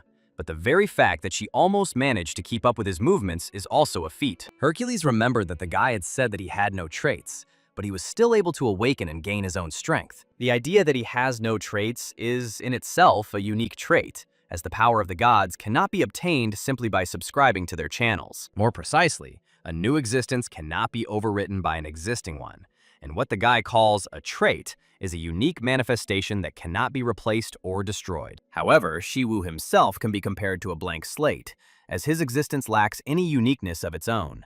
And that is why he is able to study the traits of other gods without limitation. And isn't that why he has access to GodTube? Since it clearly shows that no one but him can know about all the possibilities of this mysterious application. Heracles said that might be true, but then it would mean he wouldn't be able to train Charon, and his monthly allowance of 10 billion won would disappear. However, he added that if the guy taught her what he had come up with himself, it would not make much difference and would not cause any problems. Meanwhile, the man stood in front of the huge door and couldn't believe that this was really Shi Wu's house, which he managed to get into. Without hesitation, he reached for the door handle and pulled it out of its mountings with ease, as if it were made of paper. Without ceremony, he entered the stranger's apartment and leisurely walked through the rooms, carefully examining every corner. Stopping next to the bed where Soa was sleeping, he felt joy at finally finding her here. Since they still needed to lure Shi Wu out to deal with him, the man decided to have some fun with this girl. But suddenly he heard a strange sound that he had not noticed before, and he wondered if there was really someone else in this house. Turning around, he saw a small dog that suddenly began to glow with a bright green light. At this time, Shi Wu listened to the man's proposal and was greatly surprised by his unexpected words. He explained that although humans could not master divine arts directly, if a guy learned them himself and then taught them to his girlfriend, it would not matter. After all, he still teaches her the arts from GodTube, and the fact that she can't learn directly won't change, and the story will only deviate slightly from the original. Among the masters, he mentioned Zhang Sanfeng, who, with the help of Tai Zhu, became an important figure in the world of martial arts, and even once helped Hercules himself. It is impossible to directly teach the arts of the gods, but a guy can create his own art based on them and then teach it to his girlfriend without any problems. Shi Wu realized that he needed to master Tai Zhu, and only later would he be able to practice divine martial arts. Creating your own martial art is not easy at all, but he was confident that he would succeed because he had already overcome many difficulties. In any case, he thanked the man for telling him all this and guiding him on the right path. Hercules said that if he really wanted to thank him, he should give him the video he mentioned earlier. Shi Wu replied that he would take care of it and let you know as soon as it was ready, as the situation was a bit more complicated now. When the bus stopped, the boy quickly ran out of it, thinking about how difficult it would be to create new art and teach Charon. But when he approached his house, he noticed that the door handle was lying right on the ground, and his heart sank with anxiety. His eyes turned red, wrinkles appeared on his face, and his veins began to bulge with tension. He burst into the house and thought only about his sister being safe and not being in any danger. But when he reached her bed, he calmed down a little and felt relieved. He saw that she was still sleeping peacefully. But suddenly, he heard a strange noise in the room. Turning around, he noticed that the puppy had injured the man, who was now lying unconscious on the floor. The guy couldn't understand why this man came here, but he was sure that his intentions were bad. He took Chernish in his arms, began to stroke him, and asked with gratitude if it was really he who protected Soa. Shi Wu looked closely at the stranger and realized that he had never met this person before, but his energy made it clear that he was an awakened, unusual person. And although it was unclear how he ended up here, his intentions were certainly evil. The boy hugged Chernish tightly, thanked him, and asked him to continue looking after the house when he was not around. The puppy barked confidently, as if agreeing to his owner's request and confirming his readiness to protect. After this, the man's face became distorted with anger, and determination flashed in his eyes. After a while, he began to come to his senses, although his vision was still blurry and unclear. He sat tied up on a chair and could not understand exactly where he was or what had happened. But when he raised his head, he recognized Meng Shi Wu in front of him and immediately realized that he was in trouble. The guy was surprised that the stranger knew his name, but said that he was going to ask him a few questions. All he could do was answer them truthfully, but the man called him crazy and laughed. Suddenly, the ropes behind his back came undone because he didn't believe that Shi Wu could hold him by force. Now, Shi Wu finally understood that this man had come to the house with bad intentions and not at all by chance. He placed his hand on his shoulder and it glowed with a bright light, causing the man to scream in pain. Shi Wu covered his mouth with his other hand,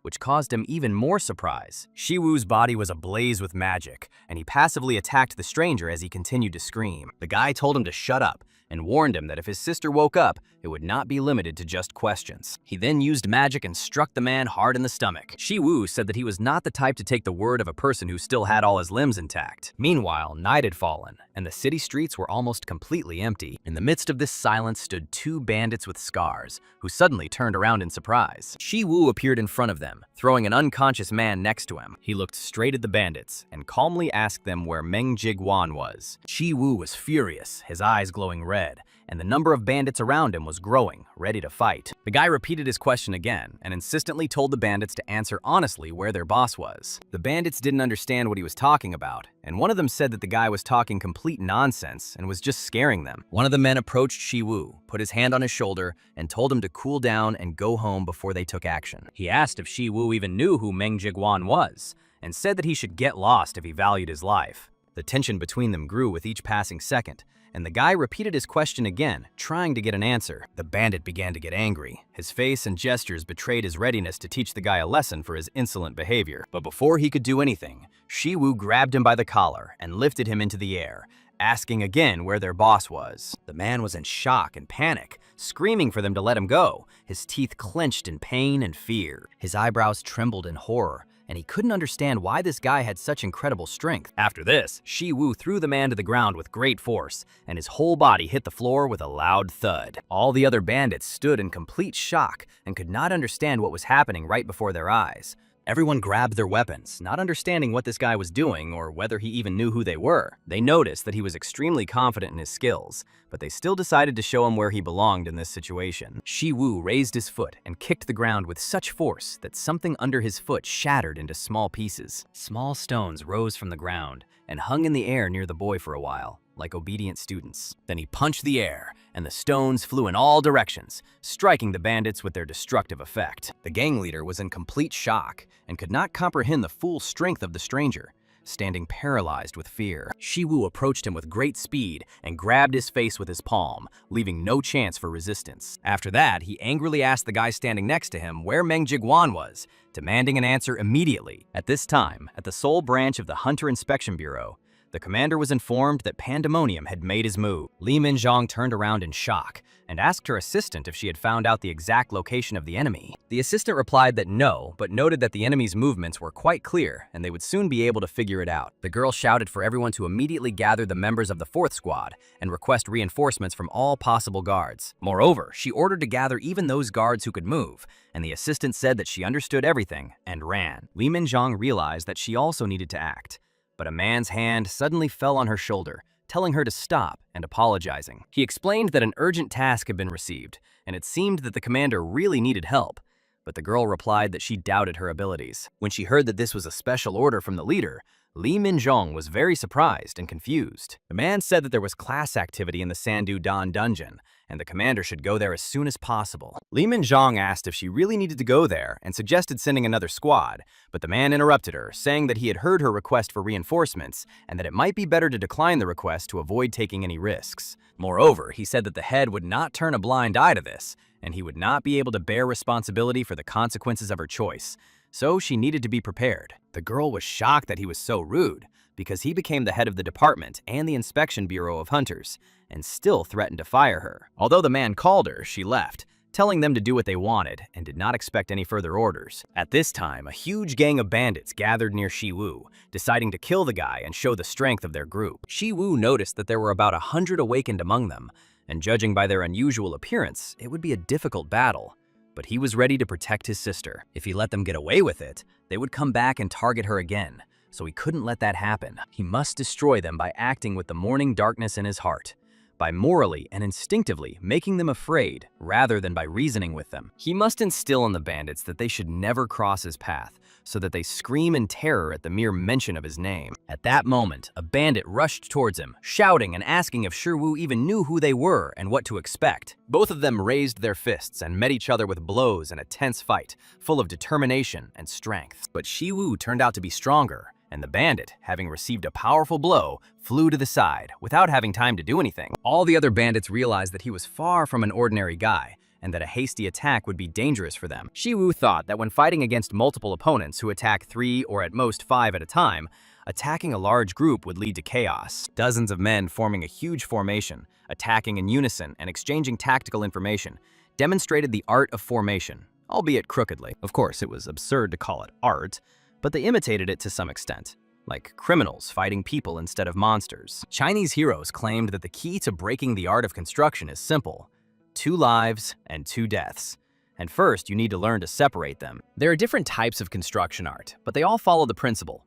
In the center, there are 64 heavenly charges and 12 arrays of earthly charges. Even trying to remember, the guy didn't understand all the details, but he vaguely saw what was happening and assessed the tactical picture. There was a small space between the bandits where a high-level illumination occurred, as if someone was talking to him directly. This space resembled a huge door of life, through which one could see the essence of what was happening and understand the strategy. Suddenly, when everyone gathered together, there was a huge collision, as if a powerful explosion of energy had occurred. All the bandits were shocked and couldn't understand how this was even possible in real time, watching the guy's actions. Shi Wu stood there, sweaty and tense, with magic shining around him, enhancing his presence and the fear of his enemy. The human body has several vital points, such as Renmai, Yuan Shui, and Shaohuang, where the Qi acupuncture center is located. Shi Wu grabbed the small energy beam and began to strike his opponents with it, piercing their bodies and paralyzing them. Death's door was everywhere, but nowhere could he see the 2 lives needed to apply the power accurately. The bandits crowded around him, shouting and declaring that they had finally caught him like a rat.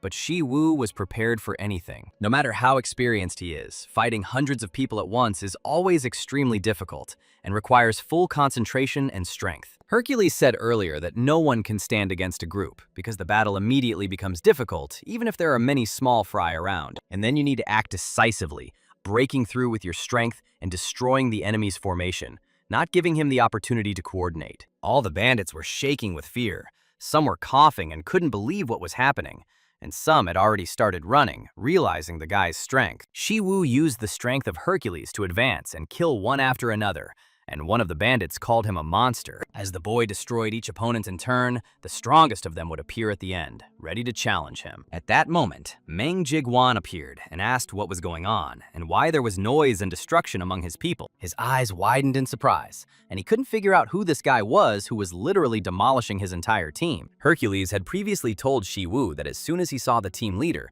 he should kill him immediately without delay. As soon as Meng Shi Wu turned around, he saw the guy flying straight towards him, ready to strike. He didn't have time to react and received a powerful blow to the face, which knocked him off his feet instantly. After that, he was thrown to the side with great speed, as if he had been thrown out of the battle scene by a powerful force. Hercules reminded the boy that when meeting the team leader, he must eliminate him immediately to prevent further threats. The man lay near the wall he had hit, and it now bore a noticeable dent from the collision. All his partners were in complete shock, not understanding how this could have happened to their boss at the most unexpected moment. He was knocked out with one punch, and no one could believe that this was even possible in a real fight. Shi Wu continued to glare at him, his gaze filled with anger and unwavering determination. A few seconds later, Jig Wang came to and coughed loudly, trying to recover from the strong blow. After that, he struggled to his feet, leaning against the wall, and the bandits were glad that their leader had survived. He then looked menacingly at his opponent, trying to assess his strength and intentions in the fight. At first glance, he didn't seem particularly strong,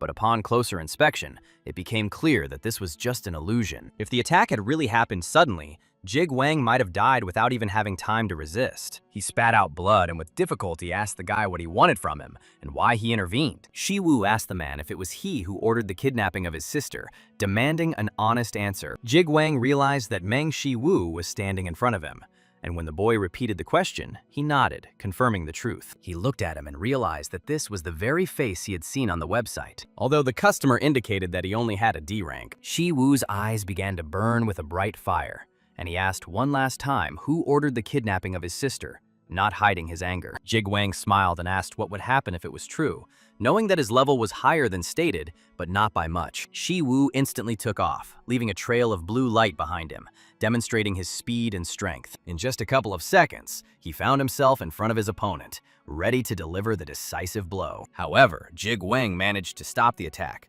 Noting the boy's amazing speed of movement, the man strained all his senses, but still almost missed the blow, fearing for his life. Although this guy wasn't perfect, that was where his strength ended, and he couldn't do anything else to counter it for now. From what the man saw, he concluded that the boy's strength seemed to be connected with will and internal energy. At this moment, Jig Wang began to grow in size, using his physical enhancement state to counter him. This meant that the stronger he became, the weaker his opponent seemed, and he tried to throw Shi Wu to the ground. Shi Wu jumped up from the ground and pushed himself to the side to avoid falling and maintain control of the fight. His eyes continued to burn with anger, and he wiped his wounded cheek, preparing for the next attack. Jig Wang cursed at the guy, and a visible mark remained on his stomach from the blow that almost knocked him to the ground. However, Shi Wu managed to strike back, something that an ordinary person of his rank would never be capable of. Jig Wang stated that the enemy had already done enough, and it is time to open our eyes and understand the reality of the situation. All of Jig Wang's partners were in complete shock at what was happening,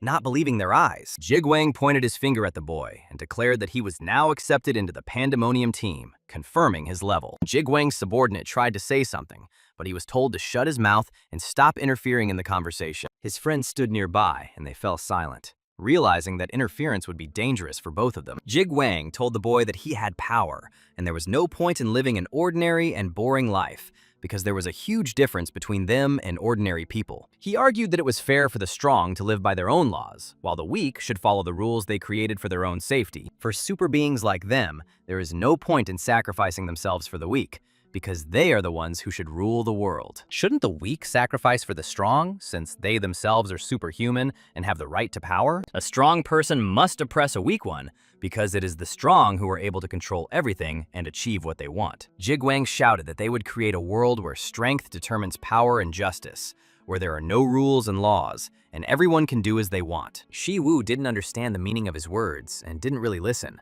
but he noticed that the man needed to speak out. He asked Jig Wang if he was done talking nonsense, demanding concrete actions rather than empty words. Jig Wang asked if it was all because of his sister that the boy was experiencing such strong emotions and was ready to fight. Shi Wu remained angry, not understanding why Jig Wang thought this was stupid and not worthy of attention. Jig Wang replied that if a person is controlled by personal attachment, then he is weak, but the boy did not agree with this statement. This meant that he was a man, not an animal like Jig Wang, capable of acting only on instinct. The man shouted that he admired his abilities and was ready to give him a chance, but if the guy was ready to sacrifice his life, let him do it. His body began to grow even larger in size, and the chain around his neck broke as he looked at the boy, not sparing his words. He knew Jig Wang was invincible, but he was ready to fight when his opponent raised his huge fist up. With great speed, Jig Wang began to strike the guy with both hands in turn, trying to defeat the guy. But after a few blows, he stopped and looked in surprise, not understanding what had happened. It occurred to him that he had been pushed back by the boy's strength, and this made him wonder about the strength of his opponent. He couldn't understand what it was, and at what moment it happened when Shi Wu was already next to him. Jig Wang tried to strike again, but the boy dodged twice, demonstrating incredible reflexes and speed. After this, he received another powerful blow to the stomach, which shook him and knocked him down. Jig Wang gathered his strength and tried to strike again, but missed, amazed by the enemy's incredible speed. He was in complete shock and could not believe that this was even possible in battle because it seemed unreal. A moment later, he screamed in pain as he received a blow to the side, realizing that the opponent was on a completely different level. He realized that in front of him was a completely different level of power, completely different from what he had seen before. Unable to bear it, Jig Wang fell to the ground with a loud thud, feeling the full force of the guy on himself. He pointed his finger at the enemy and said that he would not give up and would not leave everything so easy, despite what had happened. Shi Wu replied emotionlessly that if Jig Wang wanted to continue, he had to take a risk,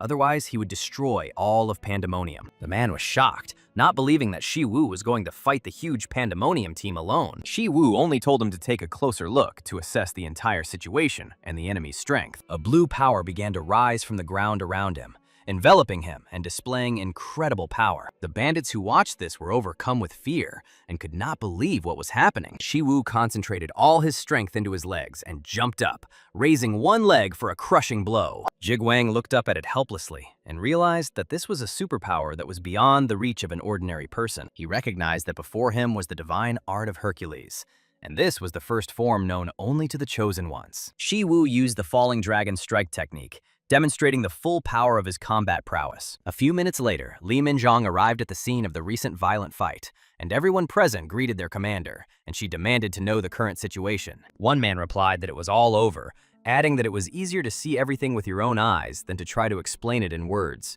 There were bandits lying unconscious on the ground everywhere, and, according to eyewitnesses, when they arrived, the whole picture looked exactly like that. The man explained that not everyone was unconscious. Some had already begun to come to, and the commander ordered to first find out who these people were. She said that even those who are still unconscious need to be checked, because as soon as they wake up, their past needs to be verified. Li Minzhong clarified that everyone should be checked for convictions for murder, rape, and brutal beatings.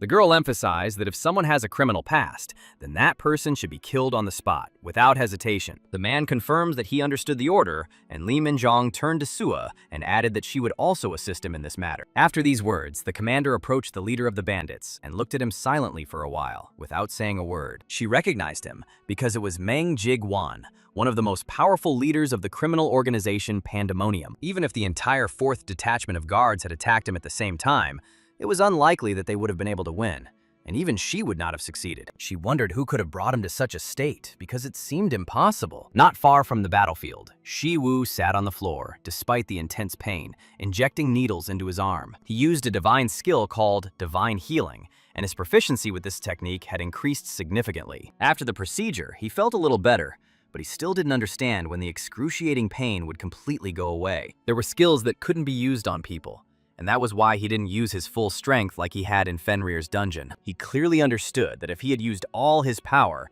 the outcome could have been extremely tragic and irreparable. However, the boy gradually learned to control his magic, and the power of Hercules' magic and divine sword increased. This duel was not only a battle of magic, but also strengthened his other characteristics, although there was still a lot of work ahead. His recent opponent was truly strong, and compared to him, Kang Do-chul was no threat at all. There was currently a war going on between the guards and the criminal rankers, and at any moment, he could again find himself in the center of a fierce battle. Therefore, it was impossible to ignore these enemies, because they dared to touch his younger sister Sua. At first, he thought that the enemies had captured the girl only to lure him in and carry out someone's secret mission. If it weren't for his faithful dog, it's unknown what would have happened to his sister, and whether he would have been able to save her. Now he will have to be always on guard and constantly think about how to act in such situations. At this time, in another place, a man was sitting in an office and discussing with his ward the news that Meng Shi Wu had been injured. The ward informed him that Meng Shi Wu had done all of this, although officially he was only a D-class hunter. A senior leader of Pandemonium named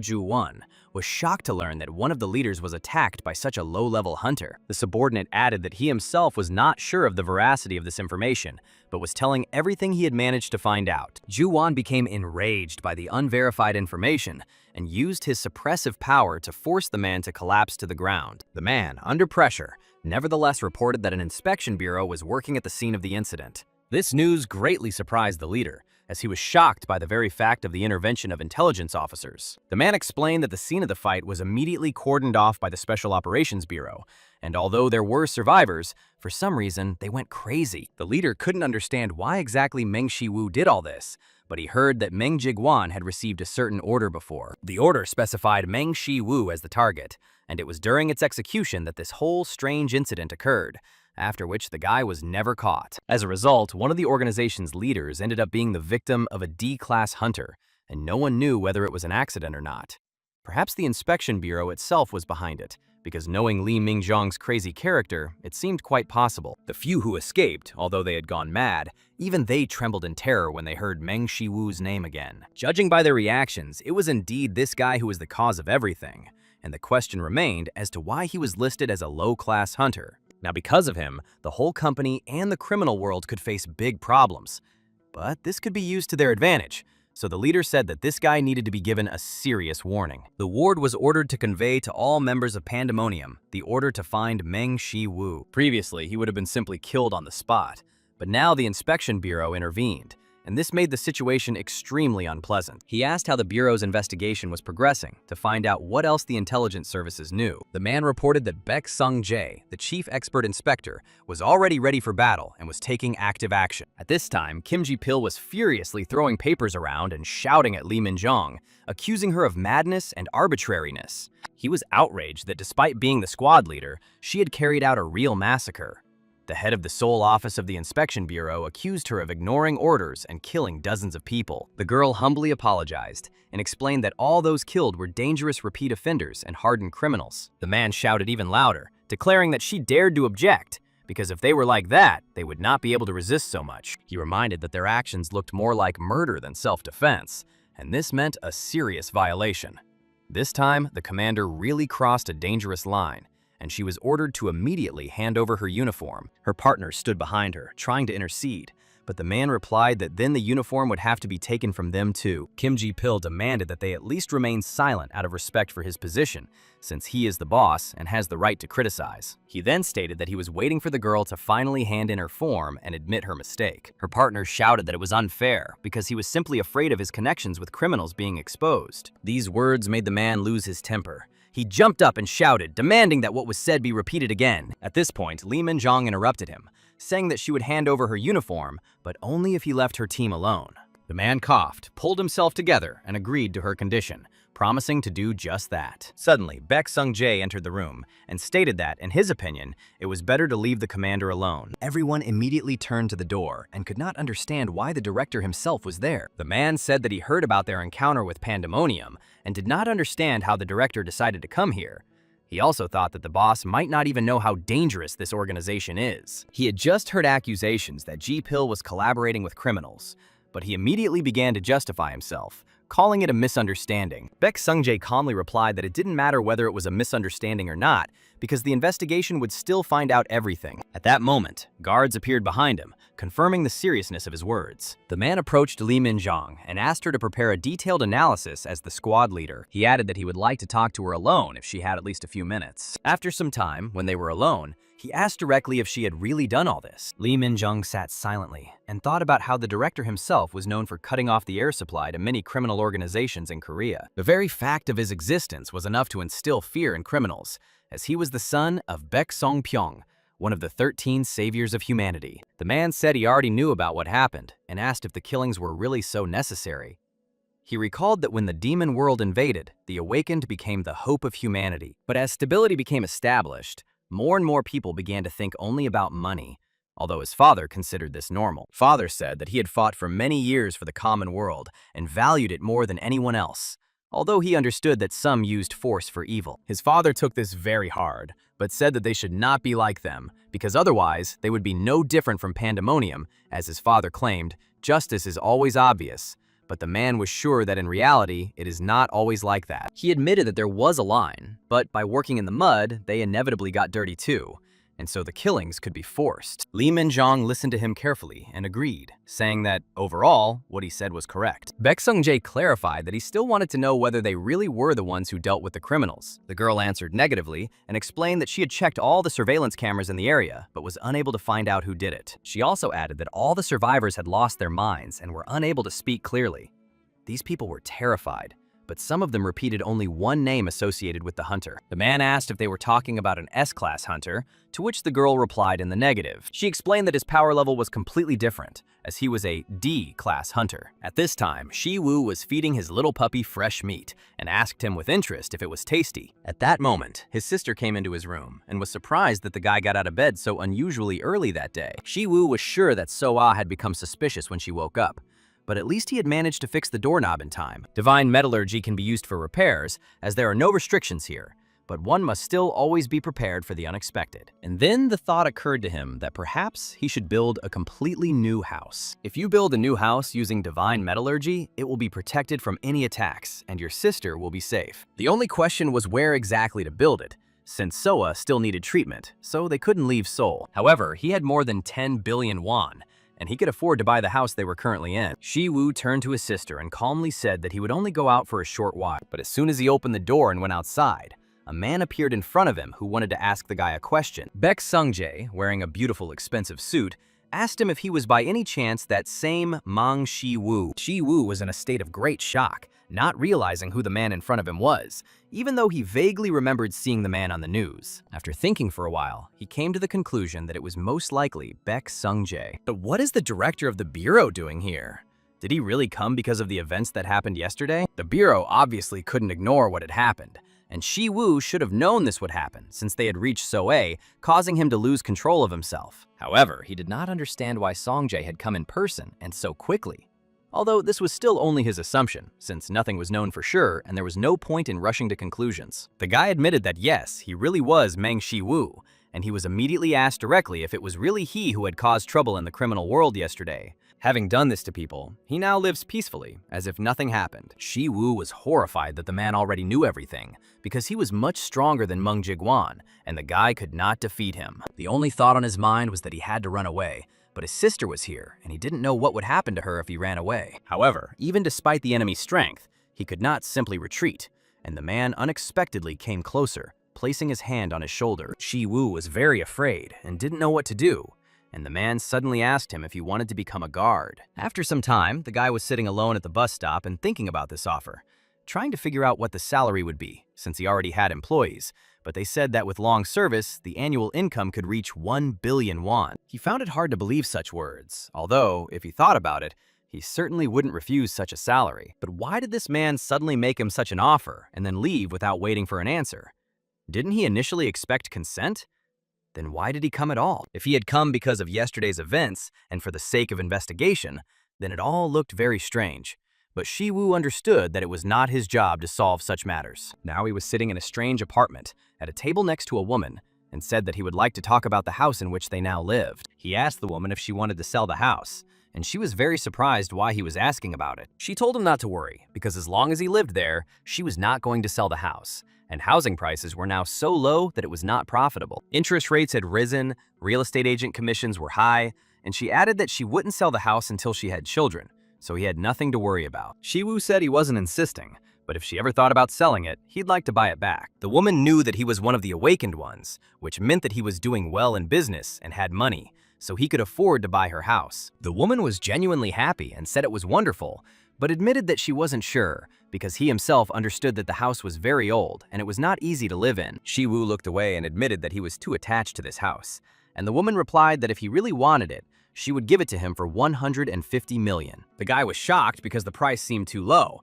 but the woman explained that she simply knew how hard it was for him, and if she had put the house up for sale, she would hardly have received more. She told him to just accept the house as her gift, but Shi Wu replied that if it weren't for her, he and his sister would probably have died on the streets, so he would buy it for 1 billion. The woman was completely shocked when she heard that he was offering such an incredibly high price. And now, sometime later, Shi Wu was riding on a tram and thinking that building a house turned out to be much more difficult than he had imagined. There was too much paperwork, registration, building permits, and other documents, and it would take several months to obtain them. Now he couldn't even upload videos to YouTube, and in the comments, viewers were already asking why there were no new updates. The guy still had to prepare for a fencing lesson with Charon. A table appeared on the screen, indicating that Jang Sam-bong's channel subscription cost 2 billion won per month and had already been purchased. If you subtract the money for the deposit, he was left with 6.5 billion, even though the channel subscription alone cost 3.1 billion per month. Another table with a new subscription immediately popped up, and the guy became sad, realizing how quickly the money was disappearing. And just a couple of hours later, he found himself at the SH headquarters and met with Charon in the living room. The guy noticed that the girl looked better every day, and she suddenly asked how much her training would cost. Shi Wu explained that they would have 2 lessons a week, and the training itself would be quite expensive. The cost was 10 billion a month, and he asked if that price was okay with her, to which the girl replied that it was perfectly okay with her. Shi Wu was shocked that she agreed so quickly, because for the SH group, 10 billion seemed like mere peanuts. He even thought that perhaps he should have overcome his conscience and asked for more. But the girl said that she had expected about that amount. Grandfather wouldn't have allowed her to spend more anyway, since it wasn't a one-time purchase, but a regular monthly payment. Shi Wu confirmed that they had agreed on such a price, but 120 billion a year was a huge sum even for SH. After this, he turned to the girl and said that he would like to ask something. He explained that he was planning to build a new house, but it turned out to be much more difficult administratively than he thought. And Charon was surprised that he was planning to build it himself. She replied that she would find out everything he needed. Shi Wu thanked her, but he wondered to himself if she had understood everything too quickly. A table with the creation of a single-use weapon appeared on the screen, and he was shocked that it could only be used once, because the material turned out to be a nightmare. The blacksmith standing nearby was amazed that he had only been training all this time. Charon took over all the paperwork related to the house, and thanks to this, Shi Wu had more free time. At that moment, Soyeon came to the men and said that she was just passing by, remembered the blacksmith, and decided to stop by. She greeted Shi Wu, since she hadn't seen him for a long time, and asked what was new with him. Shi Wu became embarrassed, blushed, and, looking away, replied that there were a lot of things, although the girl asked him to tell her more. The guy remembered all the events, how he fought with a huge wolf, with bandits and their leader, but said out loud that there was nothing interesting. Soyeon noted that if he still needed her help, he could always turn to her. Shi Wu was very happy to hear this, approached her and asked if he could ask for something right now. He didn't mean anything by it, he just wanted to know if she could help him with building materials. Soyeon said that it was easy to get them, but asked why he suddenly needed them. And when she heard that they were needed to build a house, at first, she didn't believe his words. Was he really going to build the house himself? Even though she knew he had a well-developed skill in creating it. After all, the ability to create weapons and the ability to build a house are completely different things. But Shi Wu interrupted her and handed her a piece of paper, saying that it contained a list of the necessary materials. Soyeon looked closely at the list and noted that these were not construction materials at all. But suddenly her eyes lit up, and she realized with surprise that this entire list was completely special. Does the guy really want to build a house from the remains of monsters? And Shi Wu confirmed that this is exactly the kind of house he is going to build. Baek Sung-jae was sitting on a bench in the park when a man approached him and asked what had happened. Taemin Park said that Oh Ju-won did nothing and seemed to be trying to cover up what happened, meaning he probably realized who was behind it. Baek Sung-jae, sipping his drink, calmly remarked that everything had become clear to him and that he considered it a great shame. He asked the man why he was looking at him with such a strange look, because people are predictable, or whether it was because he was sitting alone and drinking. Taemin Park asked the director why he hadn't punished Shi Wu in any way, and heard that there was Lee Min-jun, the commander of the 4th Squad of Guards. She said that it was not like that at all, because there was much more humanity in him than in the others, and asked Chief Pak how long he had been working in the bureau. The man replied that he was almost 7 years old, and Baek Sung-jae said that he was also an old man, since he had awakened at the age of 11 and trained with his father for 8 years. And then his father told him to go and see the world, so he wandered for 5 years, and then joined the bureau and worked there for 20 years. He caught many criminals. Many tried to kill him, but died themselves. Otherwise, there could have been many more victims. Perhaps that was why he was tired of being human, because people are sometimes much worse than monsters. But the man emphasized that the guy was not a criminal. In fact, he does not trust people, and when communicating with them, he always remains on guard and very vigilant. And frankly speaking, in his eyes, everyone looks like a potential criminal, although there are still people who continue to believe in him. He asked Min Pak if he knew who these people were, and was told that he wasn't sure, but that they might be people who needed to feed their families. It's really not easy because you have to make sacrifices, and that's why parents are always admirable. But Shi Wu has a goal. He has to save his own sister, and Min Park said that it was suspicious because at his level, he is engaged in such dangerous activities. He had almost single-handedly destroyed an entire criminal underworld, but the man replied that perhaps this judgment was too unfair. Min Pak couldn't understand what he meant, so the man explained that people were called butchers, although this was not true at all. They must remember one thing: the blade of their sword must be directed only against criminals, because he likes a peaceful society. This was the kind of world his father defended.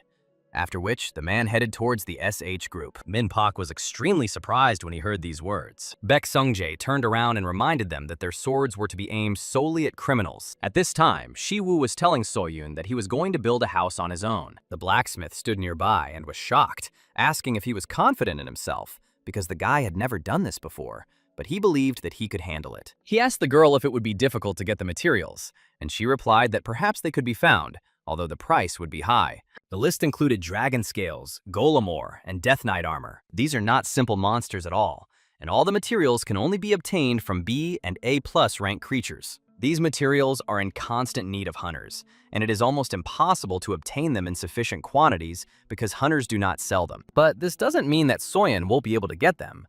the price will just be significantly higher than usual, at least 3 times the market value. So Shi Wu should expect to be worth 3 billion won. The guy was very surprised, although he realized that this was not a problem because Charon had already paid for his education. It would be possible to reduce the level of materials, but the house must be absolutely safe for his sister, so there is no room for savings. He asked Soyun if she was sure she could get them, and she said she would try her best. The only problem is that hunters generally don't sell such valuable materials. This means that they will have to be mined using their own resources. But the monsters you have to hunt start at B class, and Shi Wu's level is still D class. All that remains is to obtain a hunting permit, but in his situation, this is absolutely impossible. The guy looked at his hand and wondered if he should try to increase his rank, since there were 2 paths to development. The first way is to improve your skills and gain recognition. The second way is to retake an exam that was previously unavailable, but after waking up, the situation has changed. Now a second method has emerged, and the examination has become something like a confirmation of awakening. Awakened are divided into 2 types: those who gain new special abilities, and those who have existing ones enhanced. The reason for the awakening is still unknown, but if it happened early, the level can be improved by retaking the exam. However, Shi Wu's abilities are not at their best right now. He has insight, skill, superpower, divine significance, divine metallurgy, and the strength of Hercules, and he decided not to waste time. After that, Shi Wu left the forge, saying goodbye to everyone and saying that he needed to go out. At the same time, Charon was visiting her aunt, who was very surprised by her arrival. The woman was Han Mina, the director of SH Group, and she noticed that the girl seemed to be having a hard time. Han Mina told her niece that the company had found stability thanks to her, but Charon replied that she was just doing her job and that the credit went to the director. Auntie said that Charon was still the same because she was a future director, and asked how long her niece would be wasting her time on nonsense. Sharon replied that she came to her today not as an aunt, but as the director of the company. The woman was very surprised to hear this, and remembered what a sweet child her niece had been. Her brother also left her for a chaebol family,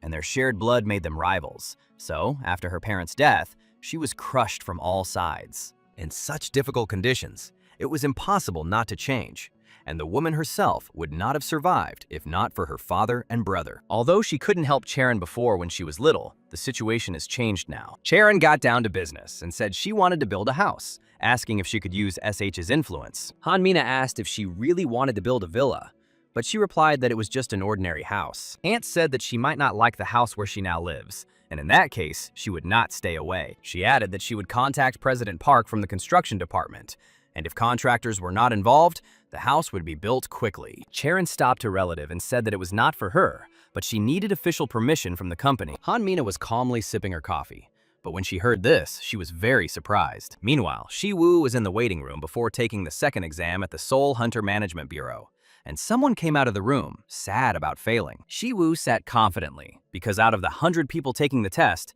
no one believed in low scores. He was once the same, because after awakening from the magical explosion of the dungeon, he gained a level. Back then, he hoped that he would awaken to S or A rank abilities and eagerly awaited the results. But everything turned out differently.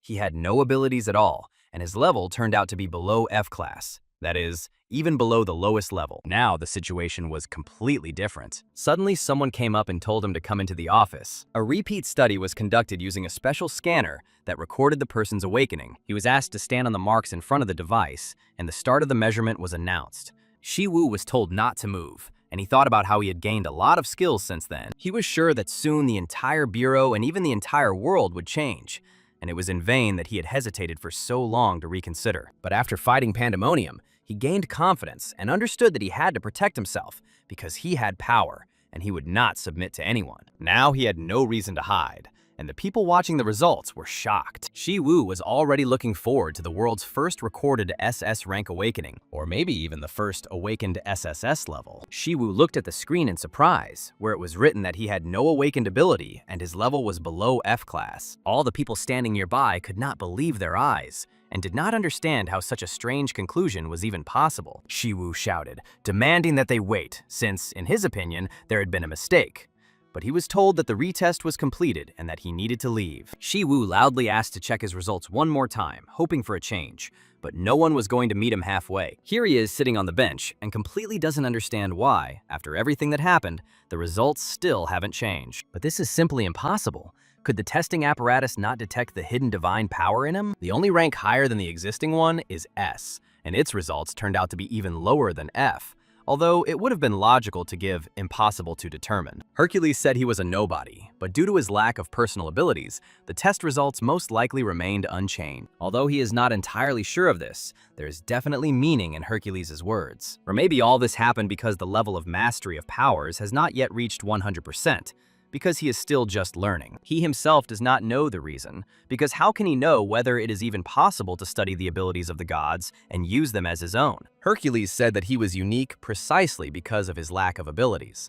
Therefore, only he could know the power of the gods. But who then was that mysterious blonde man he met deep in the cave? Perhaps this man knew something about Shi Wu, and that was why he came to him that day. After all, the blonde said back then that he had foreseen this outcome and regretted dragging Shi Wu into it. The guy remembered his words and now realized that it seemed the blonde knew everything in advance. In any case, the retest turned out to be completely useless, and now I'll have to increase my rank only through dungeon raids. Right now his grade is D, and to reach at least an A level, he will need to put in much more effort. Moreover, he hadn't uploaded new videos to his YouTube channel for a long time, which was also important to him. He even recalled one amazing video that is perfect for the current situation. At this time, Baek Sung-jae suddenly came to the man, who was surprised that the inspection director had come in person. Baek Sung-jae explained that the visit was sudden, but despite this, he was greeted very hospitably. Han Kwang-guk, director of the SH Group of Companies, replied that since the inspection director himself had come, it was worth sitting down and talking. He asked the reason for the visit, and he said that he had always wanted to meet and that their company was the backbone of the country's economy. Kwang-guk noted that as Inspector General, he is responsible for the safety of all of Korea, and managing a business means directing efforts. Baek Sung-jae responded by noting that it's important not only to have business acumen, but also to be able to please investors and market yourself effectively. He also added that family shouldn't be forgotten, as sometimes even loved ones can stab you in the back. Although he holds the position of director of the inspection, he does not intend to interfere in their family conflicts, and it does not concern him. He said directly that he suspected that Director Kwang-guk was well acquainted with Chaerin's name, and the man was surprised by such knowledge. The interlocutor explained that there were known attempts to oust Han Chaerin from the company, since Shi Wu helped her in the dungeon. Did they even conduct their own investigation with the help of Pandemonium to find out all this? If the criminals contact him again, Baek Sung-jae will not limit himself to warnings, because his words always carry weight. He is the son of one of the 13 heroes who saved humanity, and his influential company is capable of exerting pressure even on politicians. So Kwang-guk was made clear that this man is someone who must not be touched under any circumstances. But Kwang-guk couldn't understand why the inspector was so diligent in protecting a simple guy named Shi Wu. The man simply replied that since the name was familiar, he wouldn't even ask where it was from, and asked them to stop squabbling. He ordered them to stop both family feuds and other conflicts, said that that was enough for today, and calmly left. At this time, Park Do-koo apologized to her boss, saying that she had no money this month and asked him not to fire her. Shi Wu was very surprised and didn't understand what exactly she meant by her words. The girl explained that her salary was only paid when her subscriber count increased, but her boss didn't understand her surprise. She even asked if he was planning to close the channel, and Shi Wu was shocked by the thought. He immediately thought that he had been uploading videos too infrequently, and this is what it all led to. The guy asked if she really hadn't received her salary, and the girl replied that the conditions were good and the boss was kind, but she just hadn't worked. Shi Wu recalled that he had promised her a basic salary from the very beginning, and that he had actually met with her specifically to discuss content. Park Do-koo was very embarrassed, and he responded by asking her to continue working with him. Besides, today is payday, and he has already sent her money so that she can buy something for the younger ones. He remembered how he himself, as a child, rejoiced when his father brought him a tasty chicken. And for her younger children, she is, after all, a parent. The girl lowered her head and quietly said that it was okay to call her simply by her first name, without formalities. Then she felt embarrassed because she understood that the guy might feel awkward addressing her like that, since he was older and her boss. Shi Wu laughed and said that he agreed, but she could call him Oppa in return. Park Do-koo blushed and promised that she would try to get used to addressing him that way. After that, the guy reminded her about new content, but she didn't understand what he meant. Earlier, he visited the Seoul branch of the Hunter Management Bureau to clarify some questions that interested him. Approaching the counter, he met a woman who immediately recognized him and remembered that he was awakened. She said that his name seemed to be Meng Shi Wu and that he came a few days ago. The girl happily asked him why he had come again, and he replied that he wanted to check the evaluation standards. She asked if he had a hunting license, and the guy showed the document, saying that his current level was D. The girl was in complete shock, because an awakened person with such a low rating is an extremely rare case. Perhaps this is his limit, since he has no personal ability, and all that remains is to adhere to general criteria. She told him that to level up, he needed to complete 200 raids in D-level dungeons and then submit a request. Since he usually raids 3 times a week, it will take him a little over a year to reach rank C. Once he completes 200 dungeons, he will be able to request a rank review and gain access to a new test. She asked if he had any questions, but Shi Wu said that everything was clear to him and asked how many raids he had completed. The girl reported that he had completed 16 raids so far, meaning there were still 184 left. She suggested that if he planned to go today, they should make room for him and asked about his preferences. Shi Wu said that it didn't matter to him, but it would be more convenient to choose the nearest dungeon. Then the girl told him that there was a D+ level dungeon 5 minutes away, but she was worried about whether he could handle it. Shi Wu agreed, and she explained how to get there, wishing him a successful hunt. After a while, she called the next client and was very surprised to see Meng Shi Wu standing in front of her again. She decided that the D+ dungeon was too difficult, which is why he returned so quickly. The guy said that it was inconvenient for him to go back and forth every time, and he asked to combine all the raids into one. Park Doku sat next to him and, while discussing the content, asked him what he meant by that. Shi Wu explained that his new project was to reach A level in 1 month. Park Doku, hearing this, was completely shocked and could not believe his words. And the guy suggested calling the project How to Become a Class A Hunter. He had previously asked the girl if it was possible to combine all the raids into one, or at least 50. At the branch of the Hunting Inspection Bureau, a man complained and shouted at the boss. He asked why he was shouting so loudly, whether a new rift had appeared in the dungeon, but the guy explained that there was a hunter who was conducting a mass raid and going through dungeons one after another. The boss was surprised and asked how far he had already walked, 10 or 20, but he was told that the number had reached 150. He couldn't believe such nonsense and recalled that the retest showed that it was just an ordinary awakened one.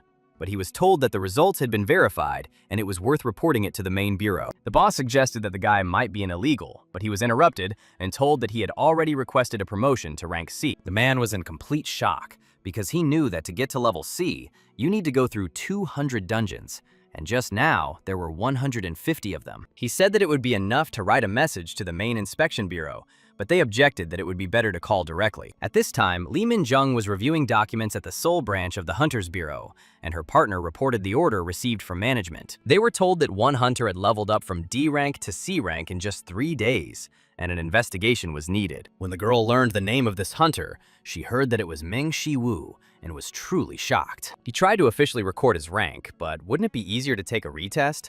Although, since the level had increased due to achievements, a retest was impossible. Therefore, there is a possibility that he became stronger by using illegal methods like black magic. The commander turned to Ah-rin, who served in the Hunting Bureau's Response Team 4, and asked if she had encountered Awakened using black magic. The girl replied that she had encountered it, and began to explain the differences from ordinary magic, where it is used. But when asked to explain in more detail, she said that black magic is based on negative emotions. Feelings such as joy, anger, anxiety, fear, love, hate, and greed fuel black magic, and the stronger the passion, the greater the power. However, this causes the soul to burn faster, and the end of those who seek power through such magic is predetermined. These people lose their human form and turn into monsters who only want to kill. Lee Min-jong asked how to recognize them, and was told that they were easy to spot right away. You don't even need to use magic for this, because they look ominous, as the commander suggested. Lee Min-jong knew that the director had recently met with Meng Shi Wu, and even offered to take care of him. She wondered if the director really wanted to make him a guard. The girl turned to her partner and told her to tell her superiors that they could handle it, and there was no need to worry. After that, she went back to her paperwork, thinking about this guy. Shi Wu was making something with his own hands at this time, and saw a message that what he had created was junk. But his divine metallurgy skill had increased slightly. He realized it wasn't a weapon at all, perhaps because he was creating inferior tools, but he decided to get used to the process. Initially, it turned out even worse, but the result was still rubbish. However, it was time to level up the hunter, as Park So-yeon hadn't gotten the building materials yet, and he needed to get stronger and build a house. Shi Wu was unsure whether he could handle it, and suddenly heard someone coming, so he turned around. So-yeon walked in, said hello, and saw that the guy was there, as expected. He asked her about the materials he had requested, and she replied that it was very difficult to find the required quantity, but she even got her younger brother involved. Shi Wu was surprised to learn that she had a younger brother, and she was amazed that she hadn't told him about it before. She explained that his name was Kim Lee-jun. He was 20 years old, he was awakened and worked as a hunter, so she asked him to help with the materials. These materials were rare parts of A-class monsters, and while they were unavailable to Shi Wu, he clarified his brother's level. She replied that her brother had reached level A+, which surprised Shi Wu greatly, as it was great. Soyeon said that it had been a while since he had awakened. He was still inexperienced, and she was always worried about him. But his ability was super regeneration, or as one might say, a super rebirth, since the power accelerates the body's recovery. According to her, it is similar to the regeneration of trolls, who can even restore lost limbs. She assured him that there was no need to worry, and that his brother would definitely get some of the ingredients. Suddenly, their conversation was interrupted by the blacksmith, whom Soyeon greeted and said that she had come from a metallurgist seminar and asked about equipment. The blacksmith replied that the work was in progress and she could take a look herself, while Shi Wu thought that he needed to look for the materials to level up himself. He said goodbye to them and left the forge. Park Doku sat at the table editing the video, soon happily announcing that the work was finished. This time the task proved challenging, as there were 184 videos in total, with a total duration of over 22 hours. For other hunters, it takes over a year to go from level D to level C. But for this guy, it only took 3 days, which was amazing. Soon, she received a new message from Shi Wu, who sent 300 more videos for editing.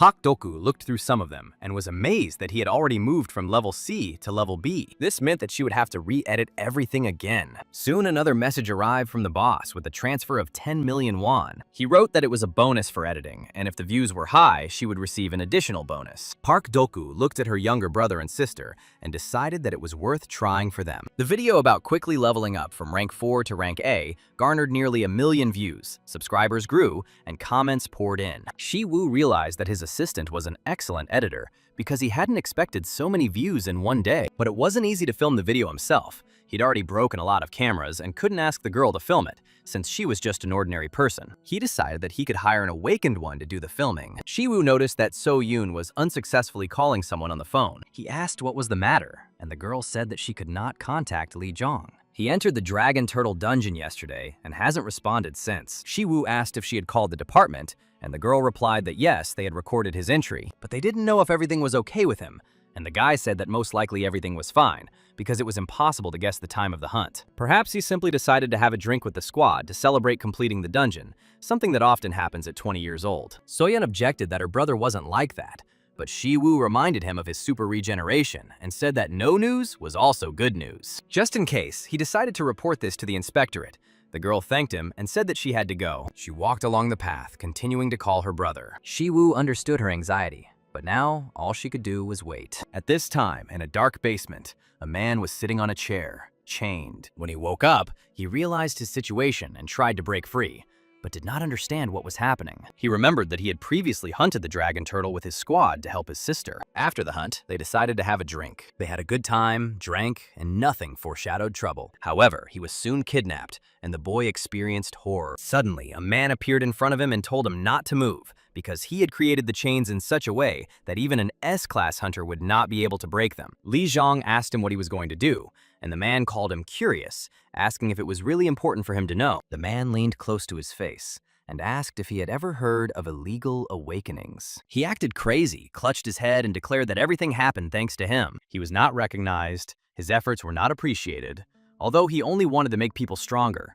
because the loss of blood or limbs leads to death. Do Yup Chol grabbed Lee Jun's face and said that he was different. This means that the results of his research will definitely be different. In the training hall, Charon was training with Shi Wu and practicing attacks on him. The guy said that Tai Chi is a skill based on the interaction of yin and yang, which are as different as earth and sky. Although these entities are opposites, in reality, they are closely connected and completely dependent on each other. At first, Shi Wu tried to create a new fencing style and teach it to his friend, but he realized that he himself first needed to understand what he could do, since he barely understood what he was explaining. Now his goal has become to create a new fencing based on Tai Chi, because it is a skill that turns even an ordinary strike into an art, and Charon has the ability of a sword master. This will help the girl develop her own sword technique, although it can hardly be called Tai Chi sword. No one can be considered a true master of fencing, but he believed that he could develop this style at least to the level of ease. The guy told his friend to feel the interaction of yin and yang and transfer this feeling to herself and the sword,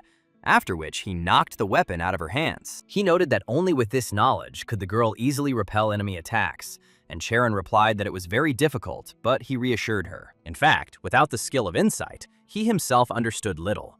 but he assured her that with careful listening, everything would work out. He added that he would repeat the explanations over and over again until she remembered them, so she shouldn't worry. Then the guy said that they were done for today and were going to leave, but the girl noted that she would resolve the issue within a month. Shi Wu was surprised and didn't understand what she was talking about, but she explained that she was talking about his request. The guy guessed that she meant the building permit, and delighted, thanked her. Sharon started wiping her face after the workout and said that there was nothing to thank her for yet, and he was surprised that even Korean laws were not in order for her. She added that construction materials will also be ready by the end of the month. The commander's assistant reported that a report had been received about Kim Lee-jun being missing. She handed the girl a paper and told her to read it first, because it contained information about those who had been on the same raid with him. Lee Min-jong looked into it carefully and realized that it was related to the illegal awakened ones. She said that more precisely, they were hunters who were suspected of assisting illegal awakenings, and only Kim Lee-jung was an exception among them. The commander asked if they had lured him in on purpose, and that his special ability was apparently the reason for it all. After all, his main skill is super regeneration, and they say that even if you cut off his limb, it will still recover. Most likely, Kim Lee-jun was kidnapped for cruel experiments on people. Shi Wu sat outdoors and tried to call Hercules. He wanted to talk to him about creating video content, but he was so busy that he didn't have time to get in touch. The guy was worried because he even ignored several important calls and hoped that Hercules would not be offended. Then he decided that when he called, they would first discuss the content, and he put the phone in his pocket. Before the guy could do anything, huge red stone monsters made of lava appeared in front of him. They were S-level volcanic golems, with molten lava flowing from their bodies and emitting terrifying screams. Shi Wu took a deep breath and applied Zhang Sanfeng's Tai Chi, which was completely different from Hercules' super strength. In martial arts, there are three main elements: the heart or soul, the energy of the estuary, and the body, that is, physical strength. The wisdom of Confucius's mind corresponds to the heart. Hercules' extraordinary strength is matched by his body. Energy is embodied in Zhang Sanfen's Tai Chi. The boy concentrated. Magic began to shine in his hands, and he extended his hand forward. After that, he fired a huge beam straight at the golems and destroyed them. The awakened used the power of mana, which is drawn from nature itself and is present in every living being. To use it, a process of sensation is necessary, and the effectiveness of its use depends on how exactly this process occurs. Without undergoing purification, mana does not accumulate, and therefore, Shi Wu uses the power of Tai Chi. A huge blue beam burst from his fist and flew very far. Suddenly, everything around began to collapse and thunder loudly, and Shi Wu covered his face. When he opened his eyes, he saw several golden balls on the floor in front of him. He was extremely surprised that there were so many of them, and he realized that his knowledge of strength and the heart of a gentleman, humanity, righteousness, and wisdom had increased greatly. Hercules had told him earlier that this would help, and he was indeed right. However, the recoil was also very strong, and if he wanted to combine it with supernatural power, then in his current state, it was impossible. But Tai Chi was never considered a force that could not be used, and in this, it was very lucky. The boy never thought that Hua Tuo's healing skills would be useful to him, and according to legend, possessing divine powers gives the opportunity to be reborn as a god. This can be called a body metamorphosis that many dream of. Although he can only partially use this power for now, he already knows how to regulate Tai Chi for good. He subscribed to the channel only to cure his sister, but this resource turned out to be much more useful than he expected, and he felt much better. His skill has increased by 30%, and now Soa can study in college, and perhaps she can be completely cured. Then the guy turned back, remembering something important. He realized that his camera was broken and no longer working, and now he needed to find someone who would shoot videos for him. When night fell, he summed up. He had completed 15 raids into a level A dungeon today, and he needed to complete 500 to reach his goal. At this rate, it would take longer than he thought, as B-level dungeons required monotonous passage, and it was difficult to speed up. But by the end of the month, Shi Wu will still manage because he is progressing quite quickly thanks to Fenrir's help. He even bought some beef to thank him, but the sum of 700,000 won seemed excessive. After all, his daily food alone costs him 2 million, which amounts to 60 million per month, and that's not counting the fee for membership in God Tuba. The cost of getting a puppy turned out to be too high, although it was not at all necessary. Shi Wu walked into the apartment and was immediately greeted by his sister and her puppy. Soa told her brother that he had a guest, and he was surprised who had arrived so late. He walked down the corridor and carefully peered around the corner to see the guest. Lee Min-jong was sitting at the table, calmly waiting for his arrival. Suddenly, she turned her head and noticed a small puppy greedily eating an incredible amount of meat. Lee Min-jong was greatly surprised and opened her eyes even wider. Shi Wu found it funny because he thought she had no emotions, but her face looked unusual. The guy interrupted her thoughts and asked why she came. Lee Minjong first apologized for her late arrival. She then said that the matter was serious and she had news about Kim Lee-jun. Soa, not understanding anything, looked at her brother in surprise. Shi Wu stood up from the table and realized that the news was unlikely to be good. Then he asked the girl to go out and talk to him alone. They went outside together, and Shi Wu was completely shocked when he heard that Li Zhong had been kidnapped for cruel experiments. Li Minzong explained that she thought this option was more likely, and Shi Wu remembered that he had previously been an awakened being without a special ability. He tried to awaken the abilities, and each experiment ended in pain and shame, because all home experiments of this kind are always dangerous. If this was a criminal experiment on humans, even with super hydration, he could go crazy. So it is important to find Li Zhong as soon as possible. However, Shi Wu didn't understand something and asked the girl why she had come to him to tell him all this. Li Minzhong replied that everything was connected to pandemonium and its influence on the events taking place. Criminals are using a so-called mind suppression device that can erase even traces captured by surveillance cameras. It was also used against pandemonium, which is capable of deceiving even the highest class of hunter, so the Inspection Bureau did not know where this organization was hiding. Not long ago, pandemonium and the entire criminal underworld in Seoul were completely destroyed thanks to one unexpected incident. And it all happened suddenly, and no one could determine who exactly caused such chaos and destruction. In missing persons cases, there is what is called a golden hour. And if a kidnapping has occurred, the chances of finding the person alive are almost non-existent once it is over. But the families of the missing do not know about this and continue to wait until the end, hoping that the person will definitely return. Li Minzong was the squad leader and felt both shame and pride for her actions in this situation. Although Li Zhong didn't owe her anything, her feelings were due to her insight and ability to sense the emotions of others. Shi Wu understood that the girl was ashamed and had to swallow her pride, so he felt sincere pity for her. Moreover, Li Minzhong simply asked for help in a human way, which made her request even more convincing. Shi Wu said that Soa was at home and asked the girl to stay with her until he returned so that she would be safe. He then turned to his puppy and asked him for a favor so that he could find a person by scent. According to the information provided, it all started in the Dragon Turtle Dungeon, where Li Zhong's last raid took place 3 days ago. After that, the guy went to check the bar where the squad members were, since this was the last place where Li Zhong was seen alive. Although even if some trace remained, it would be almost invisible.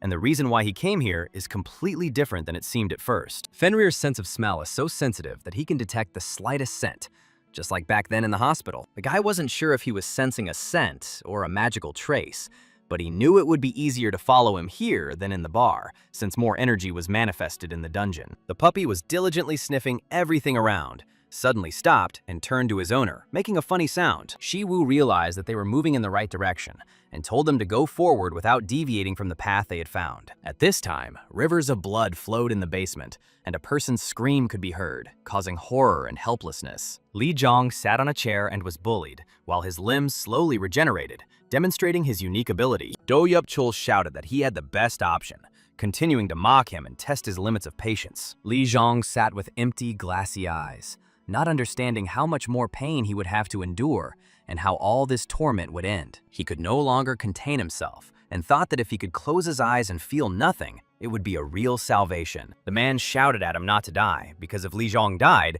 his older sister would take his place. Li Zhong instantly came to his senses upon hearing about his sister, who was his one and only, and asked that she not be touched. Du Yup-chul said that if Li Jun died, he would have no choice since their shared blood meant they would have similar abilities. But Li Jun denied this, saying that his sister did not have such an ability, which upset Do Yup-chul. Du Yup-chul said that you can't know for sure until you see it for yourself, and laughed, adding irony to the situation. Li Zhong was shaking, but held on, knowing that he couldn't let anyone get to his sister. At that moment, another deep cut went through his body, causing severe pain, but he endured it for his sister's sake. He didn't know how much time had passed, but he still remained in the same place, showing incredible willpower. He endured as best he could, despite the severe pain, because death was unacceptable for the sake of preserving his sister's life. The only thought that remained in his head was that he had to protect her at any cost. And then, when despair almost overwhelmed him, a loud sound was heard, and the wall collapsed,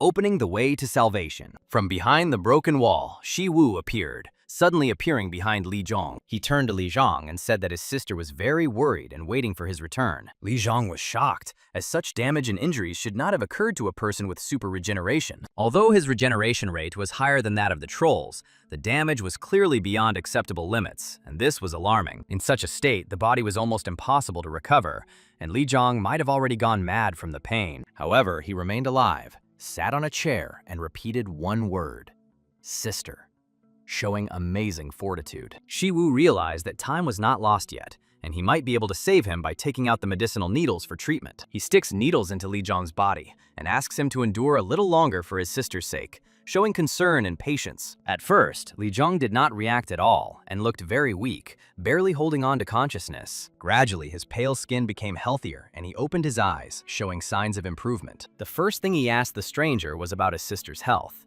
and Shi Wu was glad that the guy was already feeling better. Suddenly, Do Yup Chol appeared behind him, and upon seeing the stranger, demanded an explanation of who he was and how he got there. A man in a white coat, covered in blood, declared that it was his personal place, expressing both rage and despair. He clutched his head and screamed like a madman, repeating that this was his personal place, not wanting to listen to anyone. When he scratched his head, a huge amount of dandruff fell down, which disgusted Shi Wu. Shi Wu stepped back to avoid catching her, exercising caution and common sense. Suddenly, his eyes widened in horror. He saw many body parts around him except Li Zhong, which was shocking. He couldn't believe that one person had done all this, and he tried to comprehend the scale of what had happened. Shi Wu turned to him and asked why he was doing this, trying to understand the criminal's motives. Do Yup Chol was furious, screaming and not understanding what Shi Wu was saying, losing control of himself. But suddenly he came to his senses, calmed down, and fell silent, as if he had realized what was happening. He asked Shi Wu if it was true that he was an unusual guy, showing interest in his abilities. After this, Do Yup Chol began to repeat the word unusual several times,